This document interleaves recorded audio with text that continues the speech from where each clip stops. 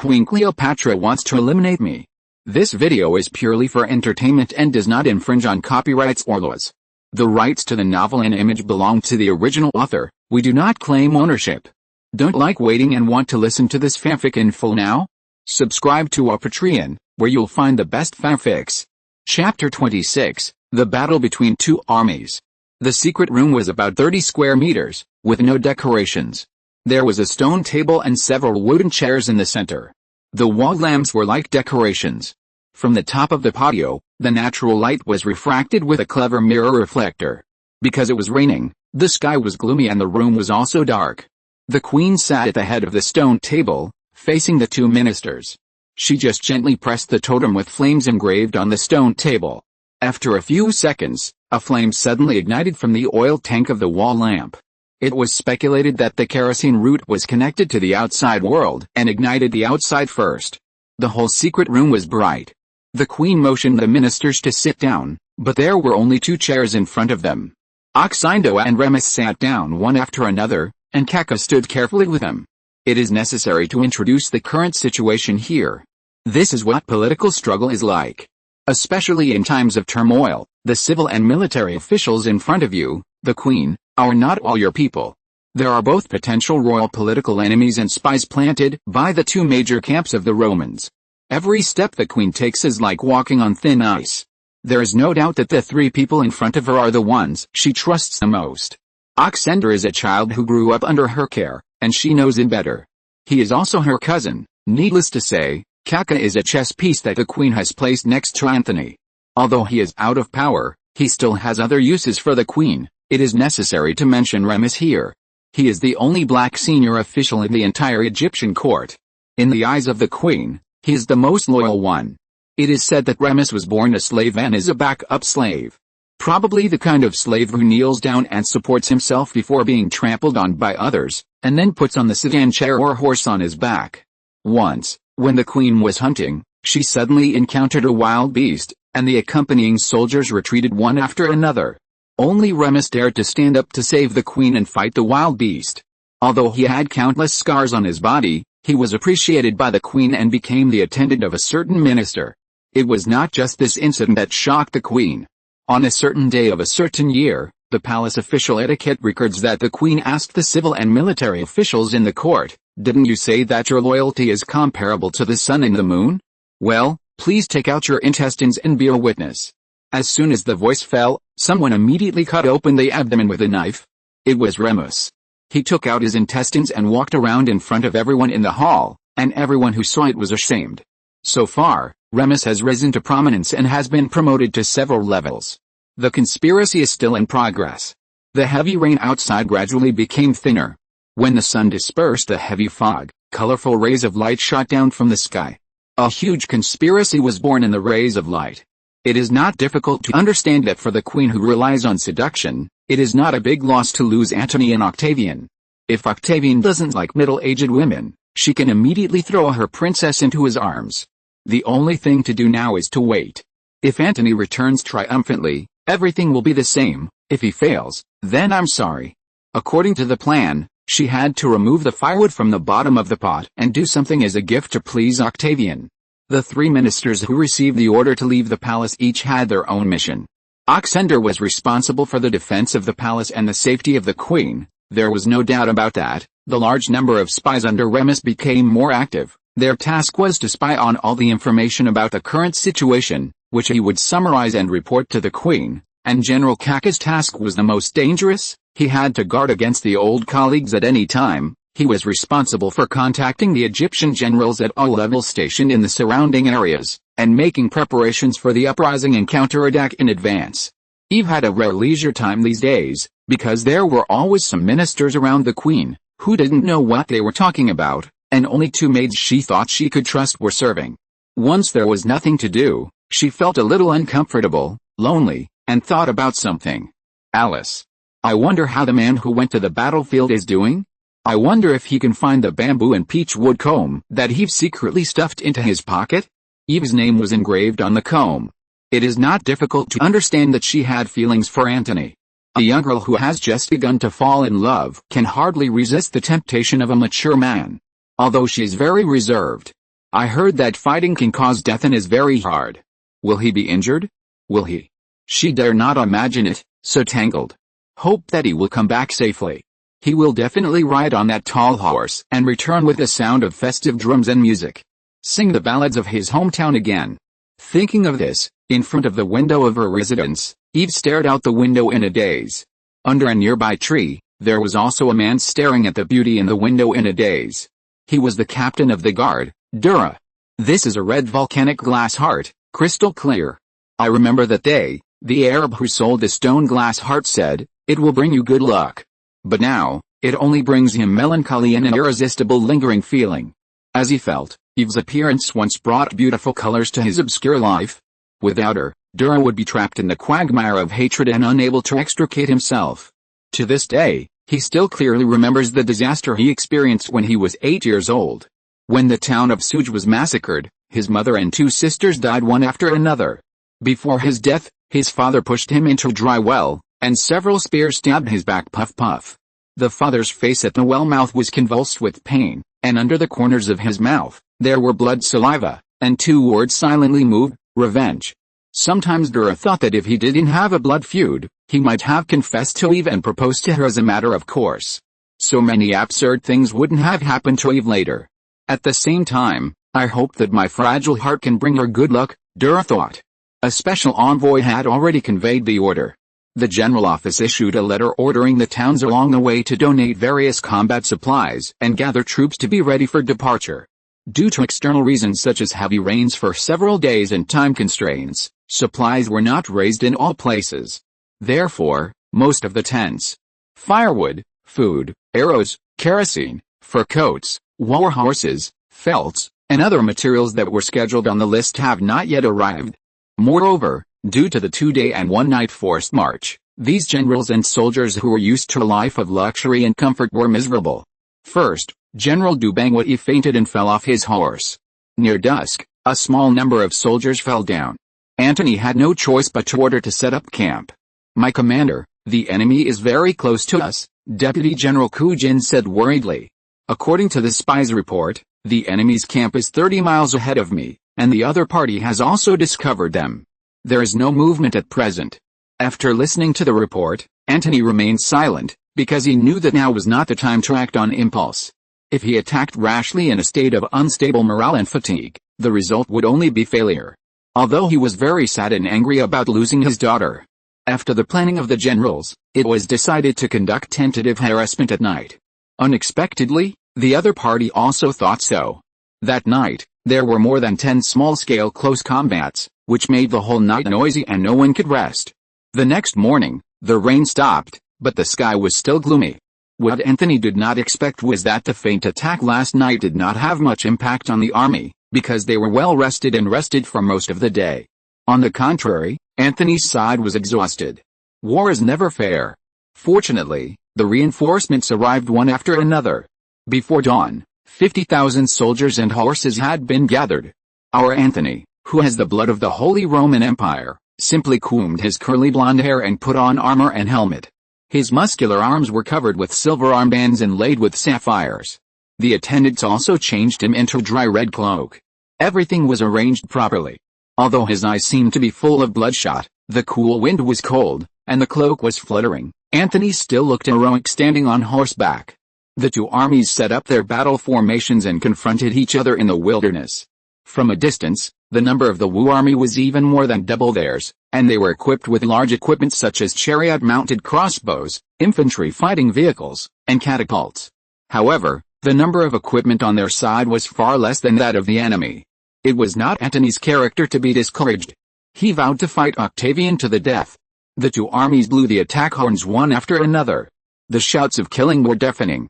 The speed of the advance gradually increased. The vanguard of the army was in high spirits, and the cavalry led the infantry. When the charge approached 200 meters, with another horn, the Wu army suddenly stopped. Antony realized that there was a trick and expected that the rain of arrows would definitely come. He immediately ordered the horn soldiers to pass the horn, and the cavalry and infantry took off their shields behind them. They quickly killed within a distance of 100 meters. But he was wrong. The overwhelming rain of arrows only lasted for more than 10 seconds and stopped abruptly. It was intended to delay time. The shield group at the forefront of the Wu army suddenly flashed several gaps, and a large number of Egyptian refugees poured out of the gaps like a tide, and quickly sealed a pre-war position.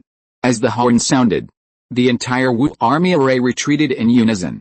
It was intended to relax the space to accommodate refugees. No wonder there were few refugees along the way.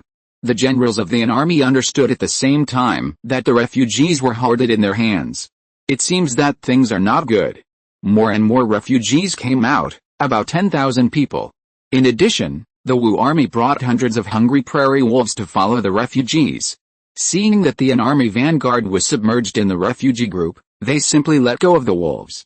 The wolves howled continuously and bit and gnawed the refugees who fell behind desperately, causing widespread panic among the refugees and desperately crowding forward.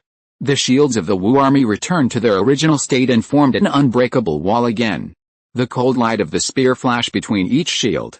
It is said that the combat method at that time was created by the post-Assyrians, and the coordinated combat of mobile cavalry, infantry, chariots and engineers was already quite mature. The archers were still far away and could not play a role for the time being, so the crossbows and catapults of both sides began to shoot at each other. Because of the humid air, they did not use sulfur bags soaked in fire oil. Almost every time there was a rain of arrows and stones, some people from both sides fell to the ground. The U.S. Army expanded outwards on both sides at the same time, and the formation became sparse in order to effectively reduce casualties. The army did the same. However, the opponent's powerful air firepower still caused them heavy losses. After weighing the pros and cons, Antony decided to massacre the refugees to clear the road. His soldiers could not withstand the consumption and procrastination, and he clearly felt that his combat effectiveness declined sharply, while the opponent was gathering strength and watching the tigers fight from the mountain. As soon as the order was issued, he regretted it. Why? Because at least 70% of his troops were native Egyptian soldiers. It was emotionally unacceptable to let the Egyptians massacre their fellow Egyptians, and the consequences were unpredictable. Kill! The shouts of killing shook the sky, and wailing was everywhere. The soldiers slaughtered the unarmed refugees. The Roman soldiers took the lead in killing, and did not let go of women, children, the elderly and the young. The long sword chopped down, and the mother found that half of the baby's head was missing.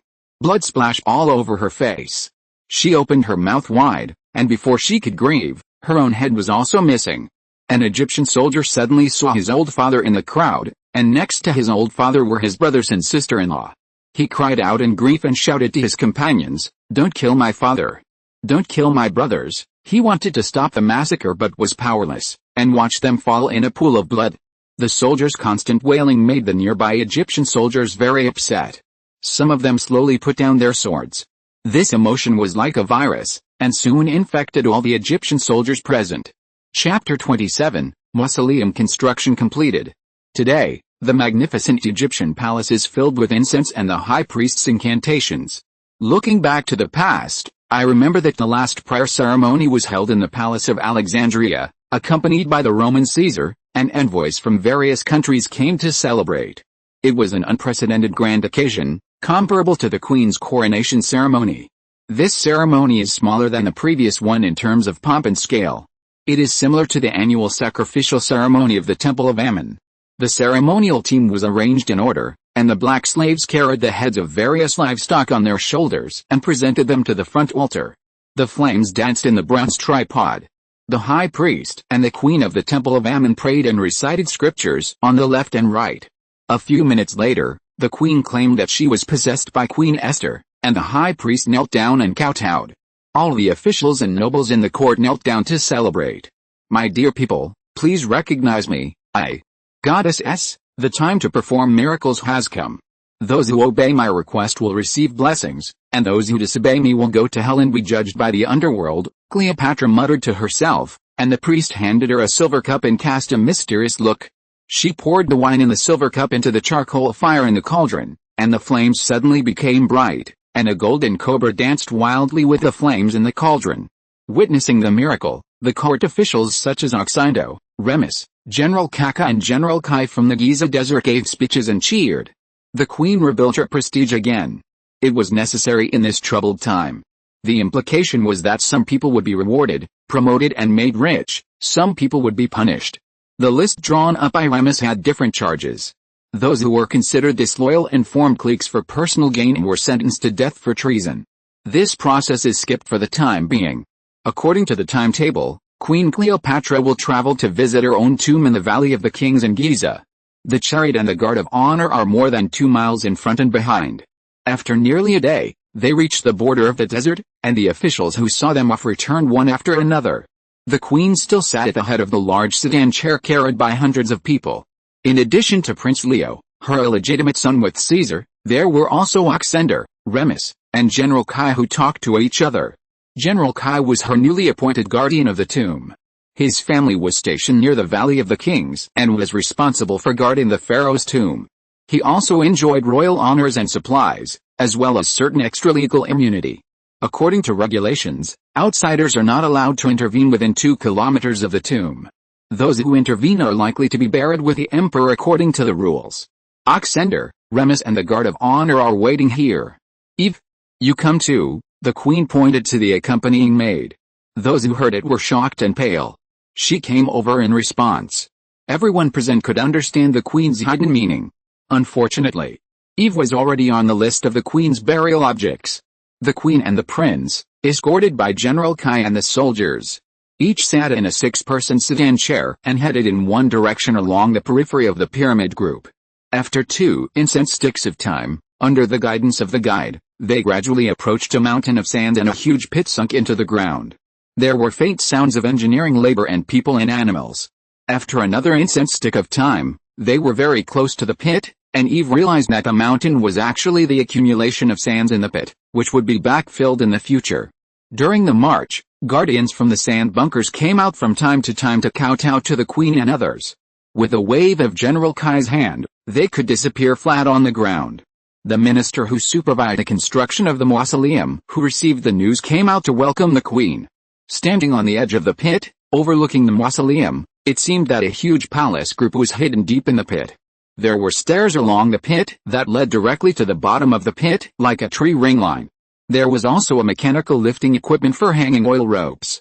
Slaves were carrying granite stones to the lifting platform, and someone was operating to send them directly to the bottom of the pit. The slaves at the bottom of the pit were bustling, small as ants, working non-stop. According to the minister in charge of the construction of the mausoleum is nearing completion, and it will only take 1 day to complete the entire line. The backfilling work will begin tomorrow morning, and it is planned to take 2 weeks, leaving only the main tomb entrance. Very good, the queen said with a smile, you have fulfilled your mission and should be rewarded. Go to the capital to receive your rewards the next day. At that time, you will receive different rewards according to the size of your contribution. Several ministers in charge of the construction and their entourage knelt together, accepted the order and thanked the queen. Eve did not listen to what they said. Looking down, she saw that the palace at the bottom of the pit was simply a replica of the Egyptian palace, and everything was exactly the same. She also found that on a piece of open space between the harem wall and the outside world, there were piles of corpses, which should be dead slaves. Because of the dry desert climate, the corpses did not decay, but dried up directly into mummies. There were at least tens of thousands of corpses. She couldn't help but sigh secretly.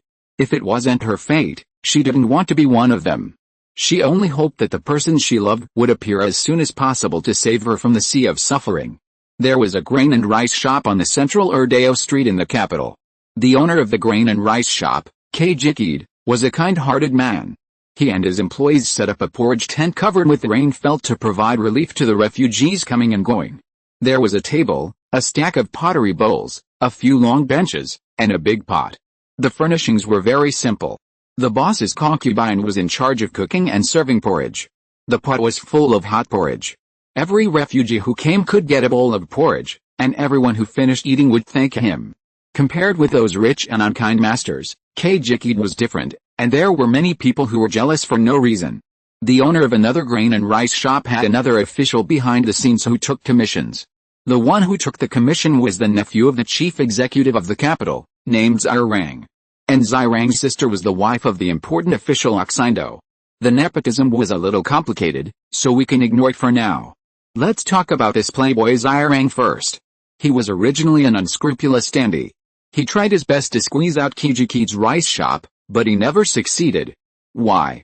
Because Mr. Kijikeed was kind-hearted and never shortchanged the weight of the rice when doing business. He never sold inferior goods as good ones. He had a good reputation in the capital. Even the farmers who supplied grain praised him. As the saying goes, it's not that you are afraid of thieves stealing, but that you are afraid of thieves thinking about it. Today, Mr. Kiji was selling grain and distributing porridge as usual. Just after noon, someone outside the hall suddenly screamed, "Oh no! Someone is dead." Mr. Kiji was startled and came out to check immediately. The waiter was also nervously pointing and gesticulating. I saw that the dozen refugees who had just eaten porridge were rolling on the ground in pain. In a moment, all of them were bleeding from all 7 orifices and died of poisoning.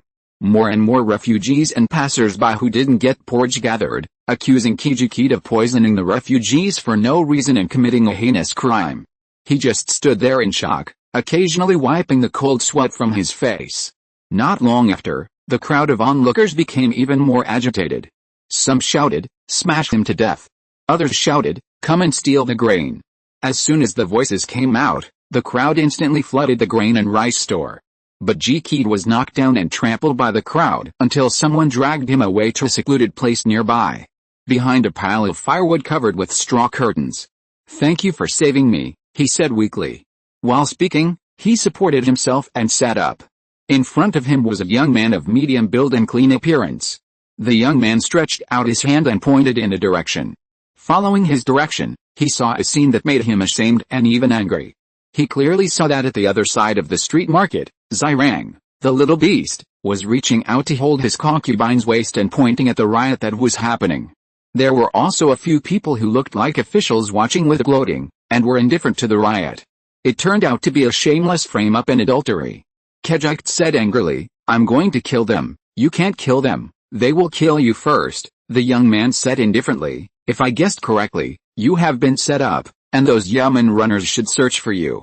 "Mr. Kiji, even a fool can see that they are in the same group." "Then, what should I do?" Mr. Kiji asked the young man in distress, and he was also asking himself. "Then you come with me," the young man said, and walked in front. Mr. Kiji staggered behind, turned a few times, and got on the carriage parked on the side of the 3rd Street. More than an hour later, the carriage stopped in front of a large mansion, and slaves immediately came to help Mr. Kiji get off the carriage. The young man led the way to the central hall of the mansion. He was first attracted by the voices here, and then saw a large room full of people. They were eating at 2 long tables. There were at least 100 of them, and there were oatmeal cakes and wild vegetable soup on the table, and they ate simple meals. When everyone saw him, they applauded to welcome him. Immediately, someone enthusiastically moved a chair for him and prepared tableware. Some people knew Koji code, but the young man still introduced him. An older woman guided Koji, who was still in panic, to sit down and said, "Hey, Dula, you should eat something too." "Yes." The young man in front of them was Dula, the chief guard of the palace. If you're listening to this novel on a channel other than Fanfic World, it means they downloaded and uploaded it without effort. We cordially invite you to visit our channel, Mundo Fanfic Novelis.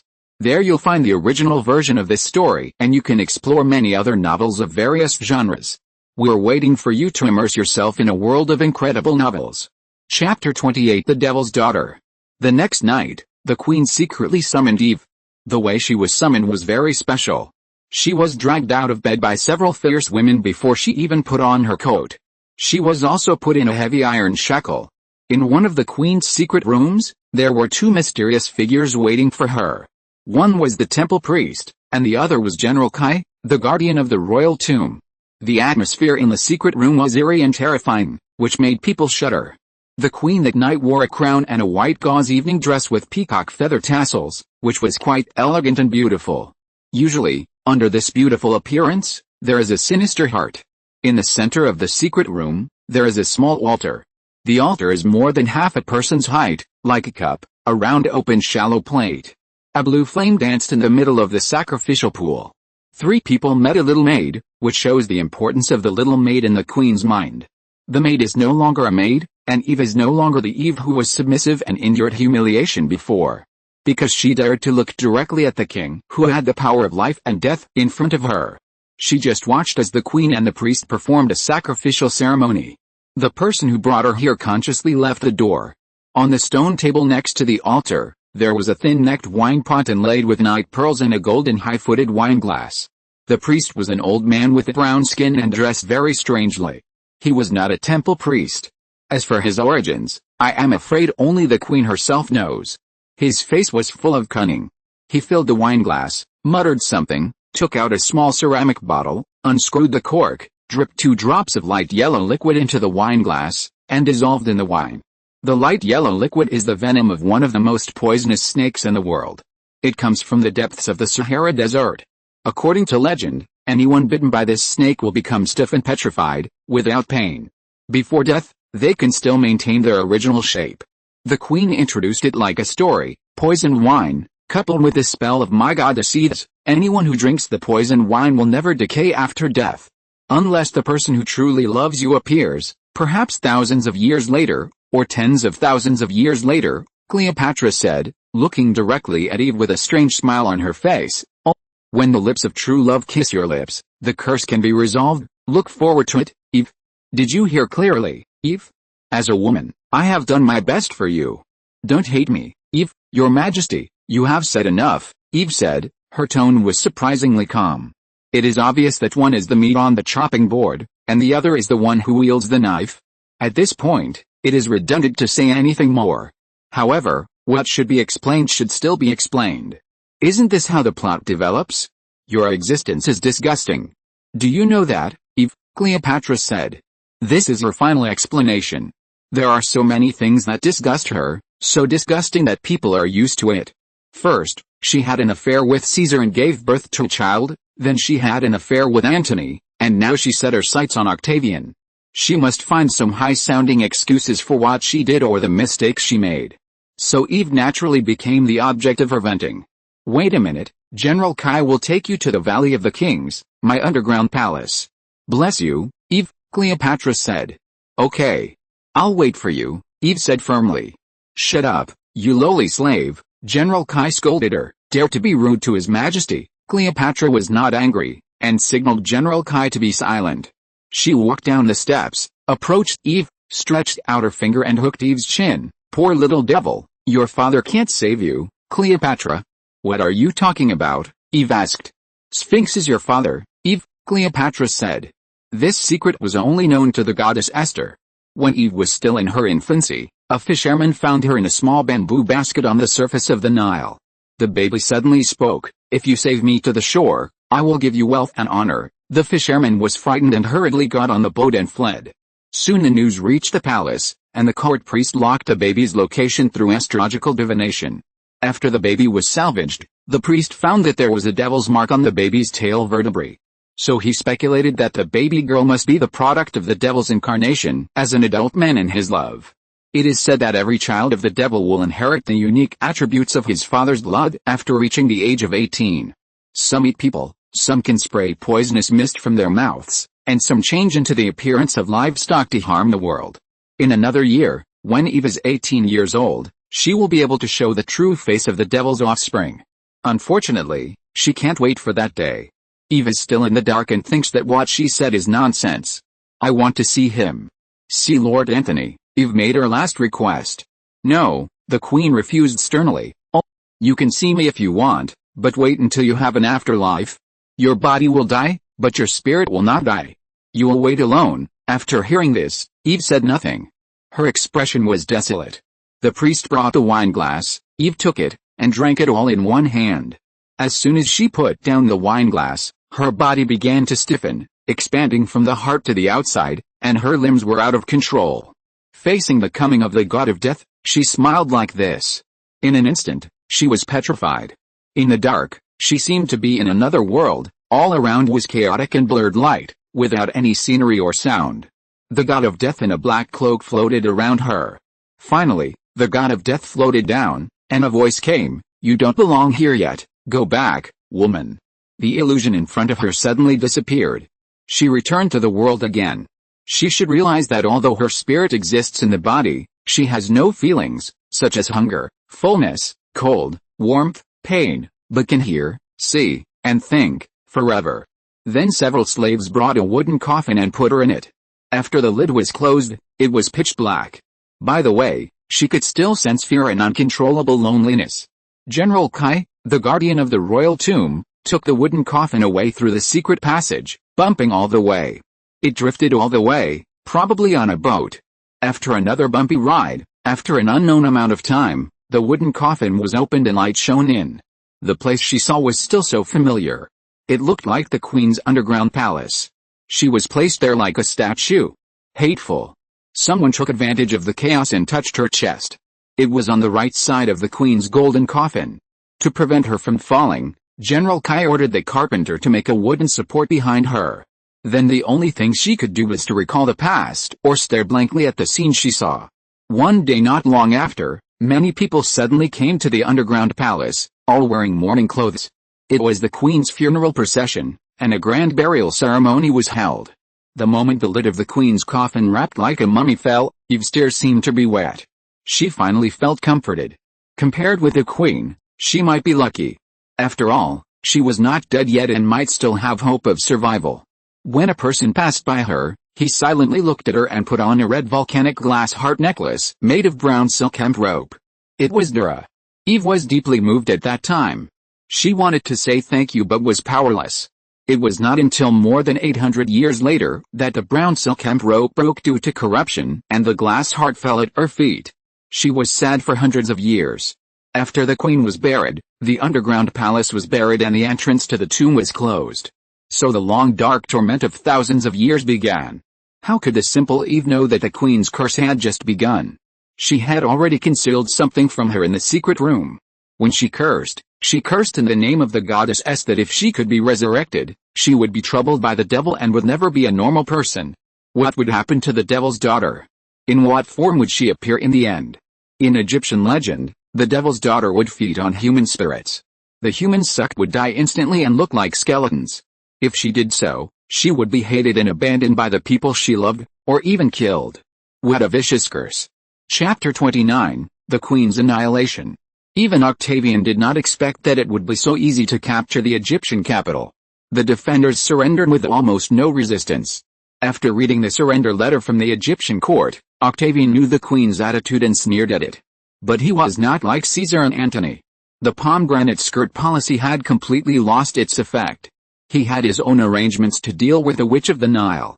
The resistance in a small area continued. Antony led the remaining soldiers to fight the enemy in the city, and was fighting for it street by street. It was only a matter of time before Antony failed. Tens of thousands of troops quickly surrounded the Egyptian palace, and Alexandria was completely under Octavian's control. A huge sedan chair carried by 100 people slowly landed. A dozen black slaves bent their waists to form steps of varying heights. The new commander of the Romans walked down step by step, full of energy. The peacock feathers on his helmet were very bright. The front team of the Roman army was still shield bearers, and the back was archers. Queen Cleopatra, who was standing on the high wall of the main gate, clapped her hands to express her warm welcome, and his civil and military officials clapped their hands in agreement. She appeared in a gorgeous dress, and the years had not aged her face. She was still as beautiful as a young woman, and people could not bear to look directly at her. The main gate also creaked open. Amid the sound of ritual music, the guard of honor filed out in 2 columns. Welcome, Emperor of the Romans. Your arrival is the supreme glory of my Ptolemaic dynasty, the queen said loudly, and began to walk down the steps of the inner city. Her voice was very graceful, and it had different effects on different people. It's too early to be called the emperor without the permission of the Senate, he said, talking to himself. Octavian crossed his arms, his shoulders slightly arched, and a sneer appeared at the corner of his mouth. He was less than 100 steps away from Queen Cleopatra. Last time at the Battle of Actium, Octavian was on another ship and had the honor of seeing the queen's beauty. At that time, the queen and Antony participated in commanding the naval battle together. At the moment when the disadvantage of the Egyptian fleet just appeared, this woman chose to abandon her subordinates and flee. This directly led to the great defeat of the naval battle. From Octavian's point of view, if the commander had commanded properly, it would be uncertain who would win. Just for this reason, he despised this woman. It was this woman who was ambitious and instigated Antony to turn the Roman Empire into a province of Egypt. Today, What Octavian wanted to do was to do the opposite and turn Egypt into a province of Rome. But he saw his right hand slowly rising up, straight in the air. At this moment, the faces of those who had a little military experience in Egypt turned green with horror. He was going to. Yes. This is exactly the gesture of a regular archer preparing to attack. Once it falls, it must be fired. Raise your right hand to the top and then swing it down with force. In an instant, the sky was filled with arrows and the sky was dark. The Egyptian guards and ministers exposed on the city wall dodged and howled, and instantly turned into hedgehogs and fell in a pool of blood. Run, someone shouted. What happened? The queen asked the ministers in panic. She saw with her own eyes that Oxender was hit by hundreds of arrows. They are attacking. Run away, your majesty. Rhymes blocked the queen with his body, and his expression froze instantly, with blood flowing from the corner of his mouth. She almost cried out. Seeing that things were not going well, she didn't care about her lost shoes and ran straight to the palace hall, because there was a secret passage there. There were constant screams in her ears. Servants, maids and guards were running around like flies. The rain of arrows kept falling, shooting in from all directions, different angles and even any holes. Anyone who was slightly exposed could easily be hit by arrows. Fortunately, the queen was not injured. Familiar with the route, she ran into the corridor on one side of the hall, touched the door of Pharaoh Tutankhamun on the mural, and pressed the mechanism to open the stone door. There was a tunnel leading to the outside of the city in the secret room. The secret of this tunnel is known to no more than 3 people. She took out a jewelry box from under the bed before she could breathe. Ahem, a voice suddenly sounded. It was reminding her that there was an outsider. Who is it? Cleopatra asked hurriedly, pointing the cobra scepter in her hand to place. The most unexpected person was already there. A person walked out of the dark corner. It was the captain of the guards, Dura. Your Majesty, are you going to abandon your subordinates and escape again? He sat at the stone table and said lightly. Slowly wiped his bloody sword. There was a corpse behind the square table. It was General Kaka. After Kaka died, the direction of his finger was the entrance to the underground passage. There were gold, silver and jewelry scattered all over the ground beside him and in his arms. If it weren't for the square table blocking it, it would really be hard to see for a while. The linen cloth used to wipe the sword was torn from the robe of the dead. This is impossible. How did you find this place? The queen asked in a trembling voice.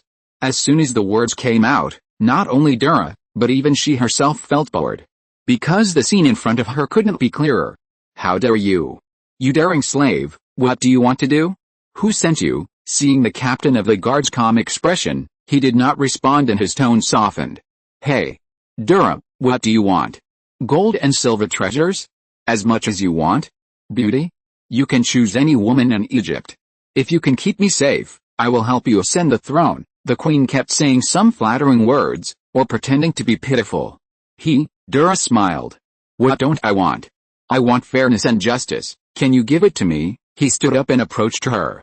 The queen did not understand, but only knew that the captain of the guards was crazy and had to kill him. Please don't kill me. He turned around and ran out of the secret room. I am the incarnation of God, goddess, Dura muttered, and slowly raised his sword. Because he knew she would not be able to escape. There was an ambush in the passage. The queen obediently retreated to the secret room. The owner of the grain and rice shop, Kaquito, and his partner forced her back to the secret room with a sharp knife in their hands. Why? The queen, who was poisoned by the cobra, asked him before she died. Well, for the tens of thousands of innocent people who died in the town of Suger, for all the slaves and civilians you killed, and for Eve, Dura said at last. That's enough. Octavian waved his hand again to stop shooting. Give this dynasty some confidence so that they can deal with the aftermath, Octavian said. Then he issued the latest order, no harassment of the Egyptian court within 10 days, and withdrawal of 30 miles. When he was about to leave the city, the messenger reported that Antony had committed suicide. Oh. Good, it's better to die, feed the body to the dogs, Octavian said. Afterwards, the survivors of the Ptolemaic royal family and some ministers found the queen's body. It is said that it was found in a snake cave. It should be that she fell into the snake cave while avoiding the rain of arrows and was bitten to death by poisonous snakes. Later, according to the queen's will and ancestral teachings, she was made into a mummy and buried, and some funeral objects were paid. At this point, The Ptolemaic dynasty came to an end. Chapter 30 Internal Strife.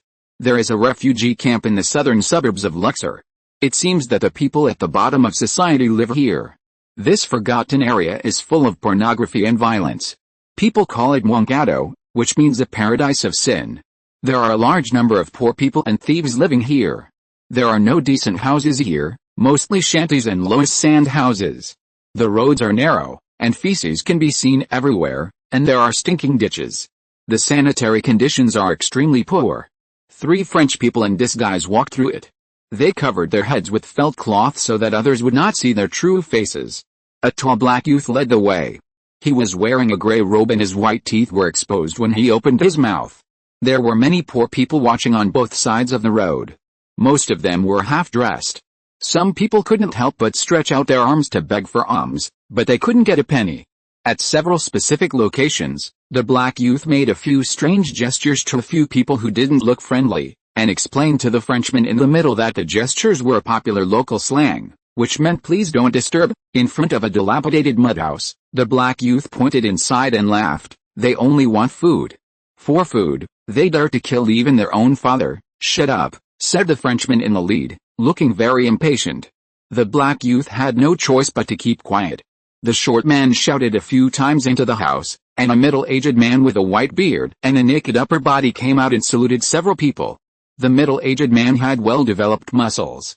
The Frenchman returned the salute. Then he led several people in, and the French covered their mouths and noses. The smell here made them sick. Walk along the corridor for more than 10 meters, turn right, and there is light in front. A room of more than 20 square meters appeared. 5 men with naked upper bodies sat together. 1 man carried charcoal to make the charcoal fire more prosperous. Heat waves were rolling in the pottery bowl of the hanging stove. Looking in the light, I saw that there was a dead mouse cooking in the pottery bowl. The man picked up the head of the mouse with a sharp knife and put it in his mouth to taste it. He thought it was okay, so he bit off the whole head and started to chew it. The Frenchman in the lead hurriedly looked away, otherwise he would vomit. There was a pile of uncleaned animal bones next to the charcoal fire, including the skulls of lizards and anteaters. It seemed that they ate everything except humans. The mouse soup was cooked, and the men each served a bowl of soup. 3 bowls were filled with 3 whole white mice, whose fur had been shed. The leader, the gray-bearded man, handed the soup to the Frenchman, who dared not eat it.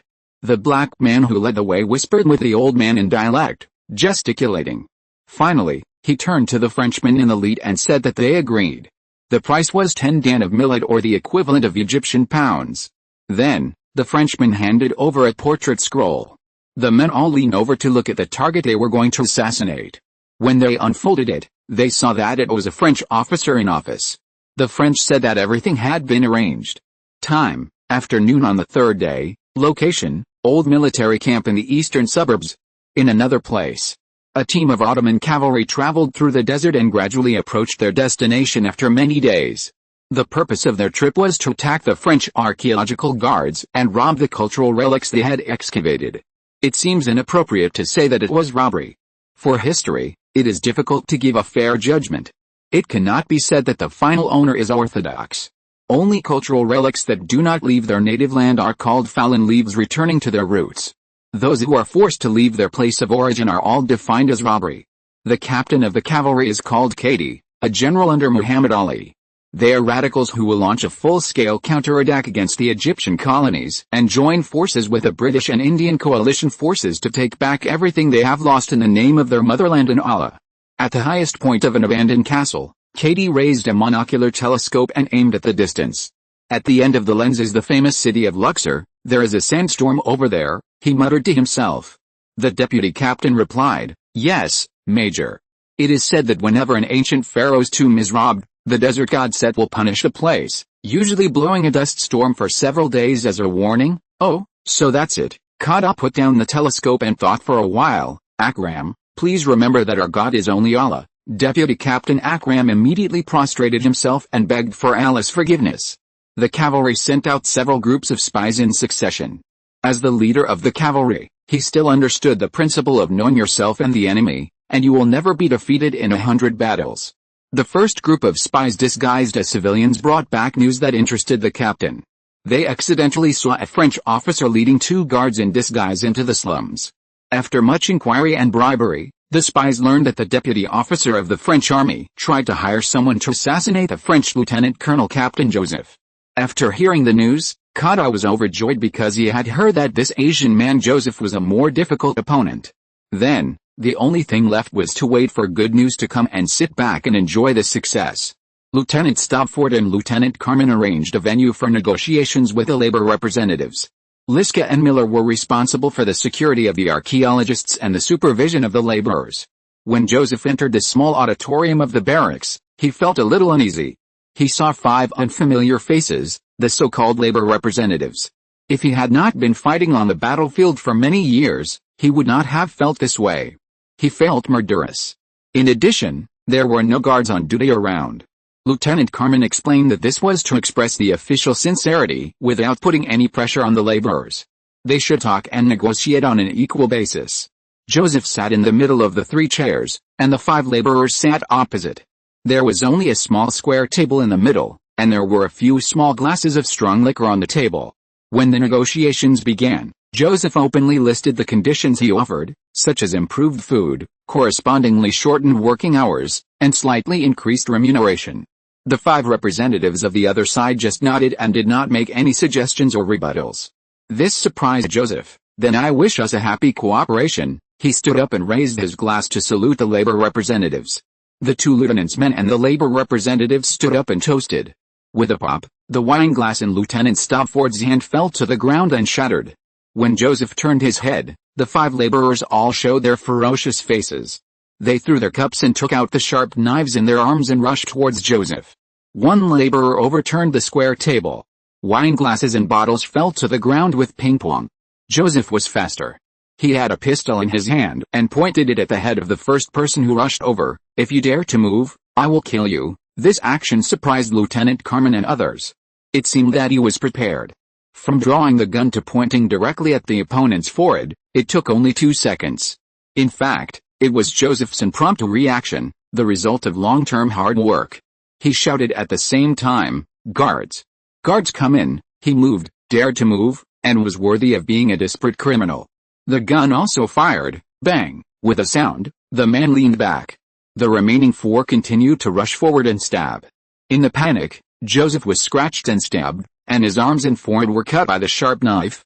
Lieutenant Stopford and Carmen were nowhere to be found. Chapter 31 Killing the Thugs. Joseph hurriedly retreated, trying to keep as much distance as possible. A wound appeared on his left cheek, and blood gushed out. A big thug picked up a wooden chair and smashed it on Joseph's head. Joseph turned around and half squatted, and swept his leg. The big guy lost his balance, and the wooden chair in his hand slipped out of his hand. "Ah!" he cried out, and his big body fell heavily. At the same time, he also crushed another person. The remaining 2 thugs rushed to the door to prevent him from escaping. "Guards! Guards! Liska!" Joseph shouted. A thug with a wretched appearance said, "It's useless to shout your throat out, no one will save you." Joseph heard it and immediately understood the general situation. It is estimated that the assassination is related to Carmen and Stafford. The cup smashing at the beginning is a secret signal. This is how it is performed on the stage, an old routine. "Kill him," one person shouted. The 4 thugs continued to pounce. Joseph glanced at the low beams. He jumped up, put his hands on the beam, and kicked the first wretched thug in the chest. The man fell back and hit his head heavily on the corner of the wooden table. He collapsed and fell into coma. The other 3 attacked from 3 directions. Coincidentally, there were more than 10 long muskets without ammunition standing by the wall. Joseph took one of them as a weapon. There is a saying, "An inch longer is an inch stronger, an inch shorter is an inch more dangerous." The long musket hits the opponent's wrist. The sharp knife in the hand of a thug was knocked off. The man said in horror, "Bojian Shu?" "Yes. Shaolin stick method," Joseph replied. As soon as he finished speaking, it seemed to evoke some old memories. However, it was very vague. The remaining 3 thugs didn't know what Shaolin stick method was. It felt very difficult. The longer the time dragged, the more disadvantageous it would be for the 3 people.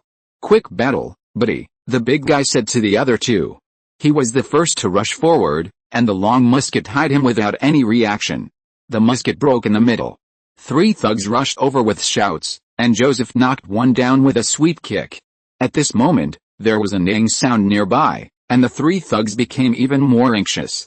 Taking advantage of one of them being distracted, Joseph hit the other's forehead with a heavy punch. The man screamed, staggered a few steps back, squatted down and hugged his head. He kept cursing. Someone was talking outside the house. "Oh. Commander Carmen, Commander Stafford, salute," it was Liska's voice.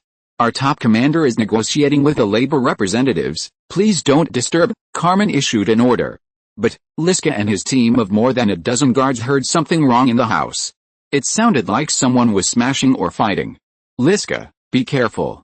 Don't believe Carmen, the workers are rebelling," Joseph shouted hurriedly. As he spoke, gunshots were heard outside the house. Bang bang bang.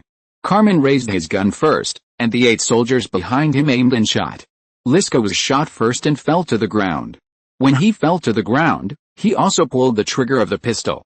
He only injured Carmen's left shoulder. Both sides squatted down and fired, and then reloaded their ammunition after shooting. 7 or 8 people fell in a blink of an eye. The nearby soldiers gathered here after hearing the news. Carmen and Stafford were not stupid enough to be injured together, and immediately ran to the large group of soldiers. "Joseph has betrayed his country. Joseph has betrayed his country," Carmen shouted. Miller and the remaining 6 soldiers did not hesitate anymore, and they immediately went to break down the door. Commander Joseph was probably in danger. More than 100 French soldiers arrived quickly, all at a loss. It was a bit unbelievable to say that Joseph had betrayed his country. Commander Joseph's appointment order was appointed by General Cleopatra. Moreover, the sword given by the general was hung in the room where he lived. In addition, during his stay in Cairo, Joseph made friends with many senior French military figures. This background is deep enough. No one believed that he had betrayed his country. It was difficult to convince the public with only the one-sided words of Carmen and Stafford. Moreover, Joseph never withheld soldiers' wages, and most of them had a good impression of him. A sergeant named Goering said, "We want to see Joseph. We hope that Commander Joseph will give us a satisfactory explanation." Carmen and Stafford looked at each other and felt that the situation was over. Carmen stopped in front of the soldiers. "Soldiers who are traveling with me, please stand on my side. Joseph is a traitor, it is certain. Brothers, you should open your eyes and don't be blinded by illusions." Stafford also echoed and signaled the friendly soldiers to stand over.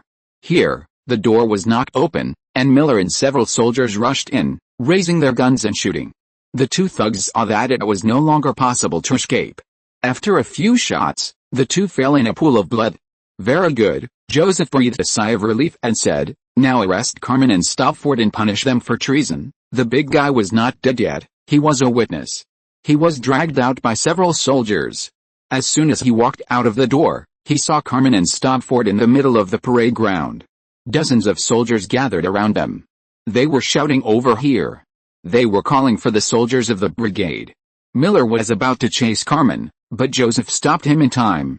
Because this would cause greater sacrifice. It was not a wise move. Sergeant Goering was the first to report to Joseph and saluted. "Hello, sir." Joseph nodded. He looked sad. He squatted beside the body of Liska, stretched out his hand to wipe Liska's eyes, and Liska closed his eyes and fell asleep. Goering saw 8 bodies in front of the room. One of the soldiers who was shot was lying on the ground groaning. "Hey, buddy. What happened?" Goering asked the soldier. Lieutenant S. Stafford suddenly opened fire. We, the soldier said, his head tilted and he stopped breathing. A prisoner was captured, a big guy. After identification by all the soldiers, there was no such person in the labor camp. Goering said, the representatives of the labor camp were all selected by Lieutenant Carmen. "There must be a conspiracy. Who instructed you to assassinate Commander Joseph?" Miller interrogated the big guy on the spot. The big thug gasped, and was shot on the chest and lung. It was Commander Carmen. Commander Carmen. Before he finished speaking, the soldiers already knew what happened. It was Carmen who retaliated against Joseph and invited the gangsters to kill someone with a borrow knife. "Soldiers. We will arrest Carmen and Stafford now," Goering ordered the members of his team. The other soldiers were also indignant and checked their ammunition. "Soldiers, listen to me, I know your loyalty." Joseph stopped them. "We have evidence and can appeal to the military court. I believe the court will give us a fair verdict," he said, patting a soldier on the shoulder. I don't want any more innocent people to die tragically. Do you understand what I mean? Understood, the soldiers said in unison. Carmen and Stopford over there led more than 30 soldiers away. They expected that Joseph would not dare to act easily. Chapter 32, The Downfall of Lieutenant Carmen. At the cemetery outside Luxor, some officers, soldiers and scholars laid flowers in front of Liska's tombstone. They invited the military chaplain of the Luxor garrison to preach the epitaph. The atmosphere at the scene was solemn and quiet. Mary placed a bunch of tulips and chrysanthemums, followed by Jinman, Sushu and Mona. Mary's face was normal, and she was not too sad about her former lover. He was just a passerby in her life. Liska was tall and had the golden, wavy curly hair of a Frenchman. He always had a smile on his face. This image has been deeply rooted in Joseph's memory. After the burial, a group of soldiers and officers returned to the small auditorium of the barracks. Joseph announced the appointment, and Going replaced Liska's position and temporarily served as the company commander. Carmen and Stopford gathered less than 50 soldiers, and it was tantamount to hitting a stone with an egg to deal with Joseph's array of more than 200 people. They first thought of a way to send people to the Luxor garrison headquarters to borrow troops to fight against the traitor Joseph. The garrison headquarters responded that Joseph and his men could not afford to defend them, so they were allowed to solve the problem on their own. In fact, the current situation is becoming more and more unstable. On the one hand, they have to suppress the riots, and on the other hand, they have to guard against the raids of the Ottoman Empire. No one cares about your business. In order to prevent Joseph's army from counterattacking, Carmen and others set up defenses in their own fortresses, and they were in a state of panic. The Ottoman cavalry regiments of Kaguya and Akram first set their sights on Carmen's castle, and they decided to defeat them one by one. That afternoon, a team of carriages carrying supplies stopped at the gate of the castle. It was delivered once a month. The person who came was the French delivery officer, Goud. Two Egyptians, who were also dressed in French clothes, were dressed in a weird way. They were always by his side. 12 carriages, mainly wheat flour, vegetables and fruits. There were not many ammunition and daily necessities, enough for a month. Most of the drivers and escorting soldiers were native Egyptians. Carmen was usually responsible for receiving the supplies. In the innermost room of the castle, a woman's cry for help was heard. The two guards at the door of the room covered their mouths and laughed secretly. After a cup of tea, the sound inside turned into a woman's crying. Later, the door opened, and Carmen walked out while pulling up her pants. "It's your turn." Carmen winked at the two guards. "Remember, kill her after you're done." The two soldiers smiled lewdly, thanked their superiors, and entered the room one after another. Not far away, in the room at the end of the corridor, Stoffel was drinking with his deputy. There were several bottles of wine and a pot of cooked beef ribs on the table. The soldiers on the castle gate immediately reported inside. Carmen was overjoyed when he heard it. With the supplies in hand, it was equivalent to earning Joseph's lifeline in his hands. Isn't it better to make him obedient? He led a few soldiers to greet him in person. The castle door opened wide, and Good first hugged Carmen. The group and the carriage arrived at the open space in front of the castle. The castle soldiers and escort soldiers began to unload the car. He did not notice the abnormal look on Good's face, but when he saw the two Egyptians were too close, he shouted at them like animals, "Go! Go! Get away!" An Egyptian sneered, "On our land, why are you asking us to get away, fool? Do you know who you are talking to?" Carmen drew out the sword from her waist and said angrily. The Egyptian was not to be outdone, and had a musket in his hand. No, two. One for each hand. This was beyond the expectations of Carmen and the guards on the scene. Carmen was stunned, and with a bang, the gun went off. It hit Carmen's heart at close range. Carmen fell backwards without even a sound. The guards who heard the gunshots hurriedly took their guns and gathered in this direction. Dozens of Egyptian soldiers in the transport team suddenly turned their guns. The castle guards were caught off guard and were attacked from behind. Bang bang bang, the sound of gunfire like popcorn rang out. Seeing that the situation was not good, the guards on the castle gate tower also found targets to shoot. "The escort team has rebelled," someone shouted to find Lieutenant Stopford. Stopford and his deputy rushed out drunkenly with guns. Two of the guards on the castle were shot and fell from the top. There were several screams in succession. Stopford was slightly sober and knew that something was wrong.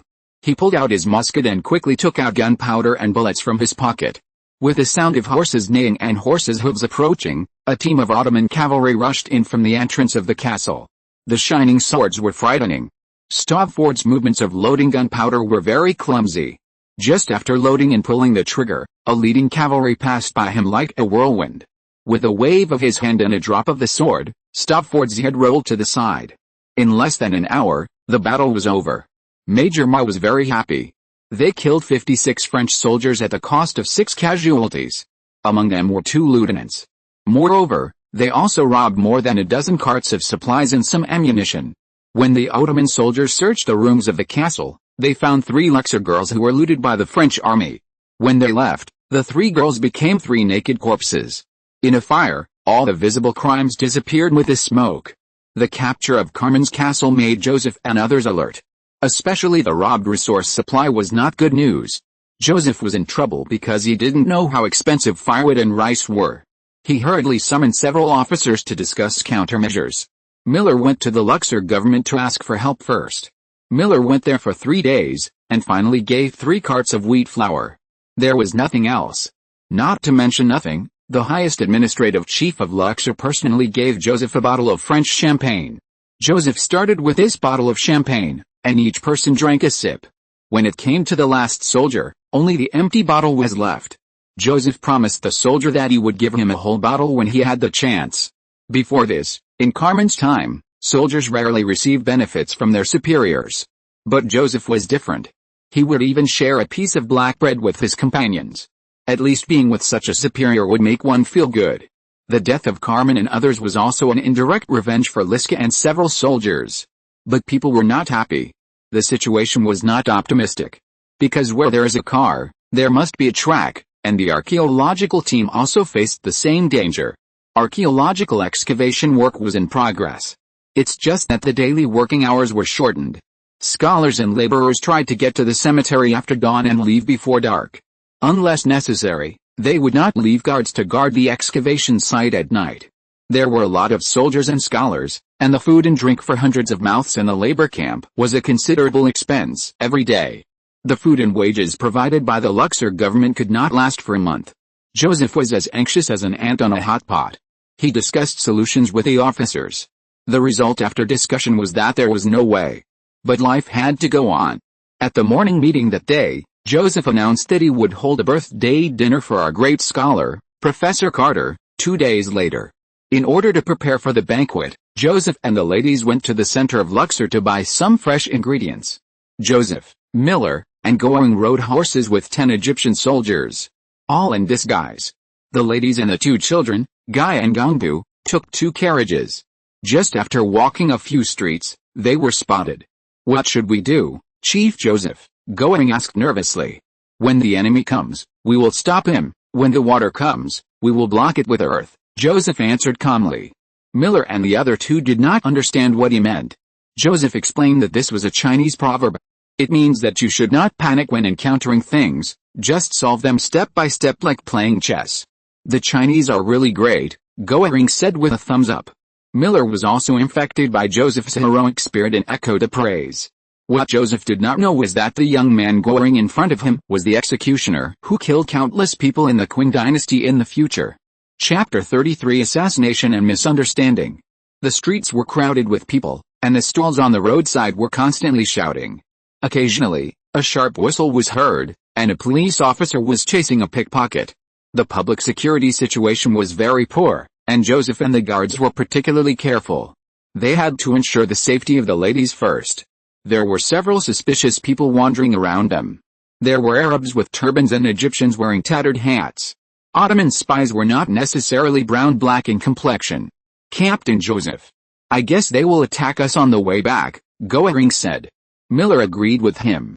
Indeed, the street is not the place to fight. On the road that must be passed, there is a section with mangroves on both sides, which is the best ambush site. The situation does not seem to be good. Joseph began to worry. However, there is another way to the station. It requires a detour. 2 words suddenly popped up in his mind. One is, repairing the plank road in the open, crossing Chenkang in secret.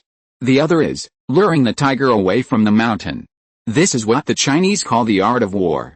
It cost about 100 French francs to buy 2 carts of food. There was red wine, ostrich meat, half a steak, and a small amount of other fruits.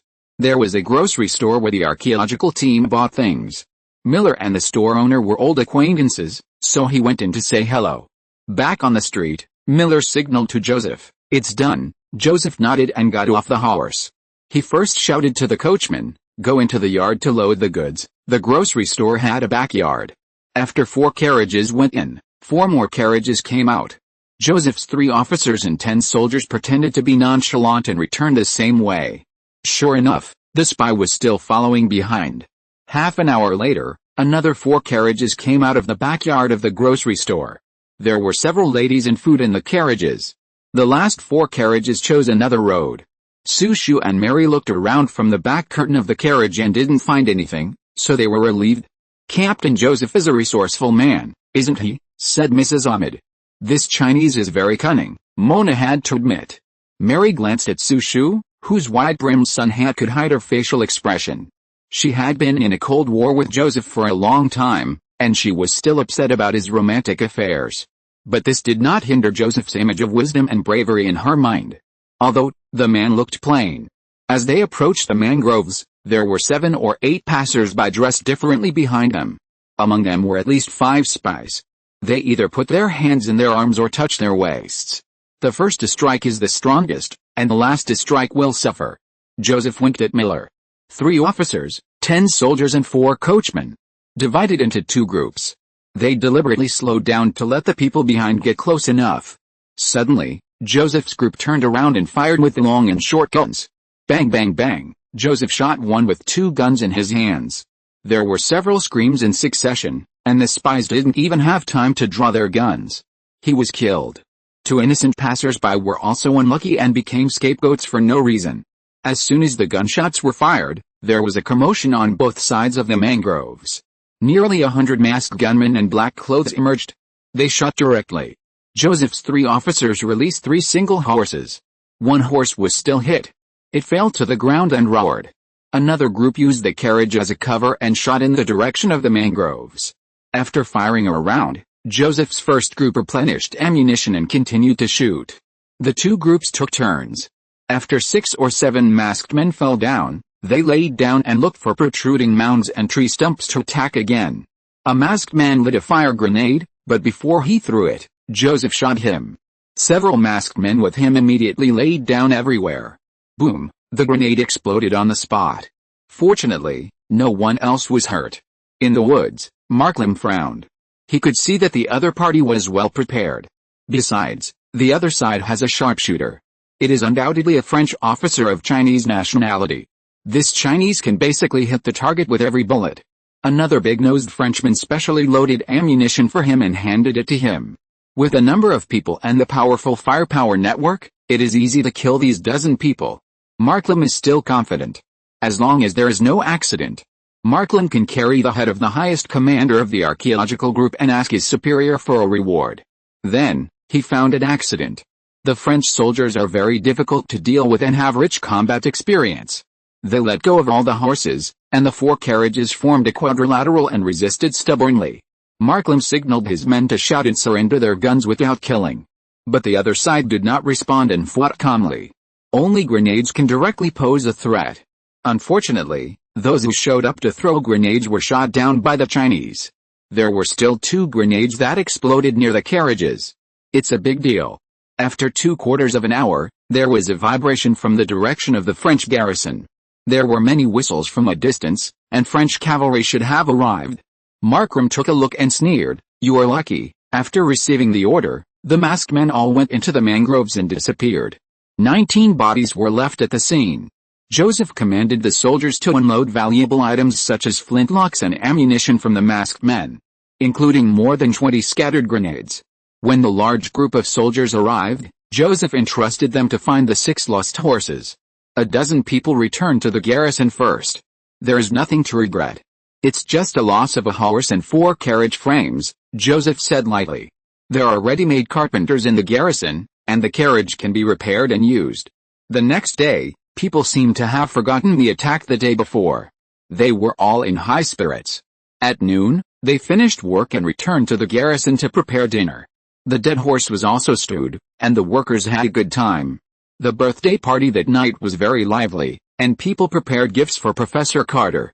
Joseph gave a silver case pocket watch. The pocket watch was still a gift from a junior officer in Cairo. In this extraordinary period, people rarely enjoy a moment of joy. This process is skipped. In the early morning of the next day, Joseph woke up and found that there was another person beside him. He was surprised to see that it was Mrs. Ahmed. Fortunately, neither of them undressed, otherwise there would be no explanation. He slowly crawled to the ground and put on his leather boots, trying not to make any noise. This is Mrs. Ahmed's room. Out of the corridor, the door of another room was ajar, and there was movement inside. He leaned over and saw naked Miller and Mona playing games. So he stuck out his tongue. He shrank back. After walking a dozen steps, the door of a room just opened. Sushu came out from inside and brought a wash basin. "Joseph, what are you doing?" Sushu asked with a frown. As her beautiful eyes moved, she saw Joseph hurriedly stuffing his shirt into his waistband and buttoning it up.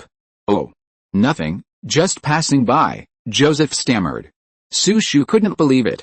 Joseph's room was on the second floor of the building opposite. It is pure nonsense to say that he was just passing by. At this moment, Mrs. Ahmed's door also opened. She yawned, and her clothes were disheveled, and she made similar movements as Joseph. "Hi. Good morning, sir," Mrs. Ahmed said. She has been a widow for many years. Although she is not young, she is still charming. She has a certain lethality to men. "Well, good morning, madam," Joseph said. This scene inevitably made Sushu have unhealthy associations. His face changed suddenly, and he went back to his room. Bang! The door closed. The sound of the door closing made Joseph feel that there was a misunderstanding. He thought for a moment and knocked on the door a few times. Sushu just didn't open it. Mrs. Ahmed passed by, smiled mysteriously at him and said, "Come on." Joseph nodded politely. Dong dong dong. He knocked a few more times, attracting people from other rooms in the corridor to look in. "Sushu. Please listen to me, Sushu, open the door," Joseph said. "Hey. Man, you can climb in through the balcony window," Miller poked his head out and said. "Don't be so nosy," Mona said inside, and she dragged Miller in again. This reminded Joseph, and he didn't know where he got so much energy from. Enter from the adjacent space and go up to the balcony. Climb over from the balcony, push the window, and jump into the room. "Shameless," she shouted. Sushu picked up the vase on the windowsill and threw it over. Joseph caught it lightly and put it back on the windowsill. "Are you angry again?" Joseph said with a grin. "I am here to help Miss Sushu solve her problems," he said and leaned over. Sushu dodged subconsciously. With a sneer on his face. The plain blue gauze dress she had just changed into in the morning set off her graceful figure. The porcelain white skin and the deep cleavage revealed by the tube top made Joseph's heart inexplicably restless. He finally caught her and forced her into a corner. The natural body fragrance of a woman and the smell of lavender smell good. "Why do you always avoid me?" Joseph asked her. Face to face, he could feel each other's breath. She put her hands down and said angrily, Sushu, will not share the same man with other women." "Oh," Joseph's eyes rolled. "Excuse me, which other woman are you referring to?" "Mrs. Ahmed. Who else?" "You can propose to the lady, no need to waste time here," Sushu said, jealous. Not to mention the distant past, she only talked about the present. Last night, Sushu witnessed with his own eyes that Joseph, who was drunk, was taken away by Mrs. Ahmed. "I thought I could send him back to his residence. I didn't expect that this pair of dogs and bitches would be alone in a room for most of the night. It would be strange if nothing happened in this half-night. This misunderstanding is deep enough." Joseph wanted to explain, but he was at a loss for words. He thought he was still a gentleman and would not use his power to force anyone. "Okay," Joseph smiled faintly, "I will propose to Mrs. Ahmed later." He didn't have too many conditions. At his age, he needed a woman strongly and urgently. This was the voice of a normal young man. He didn't ask for love. This woman could not only satisfy his desires and needs, but also fill his lonely heart. They could take care of each other, be considerate, and talk to each other. That's all. Chapter 34, Chasing and Blocking. Sushu's room was decorated very carefully. The pale yellow cherry blossom wallpaper, European-style furniture and bed, and Chinese porcelain made the room look magnificent. This shows the hostess's wealth and aesthetic taste. The two talked, arguing with each other, neither of them giving in. Joseph suddenly kissed Sushu on the red lips, and Sushu was stunned at the close distance. The Austrian beauty leaned against the wall stiffly. When Joseph kissed her again, she stopped talking and did not resist, and her cheeks were shy like red apples. He twisted his neck and kissed her cheeks several times. Men usually need some coercion to conquer women. However, Sushu was not coerced. Because from the first kiss, she did not resist, nor did she actively cater to it. This is due to the woman's reserve and self-esteem. Next, when people saw Sushu again, they were shocked by her mental appearance. A woman who is loved has a very different complexion and skin texture than before. She happily told everyone that she and Joseph were engaged. If feasible, they will get married in Paris, France. The ladies handed over their blessings, including Mrs. Ahmed, who accepted it with peace of mind. After observation, Sushu temporarily ruled out the idea that Mrs. Ahmed was a rival in love. It is better to keep a close eye on this man, because it is really worrying. In the days that followed, Sushu basically stayed close to him. On this day, the Luxor government sent someone to read the instructions of the Supreme Command to the archaeological team. Several archaeological teams in Egypt were evacuating in an orderly manner. Joseph's part, at the request of Emperor Napoleon, will go to Alexandria from now on, and a warship will take them back to France. After receiving the order, Joseph discussed with the officers and repatriated the labor camp first. The labor camp then selected hundreds of people as members of the guard. The Luxor military provided the corresponding supplies and firearms plus carriages and camels. A team of 800 people, nearly 100 donkey carts and carriages set out on the return journey. The guide was still Gibbon. They chose to travel along the Nile River. There was still 45 miles to Cairo, and there was a small town ahead. At the request of the ladies, Joseph and others decided to stay here for a day before leaving. Women are more troublesome than men, and there are some personal hygiene issues that need to be solved. Otherwise, the smell on the body is really bad. When they set out again, they were clean and fragrant. Fortunately, the journey was safe and sound. After passing the town, there was a crossroads ahead, and more than 200 Ottoman cavalrymen had been waiting for a long time. The power was overwhelming. The two leaders in the lead were Qadi and Akram. More than 200 cavalrymen were eager to try. The ammunition was loaded and the bayonets were bright. "Sir, it's the Turks," Goering said. Joseph nodded and ordered the officers on his left and right, "Defend where you are and protect the scholars, the ghosts are still there." The scholars were very panicked. They were scared by the Turks. The donkeys also howled uneasy. 4 cavalry guns were dragged to the front of the battle formation, and the artillerymen hurriedly added powder and loaded ammunition. There was a distance of several hundred meters, and the battle was about to start. This distance was within the range of the cavalry guns. The Ottoman soldiers would not stand there and become sitting ducks. Timely attack was the best choice. Wu, the messenger, blew the war horn. Kadak drew his saber and shouted, "Warriors of my empire! Go and restore the honor of the empire. Drive the invaders out of Egypt and kill them all." He seemed to have ignored the fact that the Ottoman Empire had been an invader. Hundreds of cavalrymen rushed over with strange cries. The hooves of the horses knocked, shaking the earth. The situation was urgent. "Get out of the way," Joseph shouted away an artilleryman. He decided to operate the gun himself. "Hold it," he ordered the soldiers. 2 soldiers held the muzzle, and he personally poured a paper tube of gunpowder into the barrel. According to the procedure, first use a wooden hammer to reach into the barrel and tamp the gunpowder. He loaded the shells directly, patted them with his hands slightly, and the shells had power, which indirectly compacted the gunpowder and saved a step. "Fire," Joseph ordered first. A soldier handed him the fire, and he immediately lit the flame. He had 12 seconds to control the gun position and adjust the firing elevation. He quickly operated the longitudinal and elevation steering wheels with both hands. The countdown began. 10, 9, 8, 7. At the 5th second of the countdown, the cavalry gun exploded with a boom. A tongue of fire more than 1 meter long spurted out from the muzzle. When the cavalry was less than 50 meters away, a shell hit, knocking the 7 or 8 cavalrymen in the lead off their horses. "Beautiful," the soldiers cheered collectively. Under Goring's command, the 3 rows of gunners fired in an orderly manner. The front row of cavalry immediately fell. Marklam was almost hit by a bullet. After dozens of cavalrymen fell, the follow-up cavalry arrived. They were less than 20 meters away from the French army. They raised their guns and fired on horseback. At this time, 4 horse cannons exploded one after another, and 4 tongues of fire interspersed among the cavalry. Anyone or horse affected by the shells was immediately crushed into meat paste. French soldiers and guards also kept falling. The substitutes immediately took over. "Everyone retreat 10 steps, Joseph shouted in front of the formation. "Retreat 10 steps and continue shooting." Later, he retreated 3 more times. The Ottoman cavalry could not get close. Nearly 100 men and horses fell in a blink of an eye. There were nearly 100 reserves left. Seeing this scene, Cau's face turned livid. He underestimated the strength of the French army and the commander of the opponent. If this continues, they may be wiped out. The horn sounded again, which was a signal to withdraw troops. The dozens of cavalrymen remaining in the formation retreated unwillingly. After a while, they disappeared from the sight of the French army. They will not give up, Joseph thought. For now, he can only take one step at a time and fight steadily. "The commander is great," a soldier said excitedly.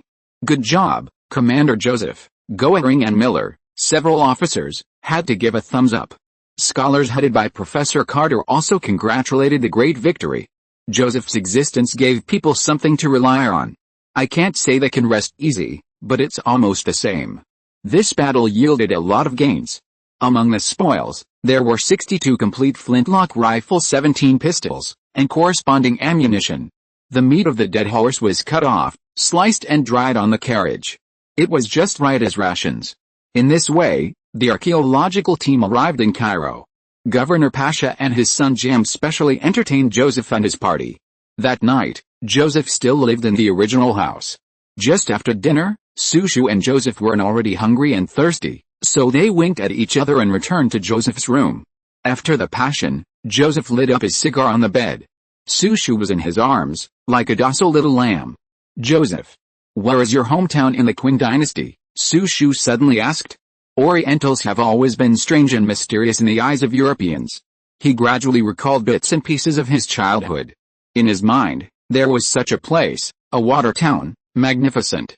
There were bridges everywhere, and willow trees beside the bridges. Under the bridges were endless boats of all sizes. Grandma was washing clothes by the bridge pier, and next to her was a little boy with pigtails, holding a windmill in his hand. He couldn't remember where it was, so he said a place name, Beeping. "Is it the capital of the Qin dynasty?" Sushu knew this place. Joseph nodded. "Then what is your Chinese name?" Sushu asked again. Joseph's non-commissioned officer certificate had a handwritten Chinese name. "It's Li Baok, dear," Joseph said. He took a puff of cigarette and exhaled a puff of smoke. "Oh. Li Bao.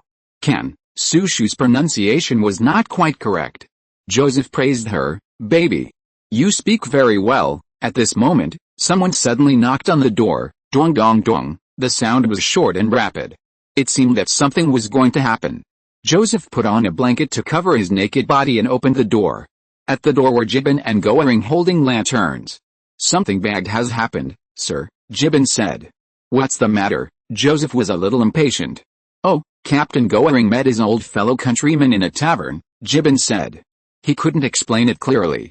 "It's like this. I accidentally heard a gathering of Pasha's officers in the next room, and they were planning to attack the archaeological team," Goering said. Joseph shuddered when he heard it. "Damn it. Will they let people sleep peacefully?" He cursed in his heart. Recalling the various expressions of Jiamu and Pasha when they met them, he felt that it was abnormal. This explained it. Fortunately, Pasha's mansion did not arrange anyone to monitor them, thinking that the archaeological team had no precautions. More than an hour later, the archaeological team set off overnight. After dawn, Cairo became a small dot behind the archaeological team. Pasha's mansion has not yet reached the time to openly break with the French army, so it can only act secretly. Therefore, in broad daylight, the worries of the archaeological team members are a bit redundant. If you're listening to this novel on a channel other than Fanfic World, it means they downloaded and uploaded it without effort. We cordially invite you to visit our channel, Mundo Fanfic Novelis. There you'll find the original version of this story and you can explore many other novels of various genres. We're waiting for you to immerse yourself in a world of incredible novels. Chapter 35 Anubis. 1800, the situation in Alexandria was very unstable and a war was imminent. A cavalry unit sent by General Leesny was responsible for contacting Joseph's archaeological team. General Leesny was famous and one of the important commanders of the French army. It is said that he raided the Dara camp of the Ottoman army and won a great victory at the cost of only a dozen casualties, and was commended by Napoleon. Less than 100 kilometers away from Alexandria, the cavalry regiment met the archaeological team. The archaeological team had hundreds of carriages full of cultural relics, and most of the scholars and soldiers. Strangely, Joseph, Goering, Miller and a small number of scholars and soldiers disappeared. Professor Carter explained to the cavalry captain that Chief Joseph was going to carry out a secret mission, which was General Kleber's dying request. After the mission was completed, he would rush to Alexandria within the scheduled time. God knows what they did. After the cavalry captain returned, he reported to the French headquarters. No one knew what mission Joseph was carrying out. General Kleber had been assassinated long ago, and there was no one to confront him. This matter had to be put aside for the time being. Under the scorching sun, several horses and a dozen camels were heading towards the desert. The person leading the way was the guide Gibbon. Under the scorching sun, his skin was dark, showing a deep bronze luster. Joseph sat on the camel, and Sushu held a parasol for him from behind. Miller and Mona sat on one camel. Jinmin sat on the next camel. The rest of the camels carried supplies. One of the camels pulled a cavalry cannon. Jinmin really didn't understand why Joseph left him behind to carry out his mission. Goering rode a horse, and hundreds of soldiers walked, carrying muskets on their shoulders and marching packages on their backs. Half of them were French soldiers wearing cylindrical hats. The others were Egyptian guards. As night fell, a temple site not far ahead came into view. The fallen huge stone pillars were scattered all over the place, and most of the temple walls collapsed. From time to time, a pile of human or livestock bones could be seen. "Okay, my dear friends, let's start camping," Joseph said to everyone. "Tomorrow's things should be done tomorrow." The journey was tiring. Commander Joseph was very considerate of his subordinates. He never ordered the soldiers to do things when they were tired. When they arrived at the outskirts of the ancient temple ruins, people began to build tents. Then they had a picnic dinner. After dinner, Joseph smiled at Sushu and said, "Aren't we going to do something tonight?" Sushu glanced at him, raised her eyebrows, and thought, men really speak with their lower bodies. For such a person who doesn't understand romance, he was very speechless. So he flatly refused. She said she was not feeling well. Joseph shrugged, expressing his helplessness. The night completely enveloped the earth. The starry sky was infinitely beautiful, and the bright moon was in the sky. Gibbon led a person into Joseph's tent, where Joseph and Jinmin were chatting. Sushu ran into Mona's tent, and the two discussed poetry together. Wherever Sushu went, he brought a small bookcase with him. There were more than a dozen books in the bookcase.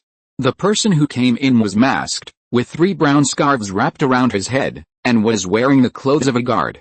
After entering the tent and removing the black cloth, he revealed a gray beard and an old face. Jinmin was startled and stood up immediately. "Professor Kinchijika." Jinmin's eyes were full of tears as he spoke. "It's me, Jinmin." Professor Kinchijika walked up to him and held his hand. "I miss you, my good student." "Me too, teacher." Jinmin choked up and couldn't help but cast a grateful glance at Joseph. At the beginning of the year, as the executive officer of Havka prison, Joseph had executed a group of political prisoners. Kinchijika, a history professor at Al-Azhar University, was one of them. Unexpectedly, the professor was still alive, which was naturally Joseph's plan. The professor's students Jinmin, Jiamu, Mary, and Sushu all hated him at the time. After calming down, several people sat on the ground. As the conversation deepened, Jinmin became more shocked. He knew what Joseph was going to do. They were going to excavate the ruins of the ancient temple. In Jinmin's opinion, the ancient temple had been exposed to the sky for many years and had been visited by tomb robbers many times. It was no longer worth excavating again. Unexpectedly, the guide and the professor mentioned the tomb of Cleopatra, the famous Egyptian queen in Egyptian history, many times, and suspected that it was just below the temple. Gibbon put an old sheepskin map on the blanket. As far as Jinmin knows, this ancient temple, called the Magna Temple, is the resting place of 2 legendary historical figures. Less than 30 kilometers away from Alexandria, Egypt, It is the place where the ancient pharaohs worshipped Osiris, the god of the underworld in Egyptian mythology. Is there any connection between the Temple of Hades and the tomb of Cleopatra? No one knows. The content of their conversation mainly revolved around the excavation of the tomb. Legend has it that Cleopatra's tomb contains countless gold, silver, jewelry and precious historical relics. The professor said, it is unlikely that there are gold and silver utensils in the queen's tomb, because according to historical records, the queen was murdered by Octavian's men, and the burial was supervised by Roman officials. Well, Chief Joseph, we still have to guard against the appearance of miracles, Gibbons said suddenly. Are you talking about the curse of the pharaoh? Joseph asked. Several other people also became interested. Not exactly, Gibbons said worriedly. It is said that Queen Cleopatra is the incarnation of the goddess Circe. Among all the gods, only she can be reborn repeatedly. Before Gibbon finished speaking, Joseph interrupted him with a smile. My dear Gibbon, you are afraid that Cleopatra will crawl out of the coffin, is that right? The others laughed. Only Gibbon looked solemn. Tomb robbers are usually atheists, otherwise they would never get involved in this business. The curse of the pharaoh is all legend. In the Valley of the Kings outside Luxor, the archaeological team has excavated many tombs. Almost every tomb entrance tablet is engraved with the curse of the pharaoh. In fact, nothing has been discovered and changed. According to Gibbon's explanation, the setting of miracles is based on his own feelings. The main factor is that the goddess Circe can be reborn. Other pharaohs and gods cannot do this. After the plan was completed, Joseph gave the professor a bottle of 1870 French red wine, and the professor was very grateful. At night, Joseph and Su Shu slept in a tent. Joseph climbed up to Su Shu several times, but was kicked down by Su Shu. After struggling for most of the night, Joseph went out of the tent to urinate, thinking, damn it. It seems that women's hearts are as deep as the sea. It's too fickle. He didn't dare to enter the tent again, and curled up outside to sleep soundly. Not long after he fell asleep, a wild wolf appeared and wandered around the camp. Two eyes shone brightly in the dark night. It was looking for carrion to eat, but the camp was full of living people, so it couldn't do it. Finally, it stretched out its tongue and licked Joseph's face a few times. Joseph was immersed in a peach blossom dream in his sleep.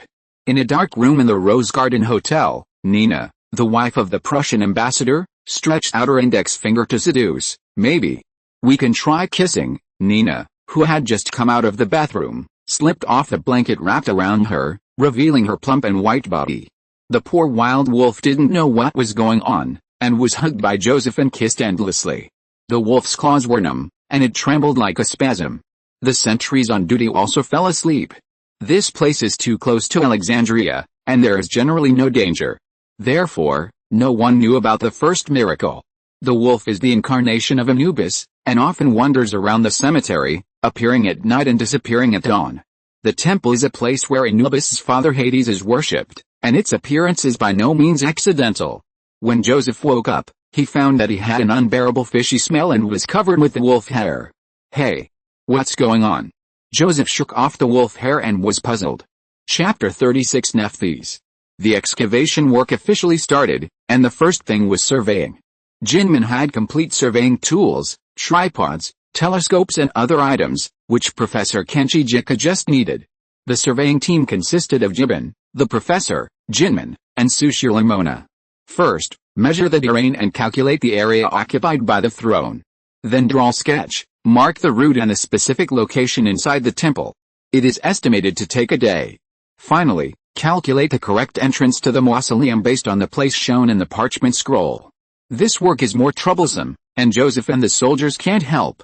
He suggested that Going and Miller led the team to train and familiarize themselves with the battle formation. Try not to make any noise. Because it is too close to the official road, it will not be good to attract attention. 1 kilometer to the right of the temple, the grass and trees are gradually lush. There is a road that leads to 2 towns. There are often travelers walking, or camel carriages pass by.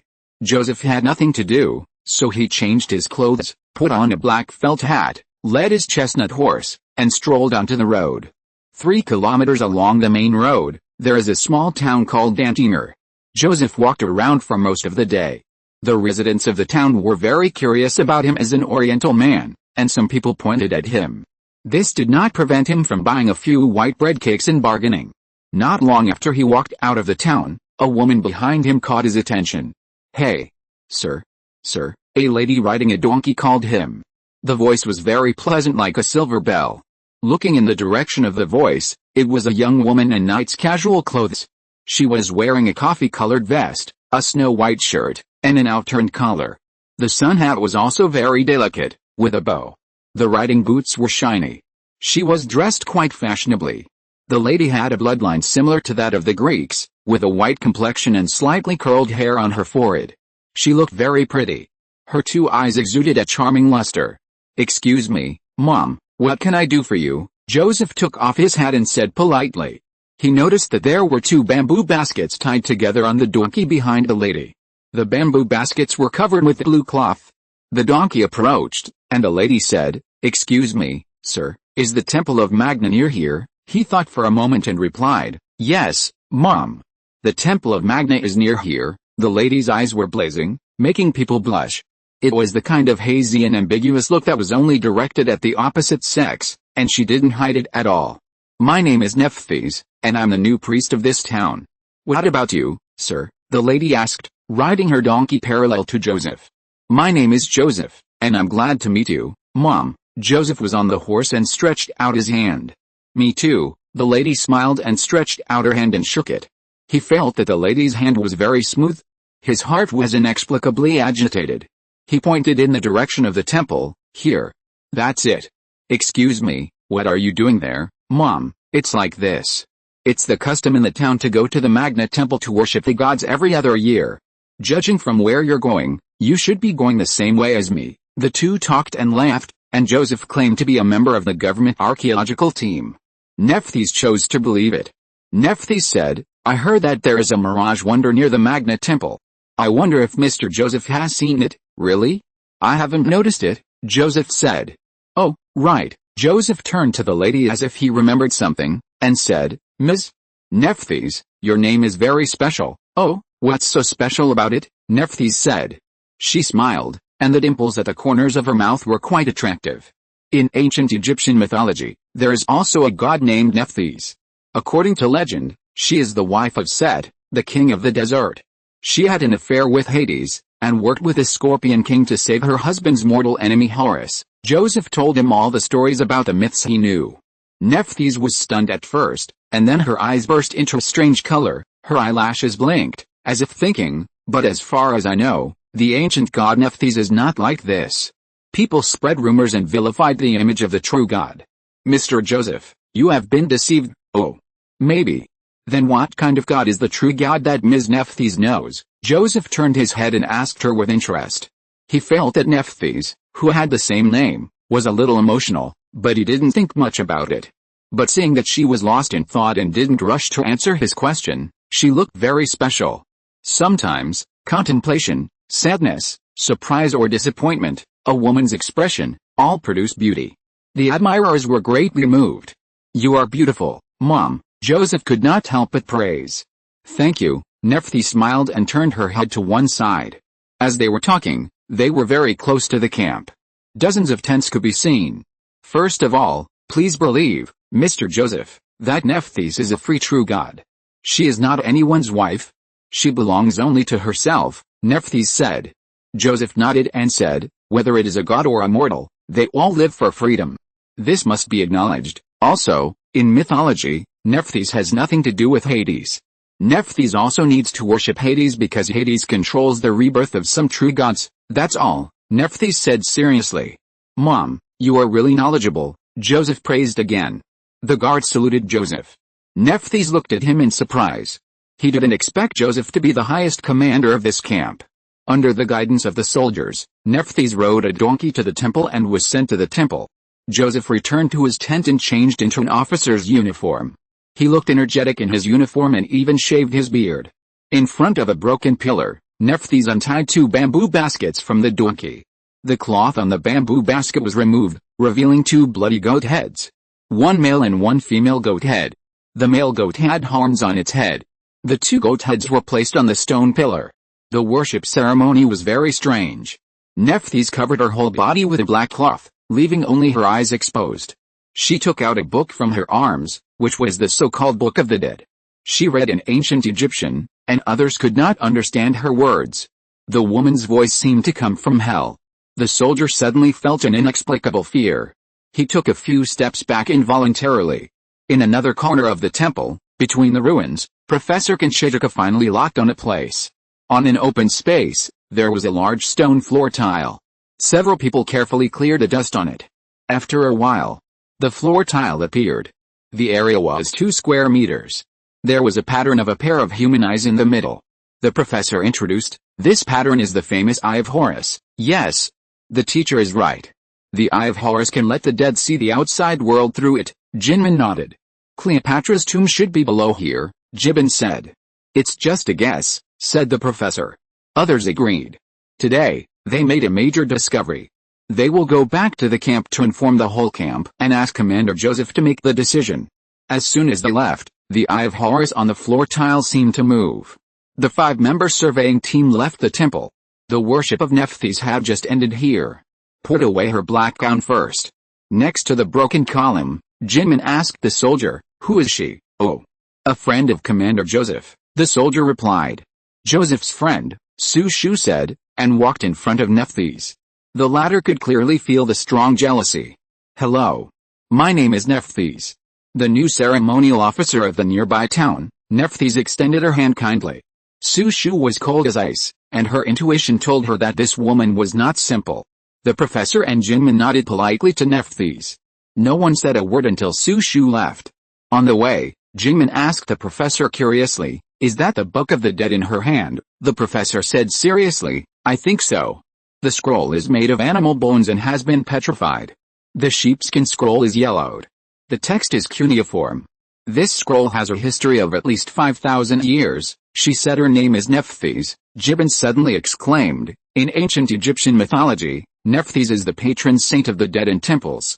"Is it true?" "You think too much," Mona interrupted. Jibin shrugged. The talk about the advent of miracles was his one-sided statement, and no one believed it. "Maybe we can buy the ancient book in the woman's hand through Chief Joseph," the professor said from his point of view. "If we get the Book of the Dead, it will be worth the trip. In the eyes of archaeologists, it is far more academically valuable than the famous Rosetta Stele. It is believed to be the most important archaeological discovery after the stele." Chapter 37. When everyone returned to the camp, the professor first told Joseph about the Book of the Dead, and the latter was ecstatic. Anyone who knows a little about Egyptian history knows that when every pharaoh mummy is buried, there is always a high priest reading the Book of the Dead to summon the gods to bless the pharaoh to live forever in the afterlife. At present, the archaeological community has not yet obtained a complete version of the Book of the Dead. There are fragments recorded in ancient books, there are rubbings on broken monuments. Especially the complete Book of the Dead of Antiques, its value is inestimable. When Joseph heard the news, whether it was true or false, it was worth a try. He thought that if the acquisition failed, he dared to kill and rob. In the face of huge interests, the dark side of human nature is exposed unconsciously. It can transition from a good person to a bad person. In addition, he is selfish, and it would be great if the antique could be taken for himself. In the face of huge wealth, morality, honor, conscience, etc., are all a piece of yellow sand. Jinmin, Su Shu, Mengna and several officers who had heard the news were also present. They were all discussing the excavation of the ancient tomb in the Book of the Dead. Just then, a soldier outside the tent reported that Lady Nephthys had bid him farewell. He decided to talk to Nephthys alone, and everyone agreed with his approach. Seeing that he was happy with a woman, Su Shu became jealous again and said softly, "Dear, I will go with you to persuade her." She and Joseph were very close, with her head on his shoulder. In the eyes of everyone, they were a couple with a deep affection. "Su Shu," Joseph coughed dryly and said, "just give him some French currency, no need to be so troublesome." "Wait for me here," he declined Su Shu. This exotic beauty with blonde hair and blue eyes made Joseph unpredictable. He liked women who were petite and cuddly, but Su Shu seemed too strong. Everything was centered on her, and she always regarded herself as a noble race, which made Joseph very uncomfortable. Subconsciously, Su Shu, like some people, had serious racial discrimination. For a peasant like Joseph, if he didn't have a position and speak with his own strength, it would be difficult for him to enter the eyes of Austrian noble women. Nobles usually marry nobles to ensure the continuation of their noble bloodline. The current situation is that he and Su Shu will eventually part ways, and the current situation is just a compromise, each taking what they need. Joseph saw this clearly. Once they boarded the ship and went to sea, the relationship between the two people ended immediately. It was difficult to integrate into her background or life circle. As the saying goes, an ugly wife is a treasure at home. It would have been better to marry Mrs. Ahmed at the beginning, at least he could do everything smoothly. It makes people feel at ease, at least the lady can give him enough respect. Joseph said to the professor and others, Mr. Professor, you should make a plan first, and Going and Miller will dispatch people. I hope to break ground tomorrow morning. Since the superior has spoken, we will also make a plan accordingly. Please rest assured, superior, the professor responded. Well, that's it, Joseph said. After leaving the tent, he specially checked the pistol and ammunition. The corners of his mouth could not help revealing a trace of ferocity. The soldier led Joseph to another empty tent, where Nephthys was waiting. Her donkey was tied to the horse post outside the tent. The donkey quietly nibbled a few green grasses on the ground. Ms. Nephthys. Ms. Nephthys, Joseph called a few times. He touched the musket on his waist first. He opened the tent, and the woman hugged him from behind the curtain. Joseph's whole body was like an electric shock, and he shuddered. He wanted to pry her hand away, but he became powerless. The special effect between the opposite sex paralyzed people temporarily. Oh, Ms. Nephthys, you are so embarrassing, he became slurred. Don't move. I just want to find someone to rely on, even if it's temporarily. Mr. Joseph, you won't reject a poor person, right? Nephthys leaned her head on the back of his neck, and he could feel the warm breath and the woman's fragrance like picking flowers. But, Joseph didn't know what to say. His body froze. This scene made him forget the purpose of his visit. Her gentle hands caressed him in front of him, as if touching the buttons on his uniform, and helped him unbutton all the buttons on his shirt. The breath he felt on his neck was eager and hot, and the heat soon subsided. Nephthys was nostalgic for the tenderness and beauty of this moment. It was like a hug and protection between lovers. Joseph grabbed her gentle hands, not knowing what to do.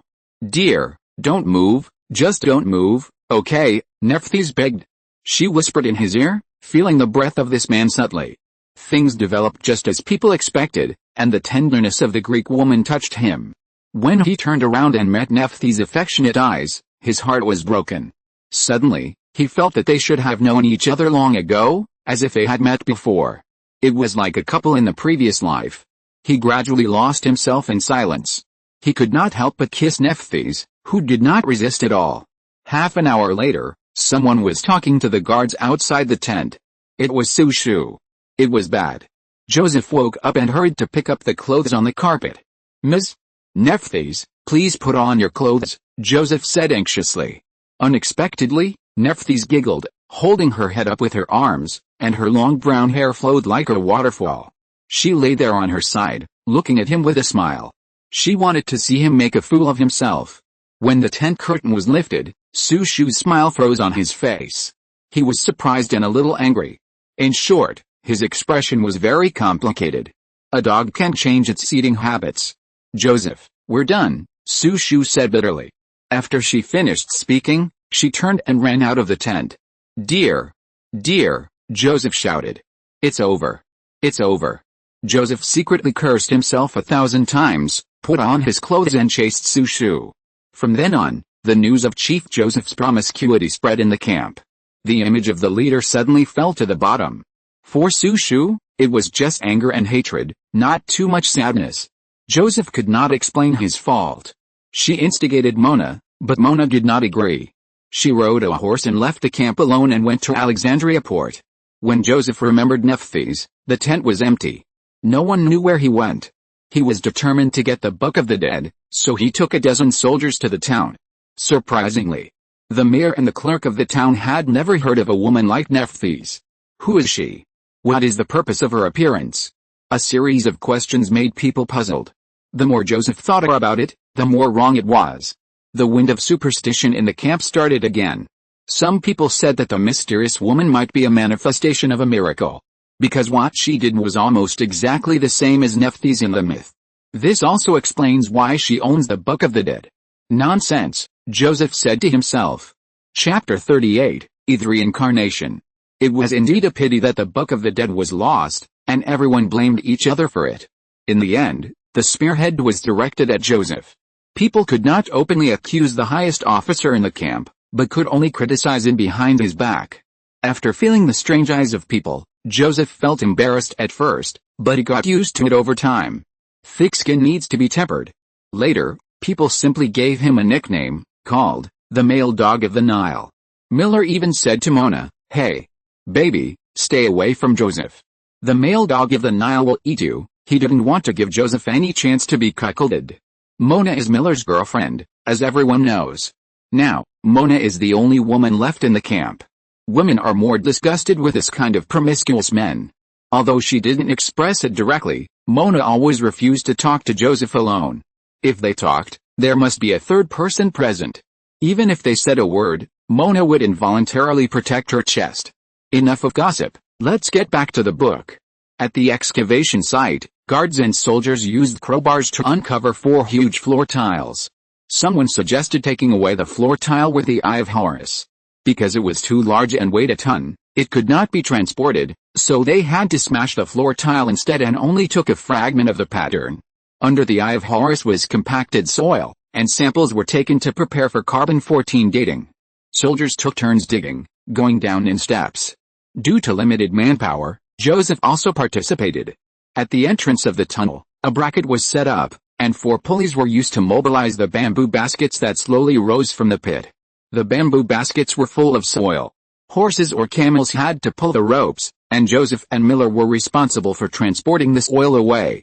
12 days later, progress was rapid, and the soldiers who came down found a stone door. Joseph and the professor went down to check. In the shining torches, at the end of the tunnel that could only accommodate 3 people, there was a stone door with ancient Egyptian characters engraved on it. Mona carefully brushed away the soil clinging to the stone wall with a brush. This is the life story of Queen Cleopatra. Born in January 69 BC, died on August 12, 30 BC. Born in the ancient city of Memphis, a descendant of King Alexander, the professor identified the inscription with his fingers and read it out loud word by word. "Excuse me, Professor, how did she die?" Joseph asked. Like everyone else, he was more concerned about this issue. "It says here that Cleopatra VI committed suicide. On the same day, the Tosin dynasty ended." "Who knows the real situation?" said the professor. Jinmin was busy using paper to copy the inscription from beginning to end. After the copying was completed, it was a big problem to open this stone door, and the soldiers dug a little wider around it. The stone door was very heavy and could not be opened. Using a crowbar to pry, a chisel, and a sledgehammer to hit it in turn, none of them could move the stone door at all. There was also fine sand falling from the top of the door. It is estimated that these 2 basalt stone doors weigh more than 100 tons. Moreover, there was a lot of fine sand piled on the stone door.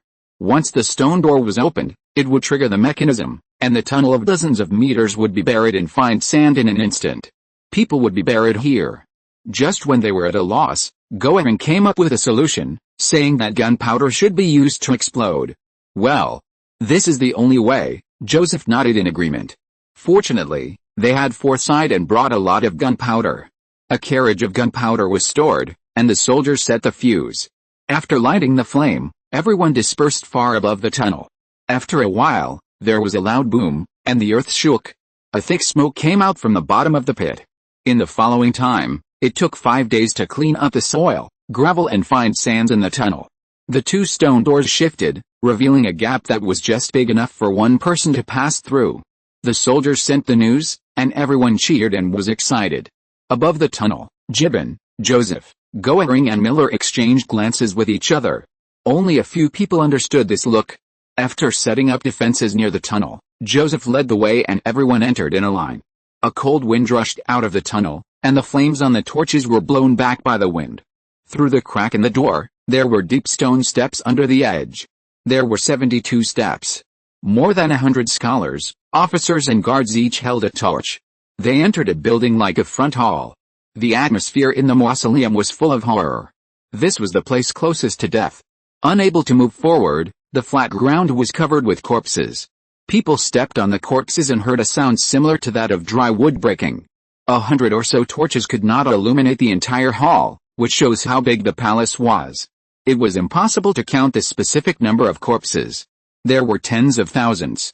The professor explained, these corpses should be civilians and slaves who were buried alive.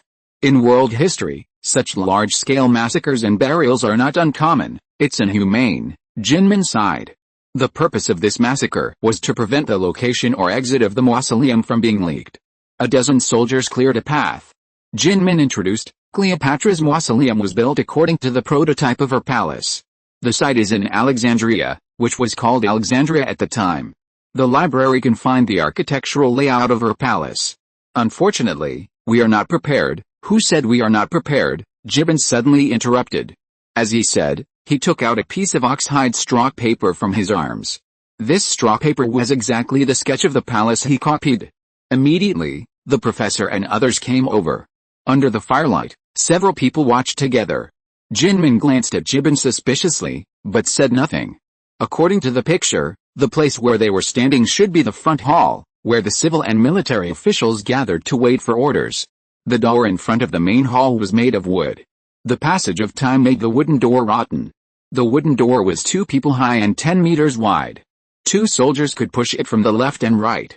Be careful, the professor stopped the soldiers. He was afraid that there was a mechanism behind the door. This kind of mechanism is often seen in the mausoleum. There are countless tomb robbers and archaeologists buried in the mausoleum. Who has a better idea? Joseph asked everyone present. Use the cavalry cannon. Commander Joseph, it was still Goering who spoke. He has so many tricks, Joseph thought. The order was passed up. And the cavalry cannon was disassembled into several parts. It was placed in a bamboo basket and lowered with a pulley. After half a day, the barrel and wheels of the cavalry cannon were set up. Joseph operated the cannon, fired a shot, and the flames sprayed. With a bang, the door was broken into pieces. At the same time, a huge 1,000-pound stone fell from the top of the wooden door. That was close, everyone cheered again. In the Queen's bedroom deep in the palace complex, the stone statue near the Queen's coffin seemed to move. The stone statue's eyelids were covered with dust. But she could still hear the sound and feel the fresh air from the outside world. After thousands of years, someone finally came. Has the prophecy of Pluto or Risius come true? The stone statue was ecstatic. It has been waiting for this day for a long time. You can wait for a day, a year or 10 years, but what if you have to wait for thousands of years in silent darkness? I hope this is not a fantasy. Because 185 years ago, the palace shook. She waited for several days with excitement. Later, she found out that it was an earthquake. It was a waste of joy. Yes. The stone statue was the petrified Eve. At the same time, a halo appeared in the dust on the cover of the Queen's coffin. It was the halo emitted by the Eye of Horus. Behind a low wall near the temple, under the black cloak, Nephthys only showed a face, closed her eyes, seemed to be feeling something, and suddenly opened her eyes. It was time. She took out the Book of the Dead and began to read. The light of the god Ammon shines on the earth, and everything revives. The golden chariot brings miracles from the sky. She read silently, word by word, through the constraints of space, into the tunnel in the center of the temple, and finally turned into a trace of miracle symbols, drilling into the Eye of Horus on the Queen's coffin. A quarter of an hour later, the Eye of Horus became brighter, illuminating the entire bedroom in an instant. Even Eve felt the presence of the light and immediately had a bad premonition. It was very shocking. Is the Queen going to be resurrected? In the darkness, a voice came, a violent cough like a lung choked by dust. Oh. It's so good to be alive. It seems that the method of making mummies is wrong. They should keep the brain. It makes my soul unable to return to itself. The voice came from inside the coffin, and Eve recognized the tone of Cleopatra. Eve? Eve, are you still alive? Cleopatra asked in the coffin. Eve could not answer, and was terrified. After a long time, seeing no response, Cleopatra in the coffin said again, "It's been too long, no wonder, only time can verify the right and wrong of the past. Eve is dead, I'm afraid my dynasty is gone." Alice, a deep sigh. The weight of history and thousands of years of vicissitudes seemed to turn into foam and dust at this moment. Did Cleopatra come back to life? It's not a real resurrection. Starting from the first mummy in history, no pharaoh in later generations could verify what the mummy could really bring them. Once one of the burial methods was wrong, they would never get eternal life. In other words, there was a wrong link in the mummy-making method. The reincarnated goddess essence, that is, Cleopatra, verified this. Because in ancient Egypt, people superstitiously believed that human brain marrow was useless. Modern science has proved that it is the nerves in the brain that control the normal operation of the whole body and various organs. The ancient Egyptians did not understand, so they only kept the heart, liver, spleen, lungs, kidneys and other internal organs. Instead, they hollowed out the brain that controls the human body and stuffed it with spices. If it were not for the reincarnation of the goddess Esther, the Egyptians would never have discovered this flaw. Chapter 39, Corridor Ghost. Under the light of torches, people searched room by room. They even searched the candlesticks on the niches. Each silver candlestick seemed to be heavy. They found various silver tableware in a room similar to a restaurant. Joseph picked up a silver plate and poured out the grapes and figs that had long been dehydrated. Well, it's a work from the ancient Roman period, with a bullfighting scene, he said, handing it to Goring. Goring looked at it and agreed. The furnishings in all the rooms in the mausoleum are the same as those in the palace at that time. There are a large number of bronze artifacts and a large number of pottery. They are all daily necessities and ornaments at that time. There are 3-legged copper pots and 4-legged tripods and bottles and jars with various patterns carved on them, bronze figures with cat faces and human bodies, bronze objects with dog heads and human bodies, and other various figure castings, mostly bronze. The soldiers carried them out one by one. A soldier said excitedly, "We are going to make a fortune." "Yes, Commander Joseph promised us a share before," said another soldier. "Andre, what's the first thing you'll do when you return home?" a soldier asked. Andre walked towards the tunnel entrance with a big-bellied bronze bottle in his arms. "When I return to the countryside of Bordeaux, I'll first buy a working ox for my father. You know, every household in our place has farmland." The young man named Andre thought for a while and said, "Then I'll marry the girl from the Cavlin family." "What about you, Frank?" Frank carried a 15-pound bull-headed human figure on his shoulder, and the two of them talked and laughed. "If I have enough money, I want to open a tavern on the Champs-Élysées." "That's it," Frank said. His home is in the suburbs of Paris. When he was a child, he fantasized about having his own place on the Champs-Élysées. Not only because it's prosperous there, but also because you can see the Louvre up close there. What is war? War is plunder. Since you are on this ship, you have to adapt to the plundering environment, and no one can be immune. The plundered wealth should either belong to yourself or to the motherland. Once you understand the nature of plunder, you will find that the motherland, which is covered with noble cloaks, is not that important. In Joseph's array, even the Egyptian guards have a share. This is the unspoken rule of this team. Joseph does not want his loyal soldiers to return home with nothing but illness. This is also the real reason for avoiding Carter and other archaeologists and large forces. People with different ideas cannot work together. Sushu was captured shortly after leaving the camp for fear of leaking the news and bringing unnecessary trouble to the government. At this moment, Sushu was under house arrest in a secret room behind the government office in a nearby town. She was locked up and her personal freedom was restricted. But the supply of food and fire was still good. Cursing and crying could not solve the problem, the female guard told him outside the door. Only with the order of a superior can she be released. Without guessing, Sushu knew that the superior referred to Joseph. After being annoyed for a few days, Sushu gradually accepted the reality. She calmed down and swore in her heart that she would make this male dog pay the price in the future. Above the temple, soldiers on the ground began to pack and seal the cultural relics one by one. There was a clerk recording the list. The palace was too big, and they had not reached the queen's bedroom after a day. After discussion, everyone decided to rest on the spot. There was a long corridor leading to the bedroom, and the door of the bedroom could be seen. There were beautiful murals on both sides. "What a pity," the professor stroked the mural and said that if they were given enough time and the corresponding status, he would advocate for protective excavation. Instead of being mixed with a group of tomb robbers like now. People spread their blankets on the ground and began to rest. Soon, snoring sounds were heard everywhere. I don't know how long it took, but the gods began to move, and the first to appear were the ghosts of the underworld. On the walls of the corridor or on the ground, some vague human figures and arms grew like weeds. A soldier was dragged by several vague arms and dragged into the wall. Another soldier was grabbed by his feet and dragged underground, revealing his upper body without feeling. Several torches were still inserted in the niches, and they were about to burn out. The sentry was dozing off, holding a bayonet-mounted musket in his arms. He nodded like a chicken pecking at rice. A pair of hands grabbed the sentry's ankles and pulled him down little by little. When he was pulled to his knees, the sentry woke up. In the dim light of the fire, he saw that he was sinking, so he screamed. He hurriedly pressed his hands to the ground, trying to make a climbing posture, while shouting, "No, sir, there's a ghost." In the corridor, most people were awakened, and screams and gunshots were heard. Long and short guns were fired randomly at the ground or the wall. The ghosts were frightened and disappeared. Is it a ghost? Joseph couldn't believe it. This atheist was completely frightened by this scene. He saw with his own eyes that most of the body of an Egyptian guard was embedded in the wall, and he had lost his breath. One soldier had only a head left on the ground, and another soldier was buried to the chest. The soldier to the chest was still alive, gasping for breath, and the sound from his mouth was as small as a mosquito. He was asking for help. The soldiers nearby pulled him up like pulling a carrot. With a heart-wrenching scream, half of the soldier's body was pulled out of the floor tiles, and the floor tiles were still there. Under the half of his body, his heart, liver and intestine slipped out in a pile.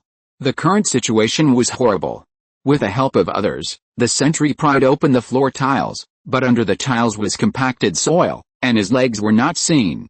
Gibbon shook his head helplessly and said, "It's useless. His calves are in the underworld." The sentry pulled out his legs, and they were broken below the knees. He howled in pain, and a medical soldier immediately stopped the bleeding and bandaged him. After verification on the scene, 8 soldiers were missing and 1 was disabled.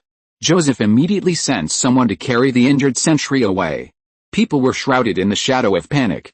They began to believe that what Gibbon said was not groundless. "We must leave here as soon as possible," Joseph said.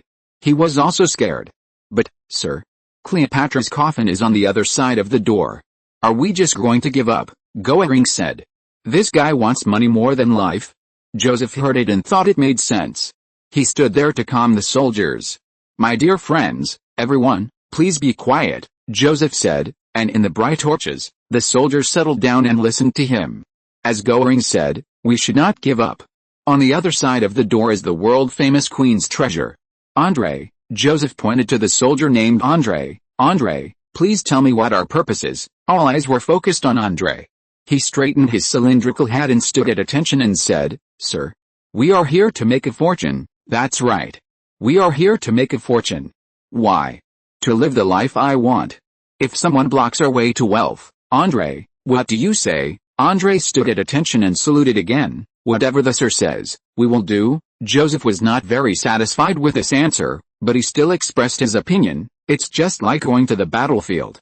Kill gods and ghosts." After he finished speaking, he pointed to Andre again. "Soldier, please repeat what I said. Kill gods and ghosts." "Sir," Andre said. "My soldier, please say it again loudly," Joseph said. "Kill gods and ghosts," Andre said loudly. This sentence ignited the fighting spirit of the officers and soldiers. "Kill gods and ghosts." The soldiers were all excited, and their loud voices spread to every corner of the palace. Boom! With the explosion of the cavalry cannon, the door of the palace collapsed inward. After confirming that there was no danger, the soldiers swarmed in. The professor, Jinman, and Mona followed behind. "Crazy, Joseph is crazy," Jinman murmured. The professor did not comment. His life was saved by others, so he had no right to comment. Mona was just surprised. He thought this Chinese was too bold. As an officer of the French army, he dared to start a new business. A person's ambition can be boundless, and it cannot be predicted from his appearance. Chapter 40, Excavation of the Queen's Tomb. The wooden door fell, stirring up a thick dust. The dust dispersed a little. People could see the whole picture of the palace. The palace was not big, about 100 square meters. There were at least 10 hanging silver chandeliers, which had fallen to the ground and deformed. The walls were decorated very luxuriously. There were many colored reliefs. Each relief represented a mythological figure. There were 4 Roman stone columns in the center, inlaid with gems and agate stones, supporting a platform in the center. There was a sarcophagus on the platform. The sarcophagus should be the mummy of Cleopatra. Some soldiers happily dug gems from the stone columns with sharp knives. Someone immediately reminded him to confiscate them. The dust on the ground was 1 inch thick, and the professor ordered the soldiers to clear the platform. A dozen soldiers went to pick up the silver chandeliers. Each of these chandeliers could light 10 oil lamps. Someone estimated that the silver content of a chandelier reached more than 20 kilograms, and the value of 12 chandeliers could be equivalent to the salary of a regiment for more than half a year. There were 3 steps to the platform. The steps and platforms are made of stone blocks. There are patterns carved on them. On the right side of the steps, there is a stone statue of an ancient woman. The placement of this statue is very special and does not conform to common sense. The professor was in charge of the scene. He suggested that the situation of the bedrooms should be clarified first before excavating the coffin. Joseph first noticed the statue. He walked up to the statue and brushed the dust off the head and shoulders of the statue. "Look! This is the masterpiece of ancient craftsmen, just like the real thing," Joseph said to Mona beside him. "She is so beautiful." Miller stopped in front of Mona and said, "If the commander likes it, he can keep her for himself." "Well, I think it's okay," Joseph grinned. He immediately called the professor over and asked the professor to give some hints. Because there were obvious traces of silk fabrics on the statue, in his impression, the clothes of the statues were all carved, but this statue was not. Several soldiers brought the torches in their hands closer so that they could see more clearly. The guide Gibbon stood at the bottom of the steps, looking at everything in front of him anxiously. He always had a premonition that something was going to happen, but he couldn't explain it clearly. The professor squatted down first and searched in the dust circle under the feet of the stone statue. He picked up a small piece of silk fabric in his hand with tweezers, then stood up and looked at it with a magnifying glass. "It's a kind of linen," said the professor, and then he crushed it with his hands, and the linen turned into dust. "It can be concluded that the stone statue was wearing linen fabric after being carved." The professor said that traces of silk fabrics were also found in other parts of the stone statue. "This should be a carving of a maid. The carving is very delicate. Look, even the hair is so fine," the professor exclaimed. The hair of the stone statue is of untied back, and due to the adhesion of dust, it has long been petrified together. The stone statue seems to move, but it seems that it has never moved. Joseph felt that he was dazzled. He subconsciously reached out his hand and scraped the dust on the stone statue's arm with his index fingernail. After scraping several times, a clear skin color appeared at the scratch. "Look, Professor, the material of the statue seems to be a kind of jade." "It's exactly the same as skin," Joseph said. The professor took a magnifying glass and looked at the scratch for a long time, muttering, "It's really strange. It's not jade, it's human skin." "Are you sure?" Joseph asked curiously. This needs to be confirmed by research, Chief Joseph." The professor looked up at Joseph. "Let's wait for research to confirm." After speaking, with Joseph's consent, the soldiers carried it away. They were very careful when carrying it away, for fear of damaging this art treasure. Finally, people gathered around the coffin. The coffin opening officially began. Gibbon looked very mysterious. He walked around the people and muttered something. In his left hand, there was a silver cup filled with clear water. As he walked, he dipped his right hand into the water and poured it on the ground. This is a long-standing coffin opening ceremony, and not many people know it now. The purpose of the ceremony is to let the deceased rest temporarily. The sarcophagus was covered with thick dust, but the position of the Eye of Horus was clean. "Who moved it?" Jinman asked, but no one answered. According to the rules, scholars should start the excavation first and use tools. They are afraid that outsiders will destroy the current state of the cultural relics.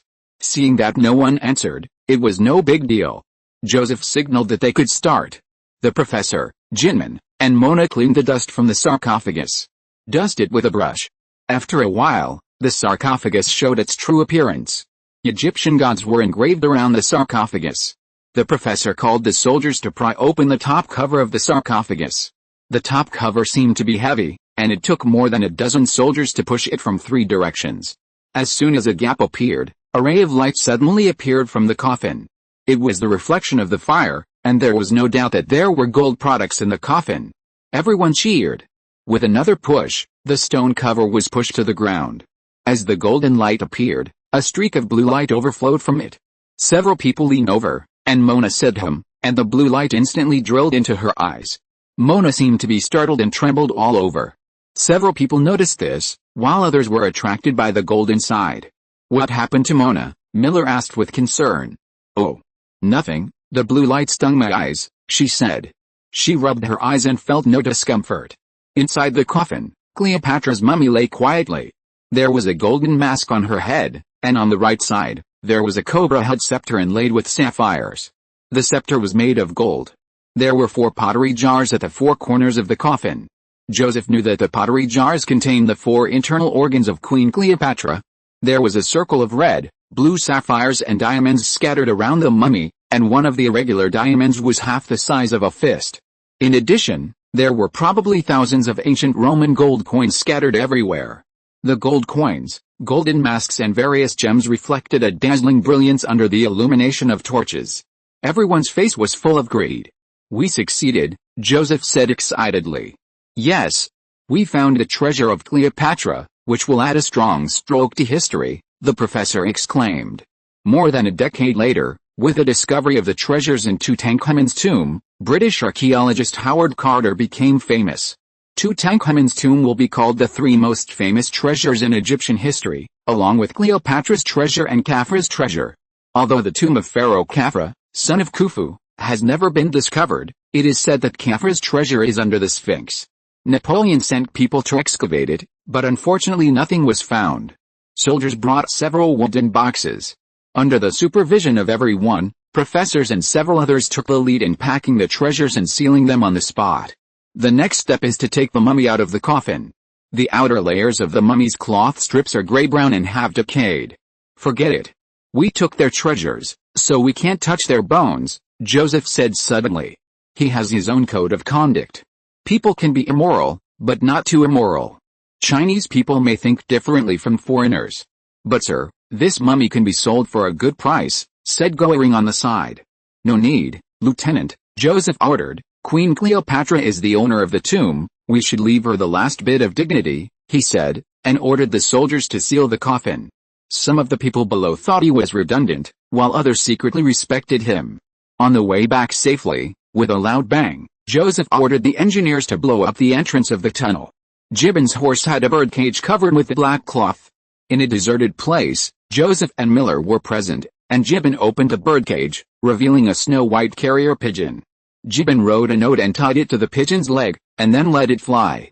They did not stop, and immediately rushed to the nearby town after packing up the tent. Chapter 41 The Temptation of Gems. In a secret room behind the town government office, Su Shu was having a meal. The tablecloth was made of khaki with beige stripes. This shape easily reminded people of the flag of a certain country. There was cooked chicken on the plate. She ate with a knife and fork, and her eating manner was elegant. She cut a piece of chicken, put it on the fork and put it in her mouth, eating without saying a word. The gold ring on her ring finger was very conspicuous. The gold ring is what the Chinese commonly call golden ring. Joseph later thought that the golden ring was passed down by his parents as a gift for his future daughter-in-law. The memory of his parents came to an abrupt end. In the illusion, he still clearly saw that his father was wearing an old purple satin melon-shaped hat. The braid behind his head was very long. He had no impression of his mother's appearance a long time ago, but he remembered that her feet were very small as a teacup. However, some of Mrs. Ahmed's expressions reminded him of his mother. Since she was engaged to Su Shu, it was natural for Su Shu to wear the golden ring. There was a ring on the ring finger, indicating that the woman had a fiancé. There was also a bowl of cauliflower soup with a few coriander leaves floating on top. A maid in blue stood by. The maid was black. She wore a white apron with lace. Because some guards said that the prisoners had suicidal tendencies, the maid actually played a supervisory role. Opposite the dining table was a window, and there were a few walnut trees outside. There was a path between the walnut trees, which was the only way to get to this room. Su Shu was quickly attracted by the footsteps outside the window. A servant with a white linen beard led a person past. When she saw this person, she couldn't help but get angry. Guess who this is? It was Joseph in a school officer's uniform. Joseph was in high spirits, his leather boots were shiny, and he had a sword on his left waist and a pistol on his left waist. His hair was combed back in a unique style and tied into a ponytail. It must be because of the hair oil, it was shiny black. Later, the servant unlocked the door with a key. The servant said to the maid, "Julie, come out." The maid said "Oh," and came out, and Joseph went in. As he passed by, Joseph handed the maid a 5-franc note. "Thank you, sir," the maid said happily. Joseph waved his hand to signal them to leave quickly. "No need to lock the door." "Yes, sir," the servant nodded in agreement. The people eating have been trying to calm down their emotions. Tears are rolling in their eyes. Now there are only 2 people left in the room. "Joseph, you are depriving people of their personal freedom, which is illegal, do you know?" Su Shu said, cutting another piece of chicken. After cutting, he did not let go of the knife. "Dear, you think too much. I am considering the safety of my fiancée. Please forgive your future husband's mistakes." Joseph smiled and approached. Shameless, Su Shu's beautiful eyes were like thorns, and the hand holding the knife was shaking. Joseph put his hand on Su Shu's bare shoulders. The green embroidered long dress that reached her chest made this foreign woman look plump and pretty. At such a close distance, Su Shu thrust the knife in his hand into Joseph's chest without hesitation. "My dear, you are too excited," he said. He was prepared and quickly grabbed her wrist. Joseph caught a glimpse of the gold ring on her hand. He knew that Su Shu still had him in her heart, and he was inexplicably moved. During the struggle, Su Shu scratched Joseph with her other hand and scratched his face. He was reluctant to fight back and hide her. "Let me go, you shorty." Su Shu's other hand was also caught. To be honest, Joseph's height only reached the tip of Su Shu's nose. There was no way. The height of Oriental people was generally short. During the struggle, the table moved, the soup spilled, and the plate was knocked over. It is easy to subdue a woman, but it is probably more difficult to convince her. Joseph did not want Su Shu to disclose the excavation of Cleopatra's tomb. He could not kill to silence her. Before coming, he had planned to bribe her. Unexpectedly, the development of the matter was no longer under his control. The blame lies in the fact that he hurt Su Shu too deeply. He made a mistake that all men love to make, and it is harder than climbing to the sky to redeem himself from the feminists. After a lot of bumps and bruises, Joseph forced her into the inner bedroom. During the fight, Su Shu's long skirt was torn in many places, and she was exposed in many places. He kissed her forcefully for no reason, and Su Shu was stunned. He kissed her again and again, looking for her lips. She tried to move her lips to the side to prevent him from succeeding. At this moment, Joseph took out something in his hand, which was very timely. It flashed in front of her eyes and immediately attracted all her attention. Her resentful expression immediately became blurred. "I still love you, Su Shu, please believe me," Joseph said, and pushed her down on the bed with almost no effort. Half an hour later, the room returned to silence. Su Shu suddenly sobbed, crying like a pear blossom in the rain. Joseph held her in his arms. It was an emerald pillar stone as thick as 2 fingers, which was held in Su Shu's hand. The barrel is green and clear, 1 inch long. It is a long hexagonal column. "My dear, I wonder what would happen if I cut a piece of this gem and set it in a ring," Joseph said. What else could it be? At a cocktail party, the wife of the Egyptian governor Pasha wore an emerald ring on her hand. This ring is worth a lot of money. And this piece of the Queen's collection is much better than the former in terms of quality and size. The ladies and nobles in the upper class may not have such a top-quality gem. Su Shu's grandfather was originally a hereditary count of the Archduchy of Austria. By the time of his father, the family had fallen into decline. In 1798, Su Shu moved her family to the water city of Venice. Her father and 2 brothers all worked in the Venice City Hall. Since 1797, Austria ceded the Lombardy region to France in exchange for Belgium and the area west of the Rhine River to France. And Venice and several other places were given as conditions in exchange. Su Shu's family was a member of the management team sent by Austria to Venice. Her father and 2 elder brothers received a fixed salary every month. She also had an elder sister who married a clerk in the city hall. This impoverished Austrian nobleman, although his status remained unchanged, gradually became financially distressed. His life was still much richer than that of ordinary people. But the luxurious and high-end jewelry was enough to make this little woman's heart beat. Judging from her vision, the texture of this gem was superior, enough to redeem her family's castle on the Danube. Her eyebrows turned, and she had a new idea. She decided to control this man. This man's wealth was too tempting.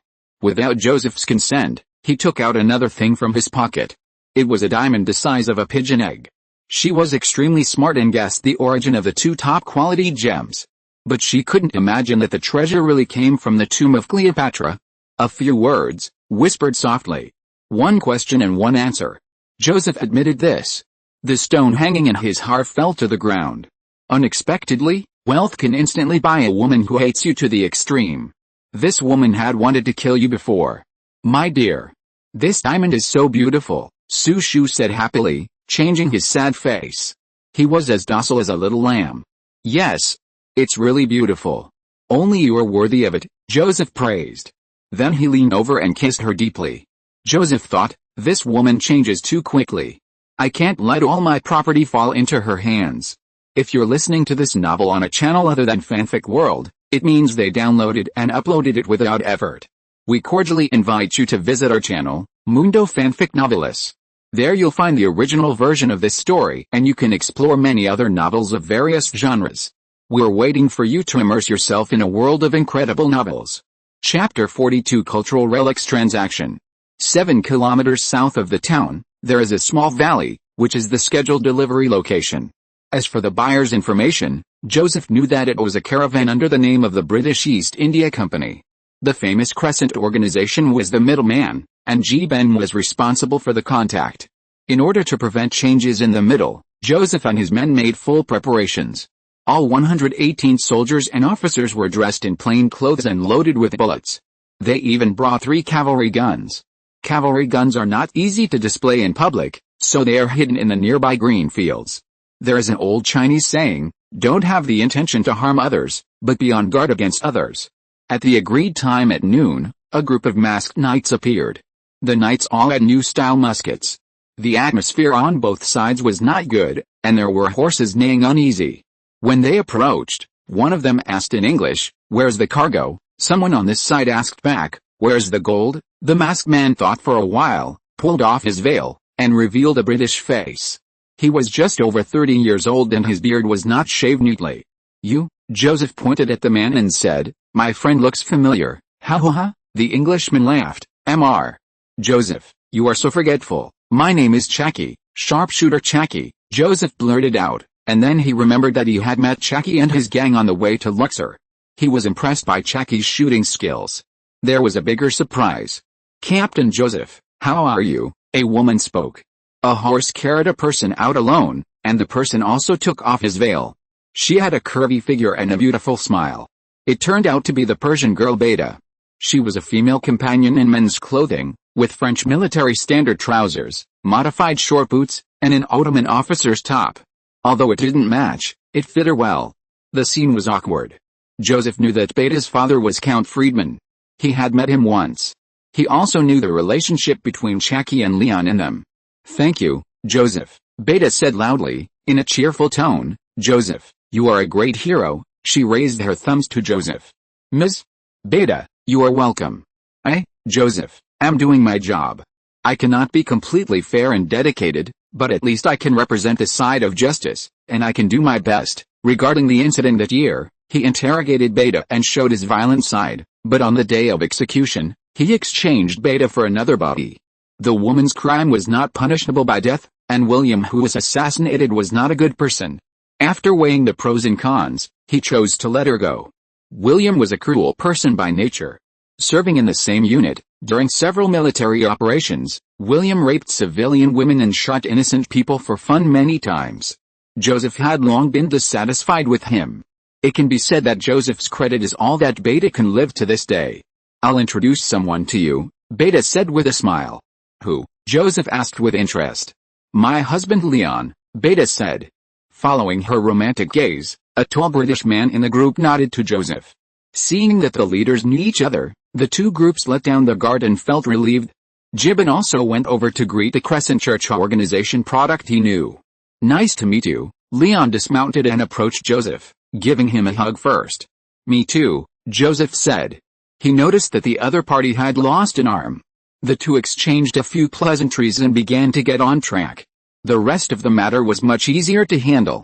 The 6 carriages of cultural relics were driven to the scene according to the list. Leon waved his hand, and a carriage drove from behind with 3 wooden boxes of gold bars on it. The wooden boxes seemed very heavy when unloaded. Then the cultural relics experts checked the cultural relics one by one according to the list and confirmed that they were correct. 212 pieces of silver, 372 pieces of bronze products, 728 pieces of pottery, 37 pieces of gold, 41 gems, plus 1,200 ancient Roman gold coins, all converted into gold bars. Joseph and Gibbon bargained with Leon. Leon claimed that the price they offered was already very high, and they took a greater risk in times of war. If it were in peacetime, Cleopatra's treasure could be sold at twice the price. After searching for a long time, there was still one cultural relic missing. The cultural relic expert told Leon. Leon frowned. Mr. Joseph, where's the queen's mummy? Why is it not among the goods? This, Joseph explained to him patiently. Joseph was a man of measure in his work, and the other party expressed understanding when he explained his personal reasons. Leon laughed. Joseph, you are a person with a bottom line. I admire you very much, he said, and then changed the subject. However, according to the list price, we have to deduct some gold. This is as it should be, Joseph replied, without regret. The mummy was priced at 300 gold bars. Goering and Miller behind Joseph looked at each other and waved their hands helplessly. But, Joseph frowned. Okay, we withdraw the ancient Roman gold coins. Mr. Leon has no objection. Oh, Leon's face changed, but he had to nod in agreement. It's up to you, Mr. Joseph. 1,200 ancient Roman gold coins. If exchanged by individuals, the price would definitely be higher. They finally got 2.5 boxes of gold bars. 2.5 boxes, that is, 1,500 gold bars. Each gold bar weighs 200 grams, standard weight. The words East India Company are on the gold bars. In other words, the world-famous Egyptian queen's treasure is equivalent to the value of 300,000 grams of gold. 300,000 grams of gold, that is, 300 kilograms of weight. This is also the largest transaction of the Leon family so far. Before leaving, Joseph waved goodbye to Beta and Leon. I wish you happiness. Good people will be rewarded, Mr. Joseph, Beta said. As the saying goes, all good things must come to an end. Back in the town, Joseph held an internal party in the town hall, first for the guards. In the small auditorium, Joseph shook hands and said goodbye to the 76 Egyptian guards one by one. Joseph distributed 3 gold bars and 20 franc notes to each person. If it were another leader, the severance pay for the guards would not be so much. The guards were very grateful and moved. Thank you friends for your continued support for my team. Thank you everyone. Long live Commander Joseph. Long live Commander Joseph, the guards and French soldiers shouted together. The guards took the severance pay and returned home to buy ordinary houses and fields. It was enough for them to live a life of worry-free food and clothing for the rest of their lives. After sending off the guards, the remaining gold bars were all distributed. After receiving the gold bars, Professor Ginman and Gibbon also said goodbye to Joseph. The officers and soldiers all got their due. Mona chose to be with Miller. Followed a large group of people to Alexandria port. Joseph finally got 500 ancient Roman gold coins, 400 gold bars and a stone statue. The gold bars and coins were packed in 3 small wooden boxes. Sushu rode on the camel with the wooden boxes hanging behind her. She managed all of Joseph's property. Joseph was worried, but there was nothing he could do for the time being. The only thing he could use at any time was the stone statue in the long wooden box. Inadvertently, Joseph discovered that Mona seemed to be very interested in his stone statue. She often stared at the long wooden box in a daze. He thought it was normal for Mona, who is an archaeologist, to have such thoughts, and did not think too much about it. Chapter 43 Journey to Alexandria. After more than 2 days of trekking, the group arrived at the port of Alexandria. Alexandria was founded in 334 BC and named after the ancient Greek Alexander the Great. There is the Alexandria Lighthouse, one of the 7 wonders of the world. The famous traveler Marco Polo called it the second largest port at that time besides the Sidon port in Quanzhou, China. To the east of the port are the ruins of the ancient city of Canopus. This port city was also an international metropolis at that time. The embassies of 73 countries alone occupied a street. Walking on the street, you can see people of different skin colors. The uniquely shaped foreign horse carriages can be seen everywhere. The square covers of the street lamps with iron carvings are also very exquisite. There is a 3-story building with a French flag hanging near the port. This is the station of the archaeological team. There are special people responsible for guidance. Joseph and his men came here.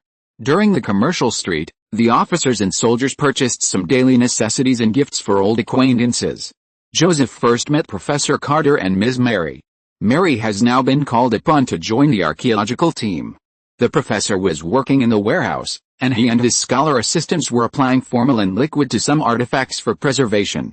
Assistants were packing scattered bronzes and mummies into boxes and stuffing them with reeds. There were also gendarmes on duty patrolling in the middle. Joseph's official position was not low, and the captain of the gendarmes had to salute him. "Professor, I'm glad to see you again," Joseph said with a smile. He brought a bottle of 1780 whiskey to the professor. The professor was addicted to alcohol and was very happy. Joseph was a nostalgic person. When he was a soldier, he received a bottle of wine from the professor. I still remember that the professor said, "Please take good care of my little donkey." The friendship between the two began at that time, and Joseph even held a birthday party for Carter in Luxor. "Go and meet them. Mrs. Ahmed is entangled with 2 children and can't spare time." "Look. The children are always thinking about you," Carter said. "But this does not prevent a lady from becoming an outstanding scholar," Joseph said, changing the meaning of the words. Coach Carter stopped and adjusted his glasses. "Yes, she is very good, although she is just a warehouse manager." Mrs. Ahmed, as well as the 2 little kids, Guy and Gangbu, were in a bathroom at the back of the first floor. When he went there, Mrs. Ahmed was bathing the 2 little kids. Joseph and Sushu knocked on the door and went in. The 2 little kids were in the small bathtub, covered with soap foam. They were very excited to see Joseph and ran to Joseph naked. "Uncle Joseph is here," Guy said. Guangbu almost cried out, "Uncle, we miss you." "Oh. Uncle misses you too." Joseph was very happy to see them. He first hugged the 2 little kids, and kissed each of them on the cheek without disdaining the soap foam. Sushu took a step back involuntarily, fearing that her noble clothes would get wet. She greeted Mrs. Ahmed first. "Guy, Gangbu, go back to the bathtub," Mrs. Ahmed said in an imperative tone. Mrs. Ahmed was also very happy to see the 2. But Joseph could feel the sadness she inadvertently revealed. 10 minutes later, the 2 children were washed and dressed. She took them back to her room and let the children go out to play first. As soon as the children left, Mrs. Ahmed's eyes were wet. "Why is the lady so sad?" Sushu asked, puzzled. At the same time, he subconsciously observed the expressions of Joseph and his wife. When people communicate with each other, their eyes can usually reveal the direction of their thoughts. After evaluation, Sushu found that there was nothing wrong between the male dog and the woman. The possibility of an imaginary rival was temporarily ruled out. Joseph only had sympathy for Mrs. Ahmed. Mrs. Ahmed was somewhat dependent on Joseph because Joseph was a kind leader. Sushu was quite clear about this. "I want to take Guy and Gangbu back to France. They are like my own children, Commander Joseph, you know," Mrs. Ahmed said slowly. "Yes, I know. If Mrs. Ahmed has anything that cannot be solved, just bring it up and see if there is a way to solve it," Joseph said. At this point, Sushu winked at him. He was unmoved. "It's like this, there are limited places on the ship, and I can't get them on board. I've asked many people these days, but to no avail," she said, almost crying out loud, tears streaming down her face. Sushu was about to hand over her handkerchief, but took it back. Her handkerchief was too valuable, and she really couldn't bear to lend it to someone to wipe her tears. If it weren't for Joseph's wealth, Sushu would never have used the embroidered handkerchief in her life. After pondering for a long time, Joseph nodded and said, "Okay, madam, don't be too sad, leave this matter to me, Guy and Gangbu will always be your children." After hearing this, Mrs. Ahmed hurriedly saluted Joseph from the bedside and asked Sushu to help her up. After Joseph and Sushu were settled, the door of the room was locked. There were military police stationed in this building, and their hidden wealth in the room was very safe. He went to do his business first. The subordinate officers and soldiers who arrived first had already returned to the team and were assigned new tasks. Appointed by the temporary command office. Officers and soldiers who returned with Joseph, Miller, Going and others also registered to return to the team.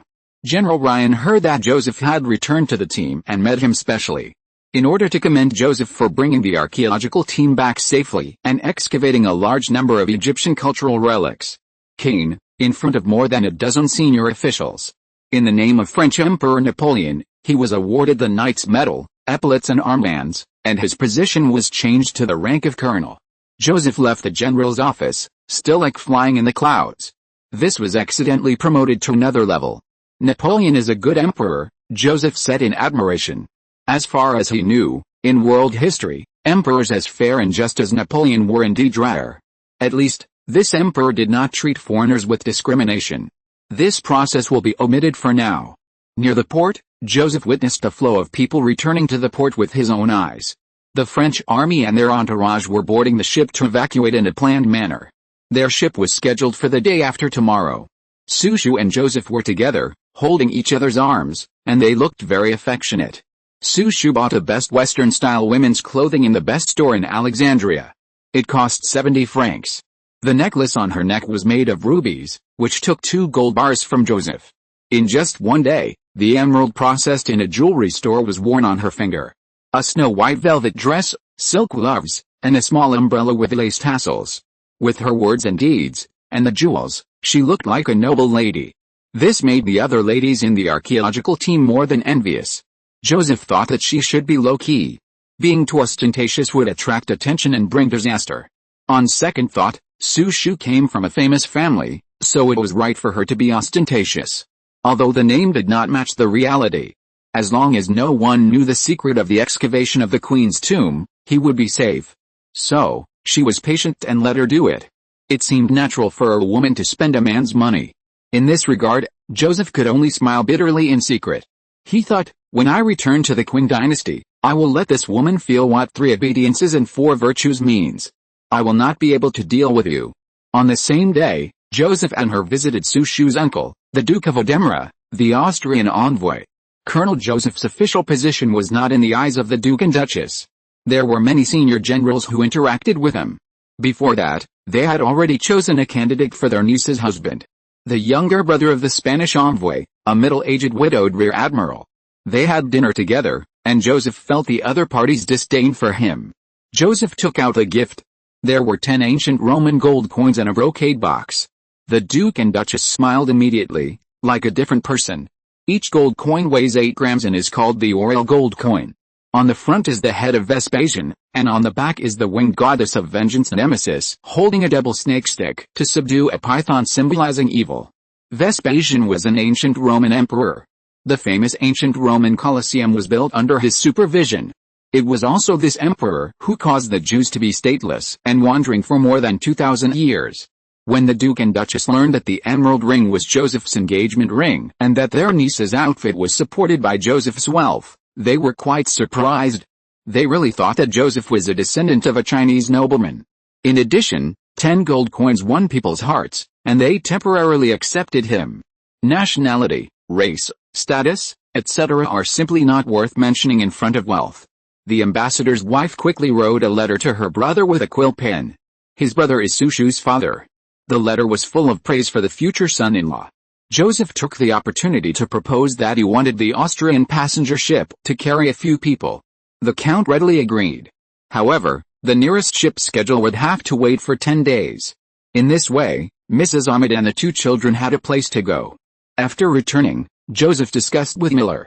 As Miller's fiancée, Mona also set off for France. Joseph reserved a place for her. 4 international students from Al-Azhar University, Su Shu, Mary, Jinmin, and Mona, chose different paths because of their connections with Joseph and others. Now Su Shu is immersed in the surprise brought to her by wealth, and her next plan is to marry Joseph. Their wedding will be held in the water city of Venice. Joseph also plans to retire and go to France to complete the retirement procedure step by step. He doesn't want to bear the crime of a deserter. A man must have a beginning and an end. After Venice, Joseph will trace his roots and find his family. Then complete a Chinese-style wedding. It is unknown how many lifetimes he has cultivated to marry a foreign beauty, and let the old people of the Qin dynasty envy him. Mary and Jinmin chose their unfinished studies, and Joseph blessed them. He would do the same if he were in my place. Mona's choice seems to be the same as Sumu's, but Joseph always feels that something is wrong, and he can't say it for a while. Chapter 44 Illegitimate Child. Afterwards, Joseph went to General Kane's office and earnestly requested to do something to fulfill his duty as a soldier. His purpose was to extend the return ship.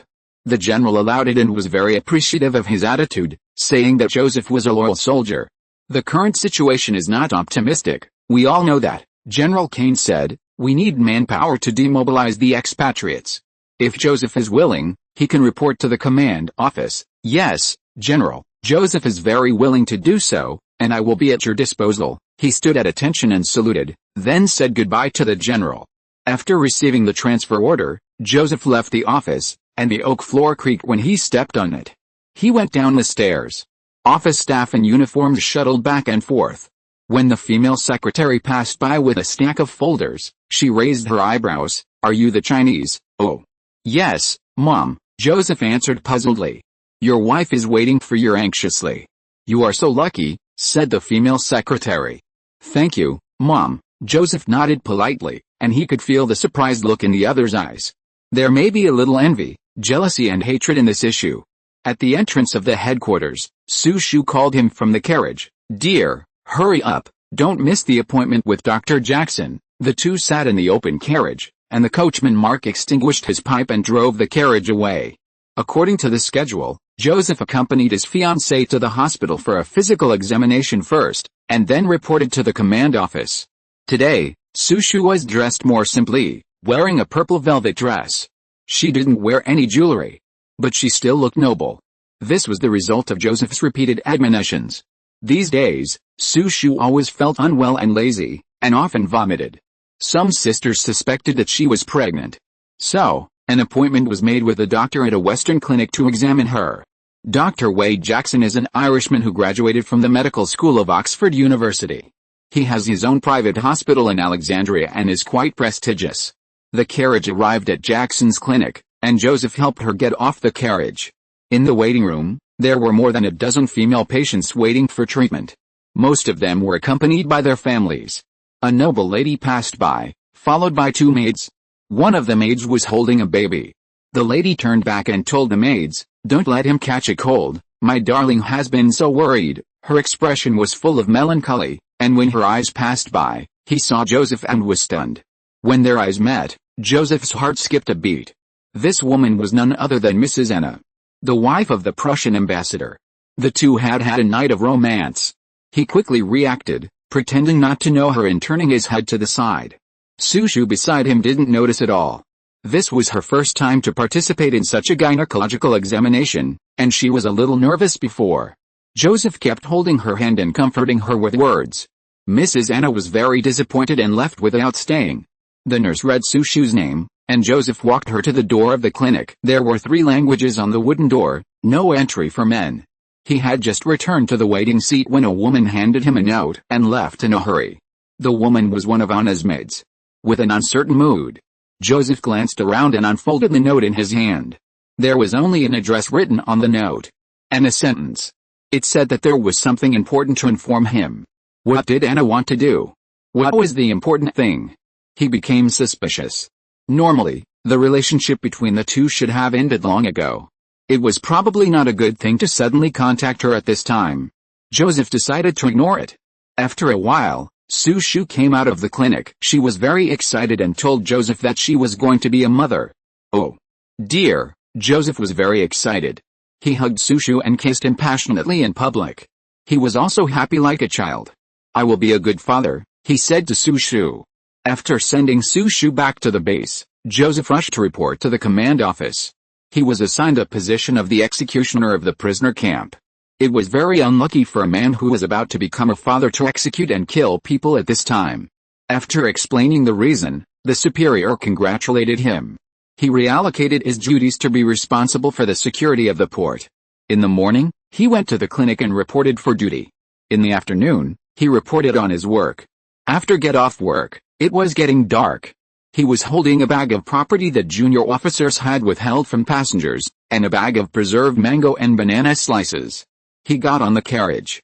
On the back seat of the carriage, he habitually took out a cigar from his pocket and lit it. A note also slipped out of his pocket. "Oh, damn it," he cursed. The note reminded him and immediately remembered Mrs. Anna. On the way back to the station from the port, he passed by the Summer Palace. On the street east of the Summer Palace was the meeting place Anna had scheduled, number 18B, Dawn Road. If he got off the carriage and walked now, he could walk there in 15 minutes. He thought about it and asked the driver to stop. He asked the driver to deliver the preserved fruits to the station. If his wife asked, he would say that he got off the car to visit an old friend, a cotton merchant he knew in his early years. He also gave the driver a franc note. After walking for more than 10 minutes, he found number 18 Dawn. This is a two-story building with a Florentine style. The setting sun shone on the plane trees on the street, and even the leaves were golden. He knocked on the door, and after a while the door opened. A maid opened the door. Mr. Joseph, the lady has prepared a sumptuous dinner for you. Please follow me, the maid said. Joseph was about to speak, but he didn't know what to say. He took off his triangular military hat with feathers and handed it to the maid. The maid hung the military hat on the hanger. This is a private apartment. The decoration is not luxurious, but it is also very exquisite. The wallpaper is light green and slightly yellowed. It seems that the building and decoration date is not recent. Mrs. Anna heard the voice and came to greet him. She passed through the living room and the porch and entered the dining room. Anna was dressed up gorgeously. As the saying goes, women dress up to please themselves. It seems that she is more charming than before after giving birth. The strong scent of rose perfume emanates from Anna. This is a mature woman in her 30s. A typical German race, with standard hair and green eyes. Standing together, she is half a head taller than Joseph. He lowered his head slightly and could catch a glimpse of her breasts. She was wearing a semi-transparent evening dress with a waist. Her body curves were vaguely visible. On her bum was a pearl hairpin. That hairpin was the little gift Joseph had given her. He had put it on today for a purpose. My dear madam, you don't need to eat. If you have anything to say, just talk here. If you have any difficulties, just ask, Joseph said politely. At the door of the restaurant, he suddenly stopped and said what he had prepared. There were at least 10 candlesticks on the long table in the restaurant, and each candlestick had 3 white candles. All of them were lit, illuminating the room. There were also relatively rich dishes on the table, including cooked lobsters and roasted goose. I still love you, Joseph. Please don't be so indifferent, Anna said. Madam, you don't have to say that. If there is nothing else, I'll take my leave, he said. He was thinking about Sushu. Sushu's pregnancy gave him someone to think about for the first time. The station also became a harbor of home, making people eager to return home. He and Anna had a one-night stand, both of them were just curious. It would be too boring to talk about love now. After walking a dozen steps, Anna called him, Joseph, you will regret it, no regrets, he responded firmly. Her voice was higher. Don't you want to see our child? This sentence sounded like a heavy artillery in Joseph's ears. On the other side of the corridor, Joseph turned back, expressionless, and said in a slow voice, Madam, are you kidding? Please don't humiliate yourself. If you don't believe it, please follow me, she said, very excited. Tears welled up in her eyes. Wiping a tear, she walked towards the bedroom in the corridor. Well, let's see what kind of people they are, Joseph sneered and said to himself. This sentence was in Chinese. Joseph followed her into the bedroom. There was a baby bed with a gauze curtain hanging in the middle of the bedroom. A maid was coaxing the child. But the child was still crying intermittently. He's hungry, madam, said the maid. Anna waved her hand to signal the maid to leave. The maid came out and Joseph came in. Anna leaned over and picked up the baby. Regardless of Joseph's presence, she took off the short sleeves of her left arm with her right hand, pulled it down to expose her breasts, and fed the baby milk by herself. He was only 2 steps away from Anna and was about to avoid her movements. But he was attracted by the baby. The baby was clearly a person with yellow skin, black hair and small eyes. He was stunned for a moment, as if hundreds of heavy artillery exploded in his ears. He asked. He was the only Chinese who made friends with Anna. At that time, there were almost no pure yellow-skinned people in Cairo. If the child is not his, whose else could it be? This is a big joke. I divorced the minister because of him. Anna's tears were not dry on her face. Fortunately, I got a part of his property. Otherwise, we mother and son would have been homeless, she said slowly. Later I looked for you, and they said you went to Luxor. Oh, I was too embarrassed to see anyone in Cairo. I heard that your archaeological team might eventually return to Hong Kong and return to China. How old is the child? Joseph suddenly asked, his tone much softer. The relationship of family affection made the atmosphere temporarily harmonious. 1 year and 2 months, Anna looked up at her and said with a smile. Her smile was charming, perhaps only Joseph thought so. 1 year and 2 months, plus 10 months of pregnancy, the dates are almost the same. After feeding, Anna put the baby in the crib. The baby was very lively, moving around constantly, and grinning at Joseph. Joseph couldn't help but pick him up and kiss him a few times. "What's his name?" Joseph asked. "John," Anna said. "It's a name quoted from the Bible." Chapter 45 Little John. Back in the dining room, Joseph and Anna had dinner together. The maid handed him a napkin, and he tucked it into his collar. Their first topic revolved around Little John. They talked about how Little John had recently contracted smallpox and finally recovered from the disease. She suggested that Little John should take a Chinese name like his father. "What name would be good?" "Let's call him Li Yaofu, which means blessed and lucky," he said after thinking for a while. Anna took a quill pen and a notebook and asked him to write down the name. Joseph did so and wrote down the name neatly. Although the name sounded vulgar. As he heard, vulgar people are easy to feed. "Oh, Billistry, leave one candle on each candlestick," Anna turned to the maid and said. The maid said, "Yes, Mom." Joseph also felt that lighting too many candles was a waste. After the maid extinguished the extra candles, Anna asked her to leave. With a third person present, some private matters could not be spoken. The light in the dining room dimmed, and night fell outside the two floor-to-ceiling windows. You can see the crescent moon in the sky. The candlelight dinner is all about romance. In this night full of roses, Anna's eyes are full of affection and her charm remains unchanged. Joseph doesn't buy her tricks. "Okay, Mrs. Anna, just tell me what you are planning now and what I can do for you," Joseph said calmly. He didn't want to hear anything extra. He forked a medium-rare steak and stuffed it into his mouth. "My dear, I don't have any plans, and I don't have to do anything," she said insincerely. "Cheers." Anna raised her goblet, which contained French brandy. "This should be our 5th time dining together," she remembered it very clearly. "The first time we were in the auditorium of Al Hazel University, the second time at the Rose Garden Hotel, and the third time in the club box." Joseph swallowed the steak and took a sip of the wine. "I don't remember," he said, interrupting her in time. "It doesn't matter if you don't remember, eh? Joseph. I won't force you to be responsible, really." She smiled faintly. "You don't have to feel burdened." What she said was meant to remind Joseph that they had dined together 4 times before, talked about love 3 times, and slept together 3 times. At that time, Joseph, relying on his half-knowledge of French literature and the translated Chinese Tang poems, easily captured Anna's heart. "Madam, just tell me what you need me to do." "Within my ability," Joseph said. Hearing the former's words, he was actually a little happy in his heart. "You don't have to do anything, just stay with me for the last night, okay Joseph? I have a lot to say to you." She stopped and put the knife and fork in her hand on the tablecloth. Her eyes were so pitiful. This woman was like a ripe peach, with the charm of a middle-aged woman. She was nearly 30 years old, but her skin was still well-maintained, slightly rosy in her whiteness. The towering forehead bone and the pear-blossom dimples that appeared in her smile were the most attractive features. Joseph would not be fooled. If he stayed overnight, when he opened his eyes again, the relationship would be restored, and Anna would definitely put forward some conditions that he could not accept. "Oh, by the way, when I just entered the door, one of your maids was packing. Are you going on a long journey?" Joseph asked, deliberately changing the subject. "No, I can't afford maids. So I dismissed them. From tomorrow, there will be only the 2 of us in the house, and little John will depend on me in the future." Anna sighed. She paused and said, "It's really ridiculous to say it. I have lived with my ex-husband for more than 10 years and have been infertile." I didn't expect, she really couldn't say it.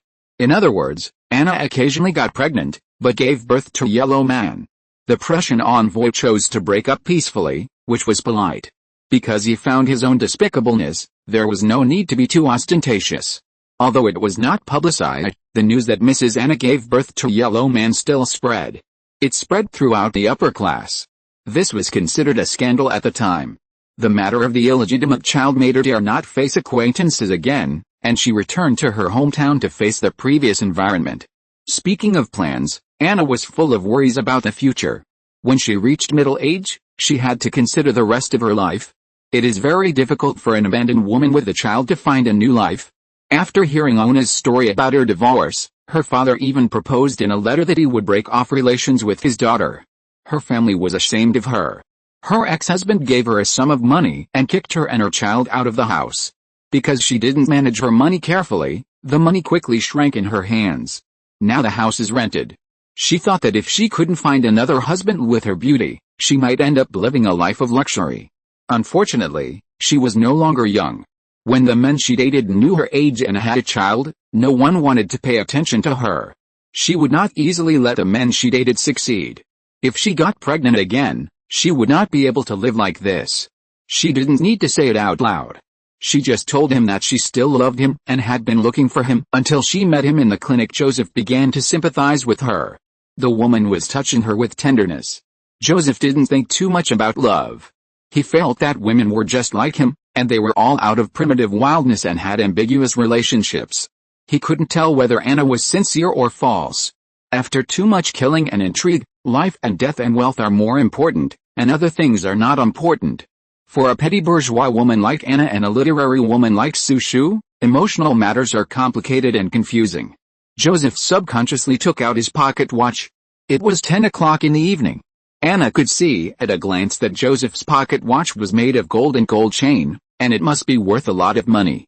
For a French colonel, and a gold watch for show. Anna thought, if she could get close to the father of the child, her and the child's future life would be guaranteed. But the problem is that the father of the child has another wife, a legitimate wife. Things will be difficult to deal with. Besides, she has seen that the young woman is beautiful and has extraordinary temperament. She is much better than her in all aspects. Therefore, Anna adopted a conciliatory policy. At about 10:40, Joseph got up and said goodbye, ignoring Anna's begging. Please give me a few days, Anna. I will give you an answer as soon as possible, Joseph said. He is not the kind of person who will not admit his own mistakes. Joseph, please don't abandon your child, Anna said. Sadness reappearing on her face. No, he said. Before leaving, he asked to see the child again. When they reached the bedroom, Anna pulled the light switch. The chandelier made the room very softly lit.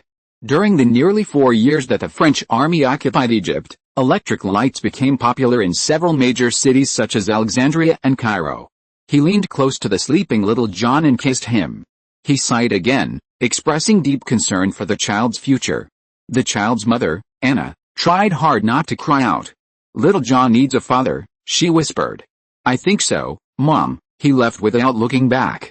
Chapter 46 The Secret of the Stone Statue. Joseph returned to the camp, and Su Shu was waiting for him.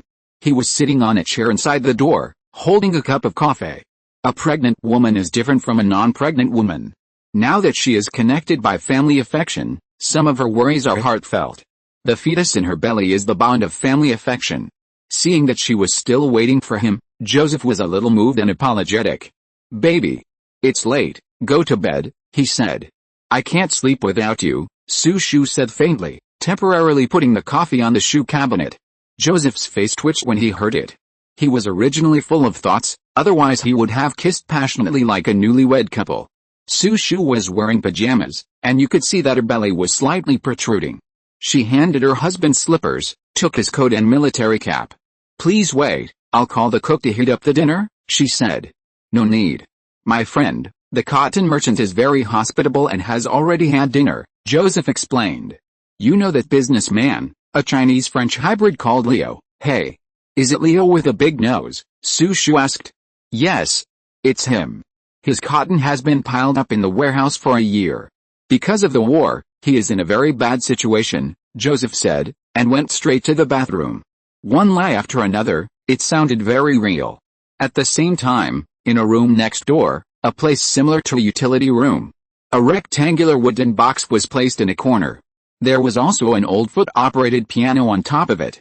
There was only a wall between the utility room and Joseph's suite.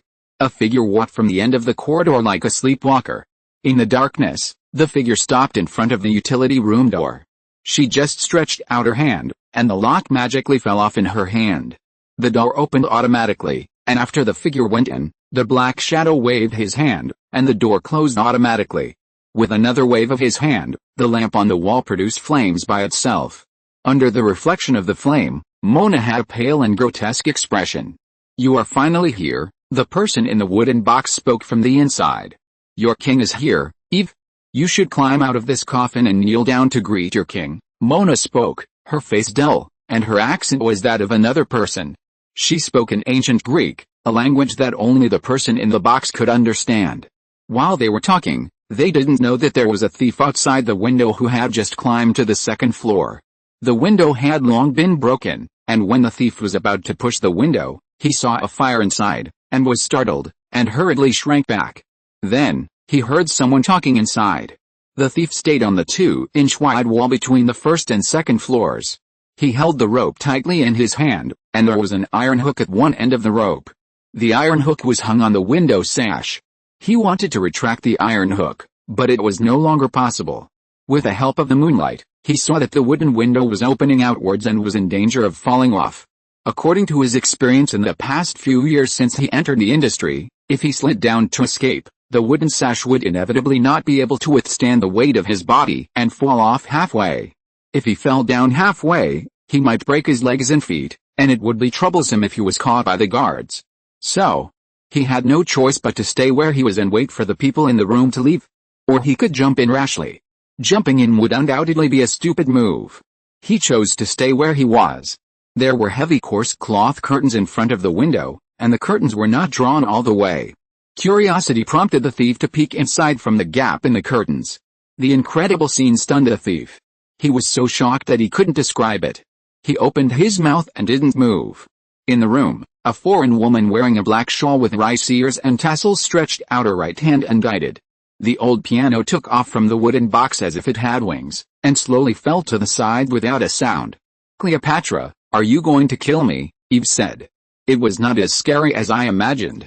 Death was a relief for Eve. Thousands of difficult years, every day was spent in death. Just get used to it.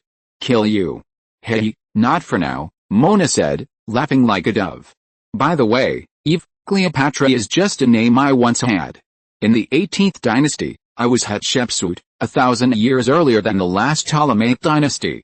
Now I am the goddess Ersir, I am a god. Eve, do you understand? What does God have to do with me? Eve was still very calm. Because you are the daughter of the devil and the rival of Cleopatra, Mona said. Oh. I understand a little bit.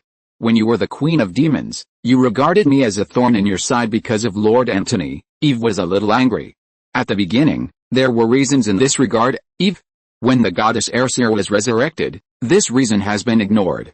Now we are facing only the battle between gods and demons. Mona's lips moved, still expressionless. But every word she said showed the majesty of the king. This majesty, even the thief outside the window was deeply touched. The thief thought to himself, this woman talks to herself, I can't understand, but it makes people afraid. Is she a demon or a wizard? In the thief's impression, only the legendary wizard has such magical powers. The lid of the wooden box was opened, and the iron nails floated in the air one by one, and the wooden boards also floated up and fell to the ground without even splashing dust. A stone statue in the wooden box slowly stood up.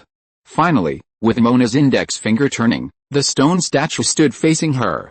It just had its back to the thief. Stone statue.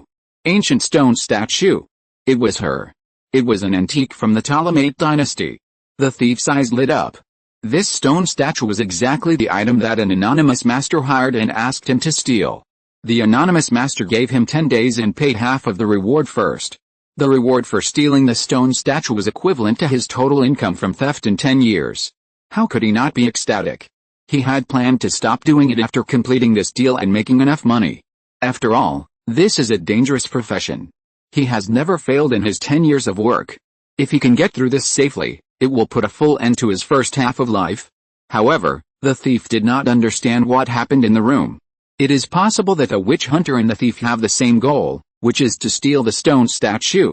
His intuition told him that this witch was very dangerous. Once the witch found him, the consequences would be serious. It is said that there are witches who can turn people into cockroaches or lizards. Cleopatra, no. It's the goddess Ersir. I don't understand the purpose of your saying this. What do you want to do? Eve asked, puzzled. Eve, you really want to know the answer, don't you?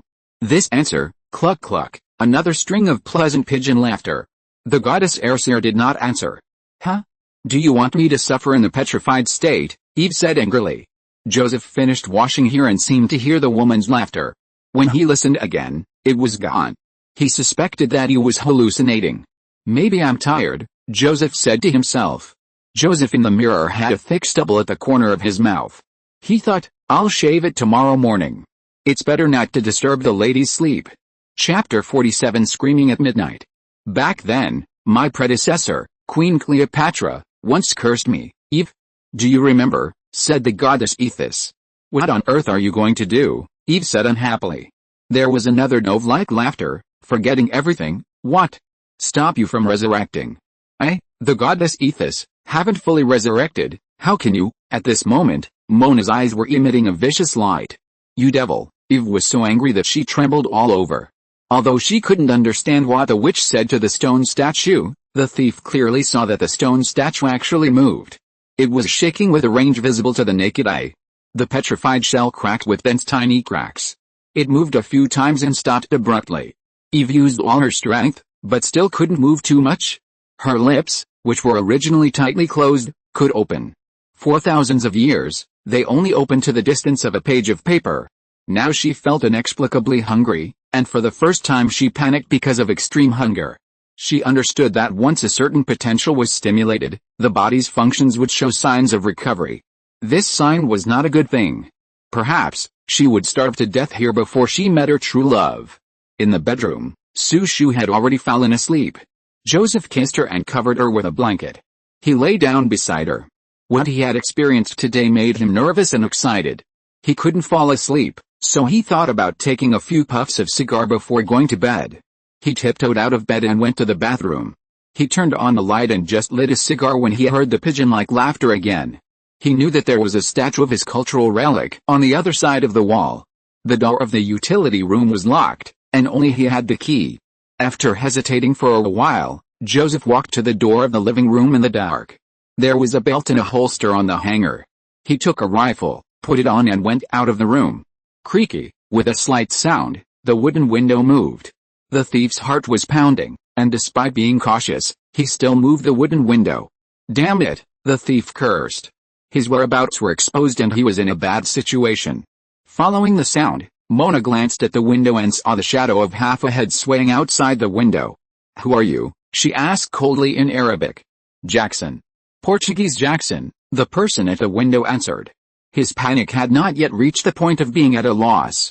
He climbed in through the window and opened the curtains. In the light, he had his face covered and his eyes were calm.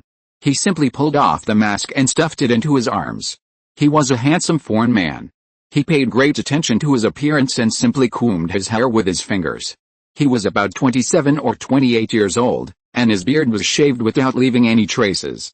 He was wearing a tight linen suit and a sack tied around his waist. He held a shining dagger in his hand. Esther burst into a pigeon-like laugh again. Great. My play has a new audience.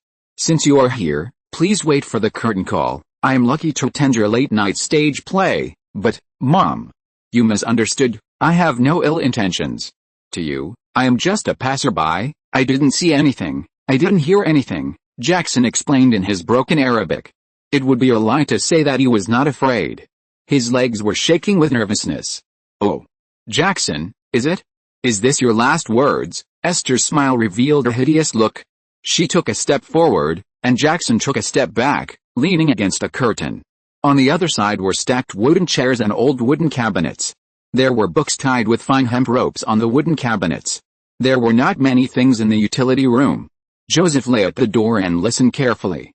There were indeed people, more than one. With his skills, it was no problem to deal with two petty thieves. He decided to quickly deal with these two uninvited guests without waking up his wife. The door was ajar. He pushed it open and quickly closed it. Don't move. Whoever moves will be killed first, he shouted in French fiercely. Thinking it was not right, he translated it again in Arabic. Mona, Joseph couldn't help blurting out. When he saw the situation in the room, he was shocked. Miller's lover Mona actually appeared here. He didn't know what her purpose was. Sir, please be careful of the woman in front of you. She is a witch. Jackson reacted quickly and pointed at Mona. Jackson saw Joseph's identity from his officer uniform. Shut up. Put down your knife and put your hands on your head, he ordered, and naturally didn't believe the former's words. It was obvious that Joseph's precious stone statue was being stolen, and Mona happened to see it when she passed by. The current situation is that Mona is being threatened by the thieves. The man who called himself Jackson was strong and had a 3-inch long sharp knife in his hand, which was quite scary. "Friend, put down your knife, I promise you will leave safely," Joseph said. Jackson hesitated for a moment, and just as he was about to bend down and put down his knife, Mona spoke. "None of you will get out alive." The voice was cold and frightening. Joseph heard it. It was not Mona's accent. He was only 3 steps away from Mona. When Mona turned her head and glanced at him, the latter shuddered. He took a step back involuntarily. Mona and the thief met by chance, which was not convincing. But why did Mona seem to have changed into a different person? Joseph felt extremely scared. Jackson shrugged and got ready again, still holding the sharp knife in his hand. "Eve, guess. Which of these 2 people's your true love? One of them will surely wake you up and revive you, Miss Mona." "Who are you talking to?" Joseph was stunned. The pistol in his hand was involuntarily aimed at Mona. Mona did not answer him. Joseph followed her gaze and saw that the stone statue seemed to move. He suspected that he was dazzled and rubbed his eyes with his left hand. "What happened?" he asked.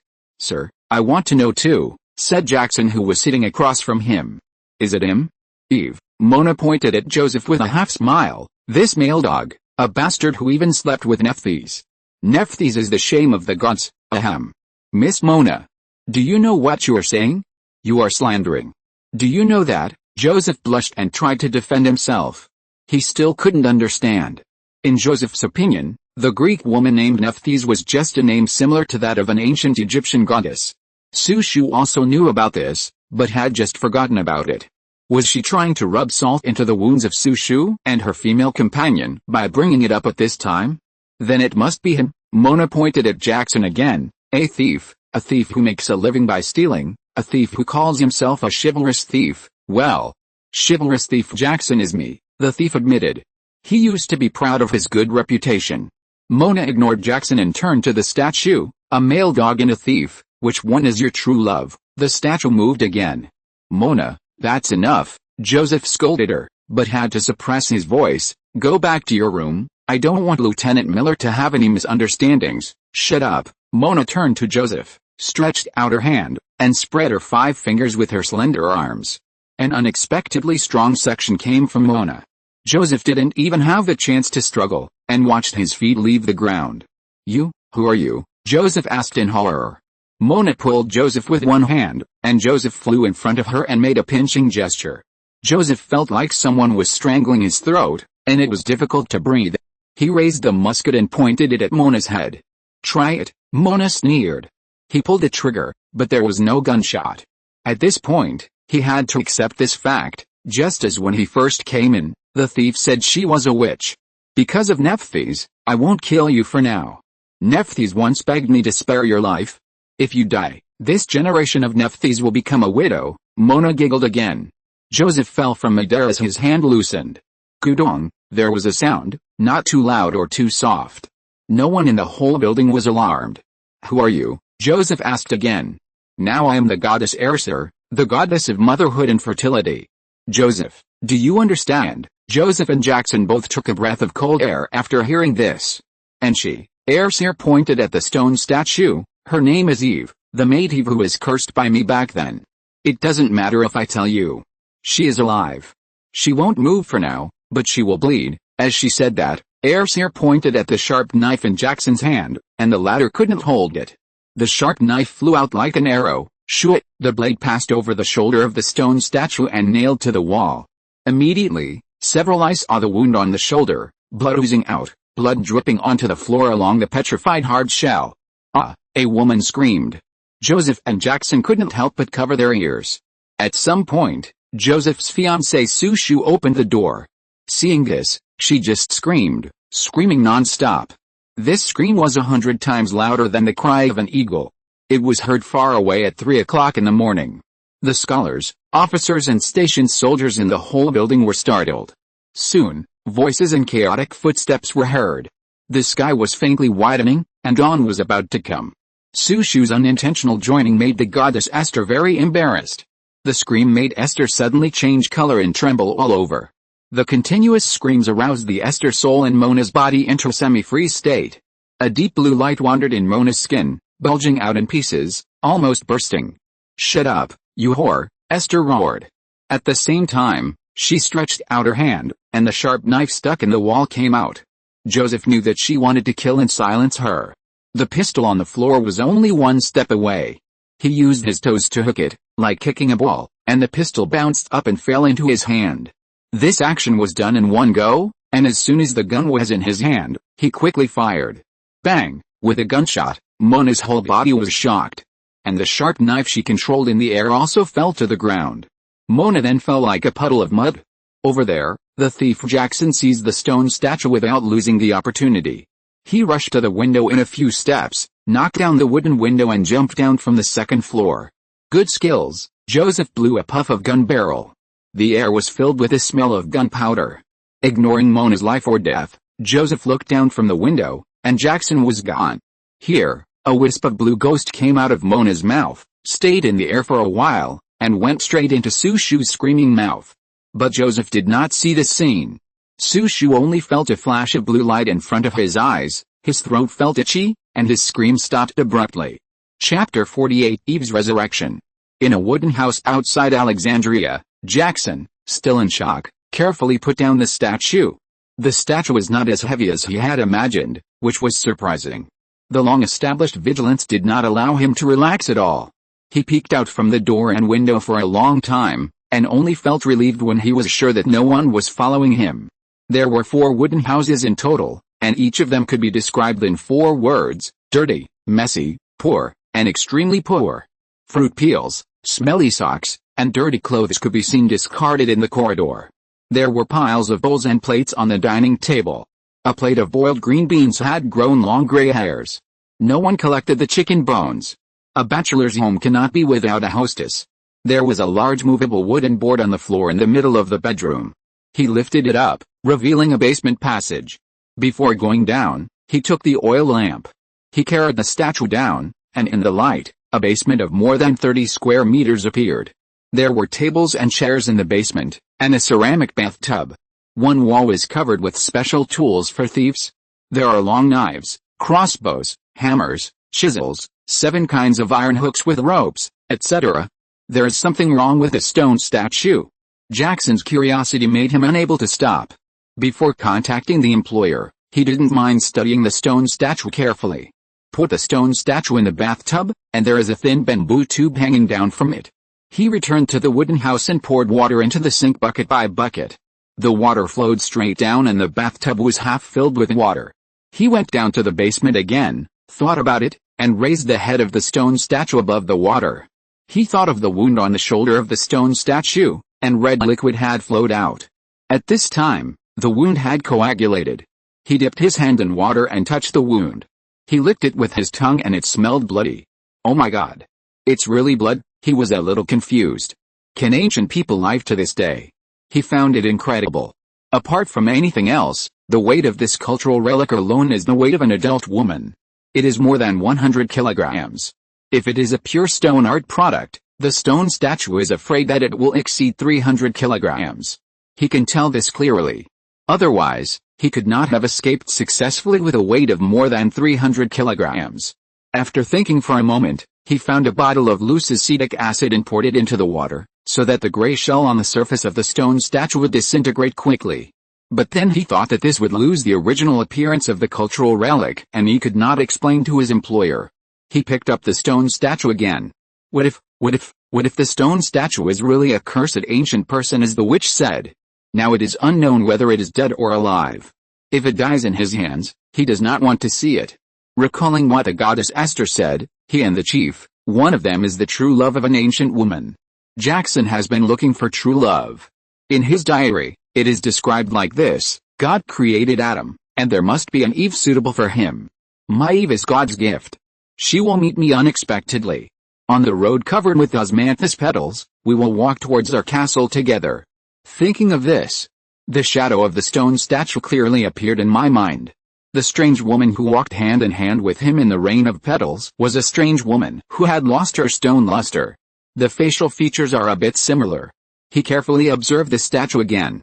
The statue opened its eyes slightly, and its facial features were very well proportioned. It was a young and beautiful woman. The figure was also very well shaped. From the neck down, there was a petrified linen cloth. He closed his eyes and sketched out the true image of this ancient woman in his mind. She was so elegant and graceful, and very charming when she smiled. It seemed as if he was waving to her. If he could have such a woman by his side, his life would not be in vain. From the chest to the clothes, in addition to two small peaks, there was a bulge. This was considered a flaw in the sculpture. Unless there was something on the bulge. Alice. He sighed and put the statue back into the water. Go to sleep, he said. I'll decide after I wake up. Before going up, he naturally leaned over and kissed the statue's lips. The basement fell into darkness again. After receiving the kiss, the statue shuddered. The heart boom, boom, boom, began to beat for the first time in thousands of years. Then, the blood began to flow. The beating of her heart gradually became steady and regular. She finally opened her mouth and exhaled a breath of foul air. Her body trembled. Then 2 lines of clear tears flowed from her eyebrows. Those were tears of happiness and joy. She clearly realized that she was resurrected. The water in the bathtub also became turbid. She began to feel cold and hungry. The cold water made her body constantly shudder. Hunger made people completely lose their strength and unable to move at all. Eve once again felt that the days were like years. If that man didn't show up again, she would freeze to death and starve to death. Lord Antony, save me, she repeated in her heart. Unfortunately, Antony, the former commander of the Romans, had already turned into dust and became a page in the history books.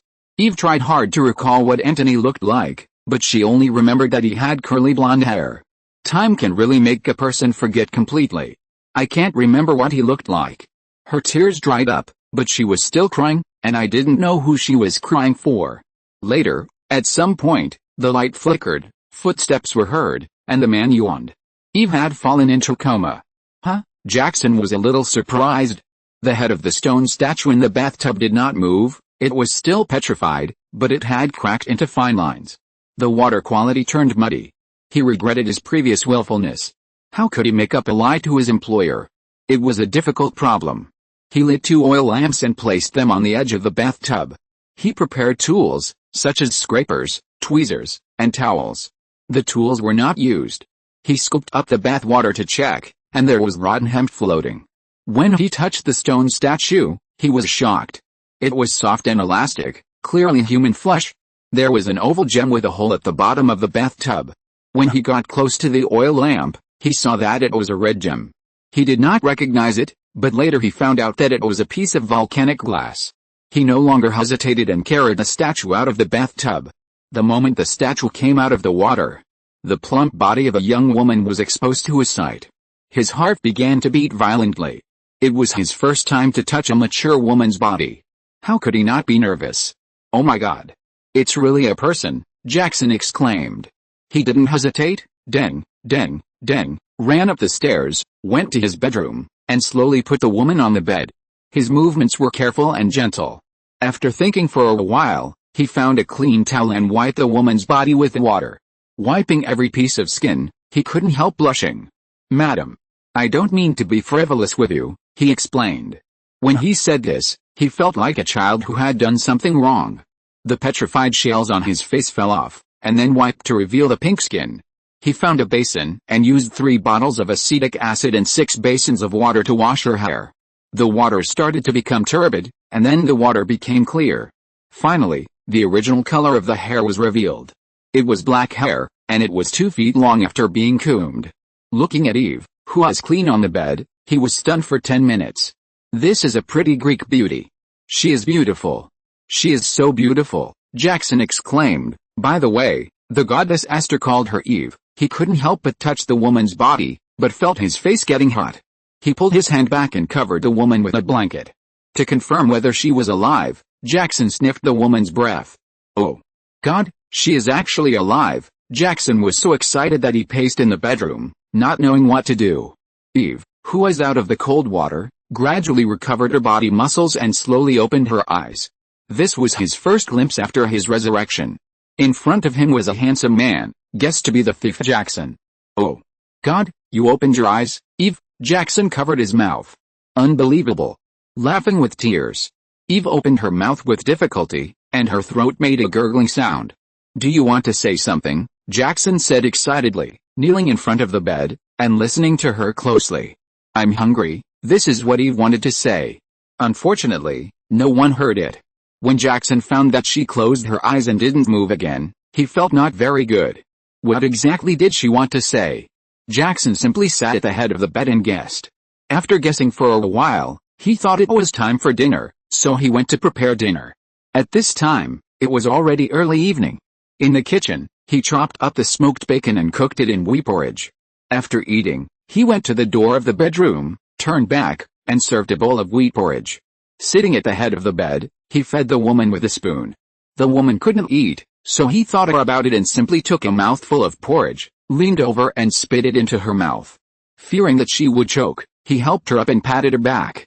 Jackson went to bed very late at night, and he had been pacing in the bedroom before. He thought, this is indeed a woman. A man and a woman are alone in the same room. Before I burst into animality, I should do some exercise to divert my attention. So he ran around the wooden house in the dark until he was exhausted. If you're listening to this novel on a channel other than Fanfic World, it means they downloaded and uploaded it without effort. We cordially invite you to visit our channel, Mundo Fanfic Novelis. There you'll find the original version of this story and you can explore many other novels of various genres. We're waiting for you to immerse yourself in a world of incredible novels. Chapter 49, G. Ben's Identity. Another morning, Joseph and his wife bought flowers and fruits to visit Mona. Mona was shot in the thigh, and the bullet had been removed. Mona could not remember what happened that night. What happened? She had no idea how she got there or how she got injured. Joseph, who knew the situation, did not talk about the incredible scene. He could not believe that it really happened, and no one would believe it if he told her. Miller put a pillow on Mona's back to make her lie more comfortable. Look, Mona, what did I bring you? Sushu smiled and handed her a silk scarf wrapped in a gift box. Mona opened the gift box and was very happy. The pain in the leg made people frown and grin from time to time. After talking about the matter, Joseph apologized again and again. Miller and Mona both generously said that they did not take Joseph's accidental injury to heart. Joseph also prepared gifts, a new version of the Bible, and a gilded cross. Captain Joseph, thank you for your concern, Mona smiled. You know, I am a devout Catholic, Mona said gratefully.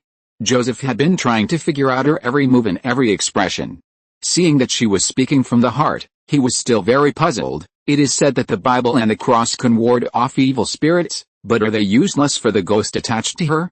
Back at the residence, Joseph drew the curtains, and Sushu knew what he was going to do. Joseph was the kind of person who would not blink even if a mountain collapsed in front of him. No matter how big the situation was, it would not affect his normal life. Dear, be gentle, this will crush our child, Sushu murmured. Well, alright, Joseph stopped and stretched his arms straight. This action was very tiring. It was broad daylight, and the sun was high in the sky. Once the curtains in their room were drawn, people outside would know what they were doing. Every time Guy and Gangbu went to see Uncle Joseph, Mrs. Ahmed would warn them again. Go outside first to see if there are any curtains hung. Ouch, Sushu suddenly made a strange sound. What's wrong, baby? Joseph asked with concern. Sushu didn't say anything, but groaned. The eye seemed to have ignited a pale blue flame, which was fleeting. Half an hour later, at the ruins of the Magna Temple 30 meters outside Alexandria port. The section of the bomb tunnel was the location of Cleopatra's tomb. In the sarcophagus on the central stone platform of the queen's bedroom, Cleopatra's mummy sat up with a tap. At the same time, a miracle appeared, and a golden glow began to spread from the mummy at a speed of 3 meters per second. A few minutes later, the silver candlestick was still hanging on the dome, and the lights were bright in an instant. The mess on the ground disappeared, and the thick dust disappeared. The skeletons lying around, like souls, climbed up from the ground one after another, and grew flesh and skin at a speed visible to the naked eye, and even their clothes were intact. The central altar also became the queen's throne. The entire hall was magnificent. The mummy sat on it, as if he had not woken up. After a violent spasm, the last change that happened to the mummy was that the white linen began to fall off from the gray and black old cloth, like a silkworm chrysalis. Her face changed from a skeleton to a full one. 2 minutes later, she transformed into peerless beauty. Soon, Cleopatra, dressed in a gorgeous dress and wearing a golden crown with eagle wings, appeared. She was dressed just like she was in her lifetime. The purple skirt was embroidered with the gold thread and had a pattern of clusters of flowers. The two cuffs were lily petal-like embroidery, the upper body had an open collar with a bare chest, decorated with gauze lace, and the hem was hung with beaded tassels. This long skirt was exquisitely made and was the masterpiece of the court tailor who spent a year. Only such a noble outfit could match the identity of a generation of queen. There were more than a dozen armored guards around, leaning on spears and looking straight ahead. Two female officials stood on the stage. "My queen." "What happened?" A female official bowed to greet her. Cleopatra raised her hand to cover her forehead to hide the embarrassment that had just happened. She took over Su Shu's body, and after suppressing Su Shu's soul, it was equivalent to having a body again. But, the personal feelings made it difficult to speak. But she still insisted on it, because of curiosity. Curious about what was the difference between her and the men she had experienced. "How disgusting," she said in her heart. But she said, "Nothing. By the way, has Nephthys arrived?" "She is waiting outside the palace," said the lady-in-waiting. "Let her in," said Cleopatra. Not long after, the lady-in-waiting let a woman in a black robe in. The woman had a veil on her face. As gods, there was not much difference in status. Nephthys just bowed and took off her veil, revealing a charming and mature face of a woman. "I wonder what the goddess Isis has to say," Nephthys said respectfully. At this time, Cleopatra recovered her mood, smiled, and showed a friendly attitude. "Nephthys, my sister, thank you for coming," Cleopatra said, waving her hand to let the maid move a chair. Nephthys sat down on the side of the throne. "Cousin Arsir is the only god who has been reborn repeatedly. I have to thank my cousin for bringing Nephthys back to the human world to enjoy the world," Nephthys said sincerely. "Well, you're welcome." Cleopatra stood up, stood beside Nephthys, and put her hand on her shoulder. "The war between the gods and the devil has been going on for a long time, Nephthys. You and I can't stay out of it. This war concerns the fate of the kingdom of the gods. Even the god of war said and Hades can't change it. The devil's army is too powerful, so we start with the devil's daughter and find the devil's weakness," Goddess Arsir said, pacing in front of the court. "There is a long way to go," and Goddess Arsir looked quite solemn. She continued to narrate, and Nephthys listened attentively. "Eve, you know the maid, the daughter of the devil, she's successfully resurrected." "It's surprising," Nephthys said with her head tilted. "What is cousin Aestheus going to do? Kill her?" "If I wanted to kill her, I would have done it long ago, and I wouldn't have to wait for thousands of years," Goddess Aestheus, who had transformed into Cleopatra, said as she returned to her throne. The lady-in-waiting handed over a golden cup of wine from below, and Goddess Aestheus and Nephthys drank a cup each. Aestheus smiled bitterly and said, "Last time, the French robbers looted the underground palace, and the last jar of wine was not found. Otherwise, we would have had a hard time drinking this mellow wine." "Oh, they left that on purpose, cousin, including Cleopatra's body," Nephthys said with a blink of her eyes. "You seem to have a high opinion of that officer, just because he is your husband in this life," Aestheus asked puzzled. "Cousin. I know Joseph very well. He inherited the fine tradition of their country, called leave a way out for others, which means leaving a way out for yourself." "Hey," a pigeon-like laugh suddenly sounded, and the goddess Essence laughed. "He left a good way out. I suddenly admire him a little bit. Finally, please don't kill him, cousin. He is also the father of my child." Nephthys looked at Essence with a begging look. "You have changed, Nephthys. You have human emotions, which is not allowed in the world of gods," the goddess Essence warned her. "But this is not in the world of gods, the kingdom of gods. No one can restrain her except the goddess Essence. She is addicted to this emotion and can't extricate herself. Sometimes, she really thinks of herself as a mortal woman. In the world of gods, she and Essence both have nominal husbands, but neither of them is actually married. The deformed tradition has led to a deformed way of marriage. Including the successive pharaohs, no one is stupid enough to give up freedom and abide by the rules. Otherwise, Cleopatra, who was reborn by goddess Essence, would not have had Caesar and Antony as her two husbands. The resurrection of Eve will surely attract the attention of Abdullah, the dark snake god. Abdullah is the servant of the devil. It would be great if we could catch him," Essence said, raised her wrist and chanted a spell. Another miracle happened, and an illusion appeared in the air. Gibbon, with an old linen wrapped around his head, hid behind a tree and peeked at an isolated wooden house in the wilderness.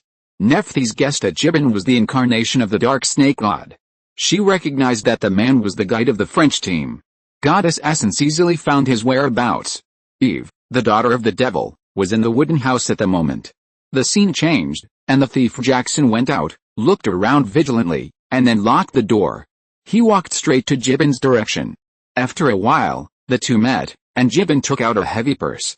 "Jackson, where's the statue I want?" he said. "In my house." "Oh, Mr. Gibbon, there is something strange that I must explain in advance," Jackson said as he thought. "Oh. You tell me." Gibbon looked up at the other person. His deep eyes could pierce people's hearts. "Oh, I'm sorry, Mr. Gibbon, I'm afraid," he couldn't explain directly in words. Gibbon was a little annoyed, knowing that something unexpected had happened. So he said coldly, "Jackson, if there is any accident with the stone statue, you can't afford to pay for it. Even if you pay for your life, it can't make up for the fault." "Well, that's what I said," Jackson said, with a complicated expression, "but, if I say that the stone statue has resurrected, will you believe it?" "Ha ha ha," Gibbon laughed, laughing heartily. "Jackson, if what you said is true, please take me to see her. You will get double the reward." Mr. Gibbon, I don't want your bonus, and I can return the deposit to you," Jackson said what was in his heart. "What do you mean?" Gibbon asked, his face changed again. Mr. Gibbon, I found that I fell in love with her. I fell in love with Eve. Please don't take her away." Jackson never groveled to anyone, and then changed the subject.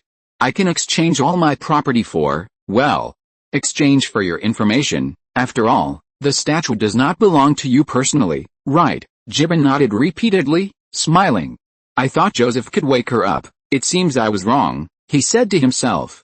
Gibbon said to Jackson, "Good boy, you are very surprising." Gibbon walked towards the wooden house. Jackson wanted to stop him, but a repulsive force was triggered, as if he hit an invisible wall.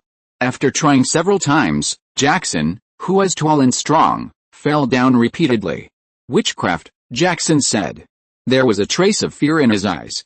"No one can take her away." Jackson took out the dagger angrily.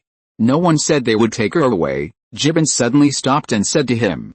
"But why?" Jackson didn't know what to say. "Remember, Eve doesn't belong to you alone.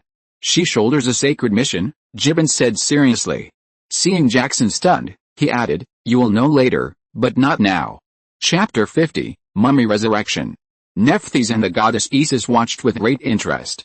It was like watching a drama. "We should stop them," Nephthys said. Isis nodded and said with regret, "Unfortunately, this is not the kingdom of God.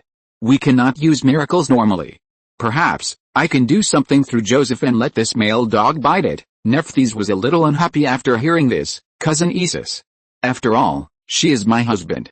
Please respect him." "Okay," Isis sighed and said, "Nephthys, you have to understand one thing.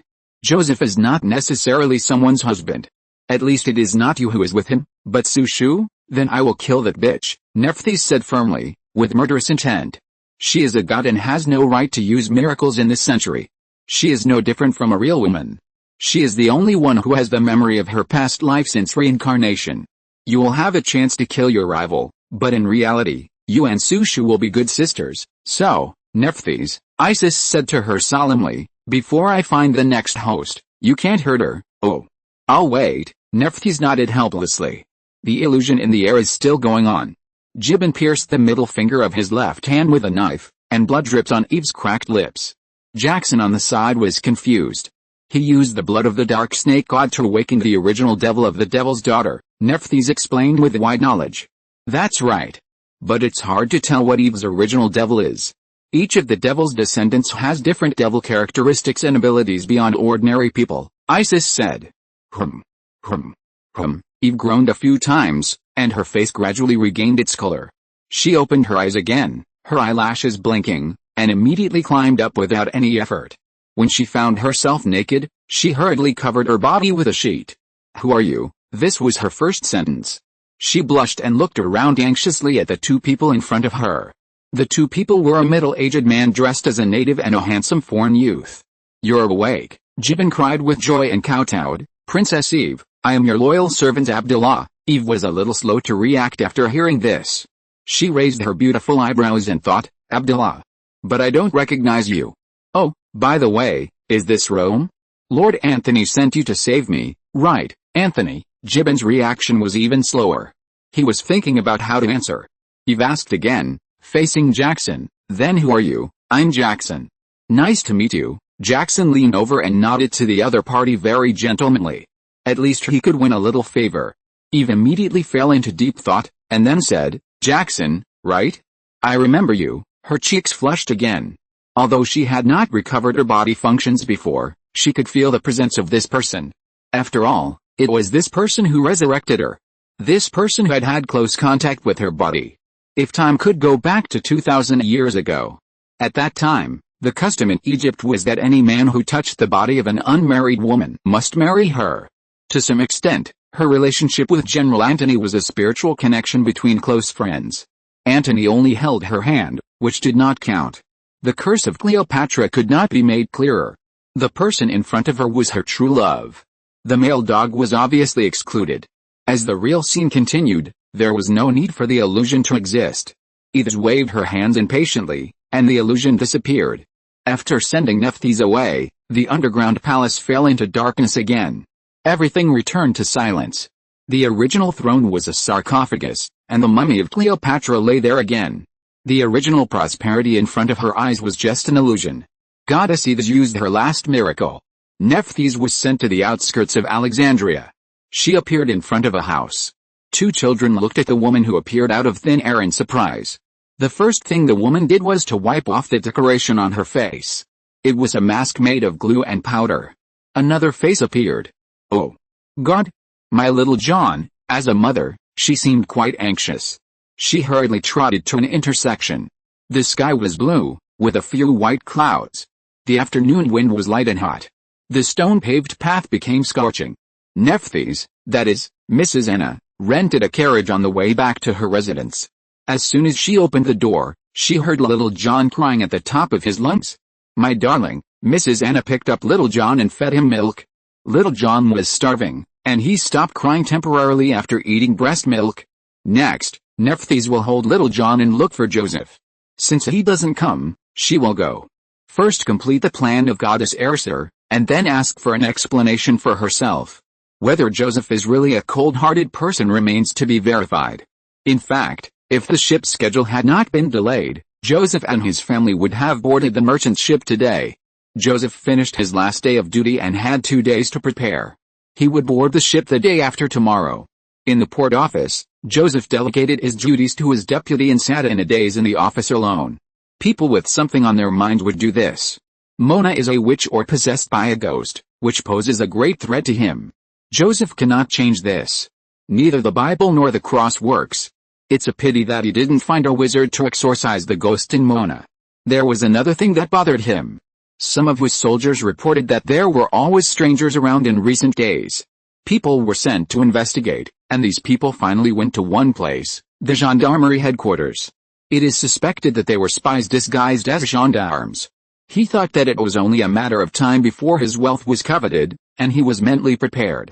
It was difficult to explain to the military that the source of the huge wealth was unknown. However, he always kept in mind the words of his ancestors: when the enemy comes, the general will stop him; when the water comes, the earth will cover it. There is nothing to worry about. The remaining things are Mrs. Anna and the illegitimate son, little John. These days, he chose to escape, also out of helplessness.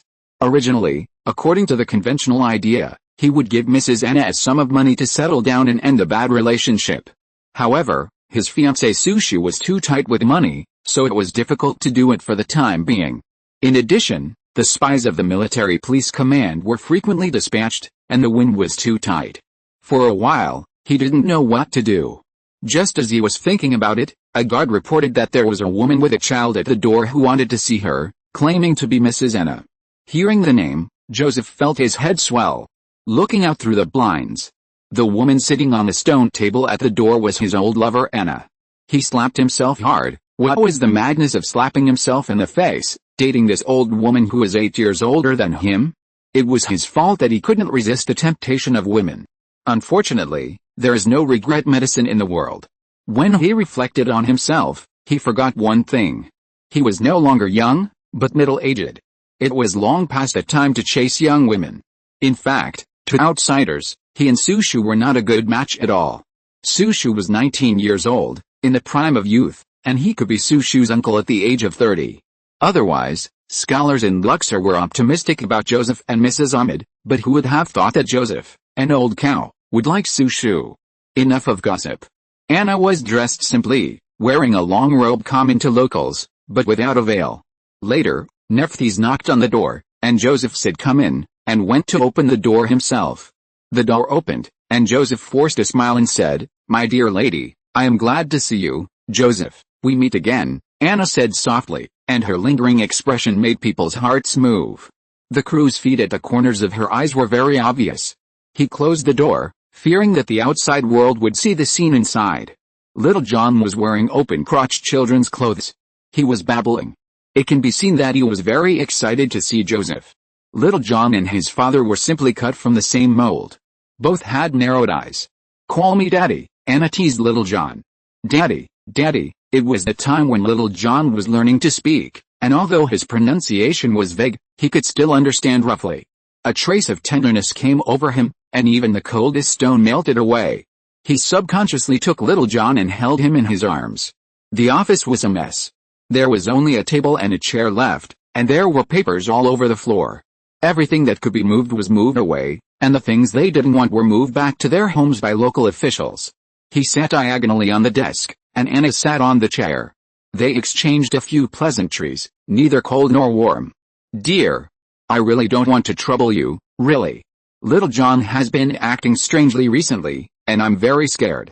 The neighbors said there is a witch who can treat this kind of disease." She repeated the pretext she had prepared in advance, "but the witch's home is in a small fishing village outside the city, and you need a special pass to get there, so I thought of you." "Okay, Anna, after all, I'm the child's father." Joseph nodded in agreement.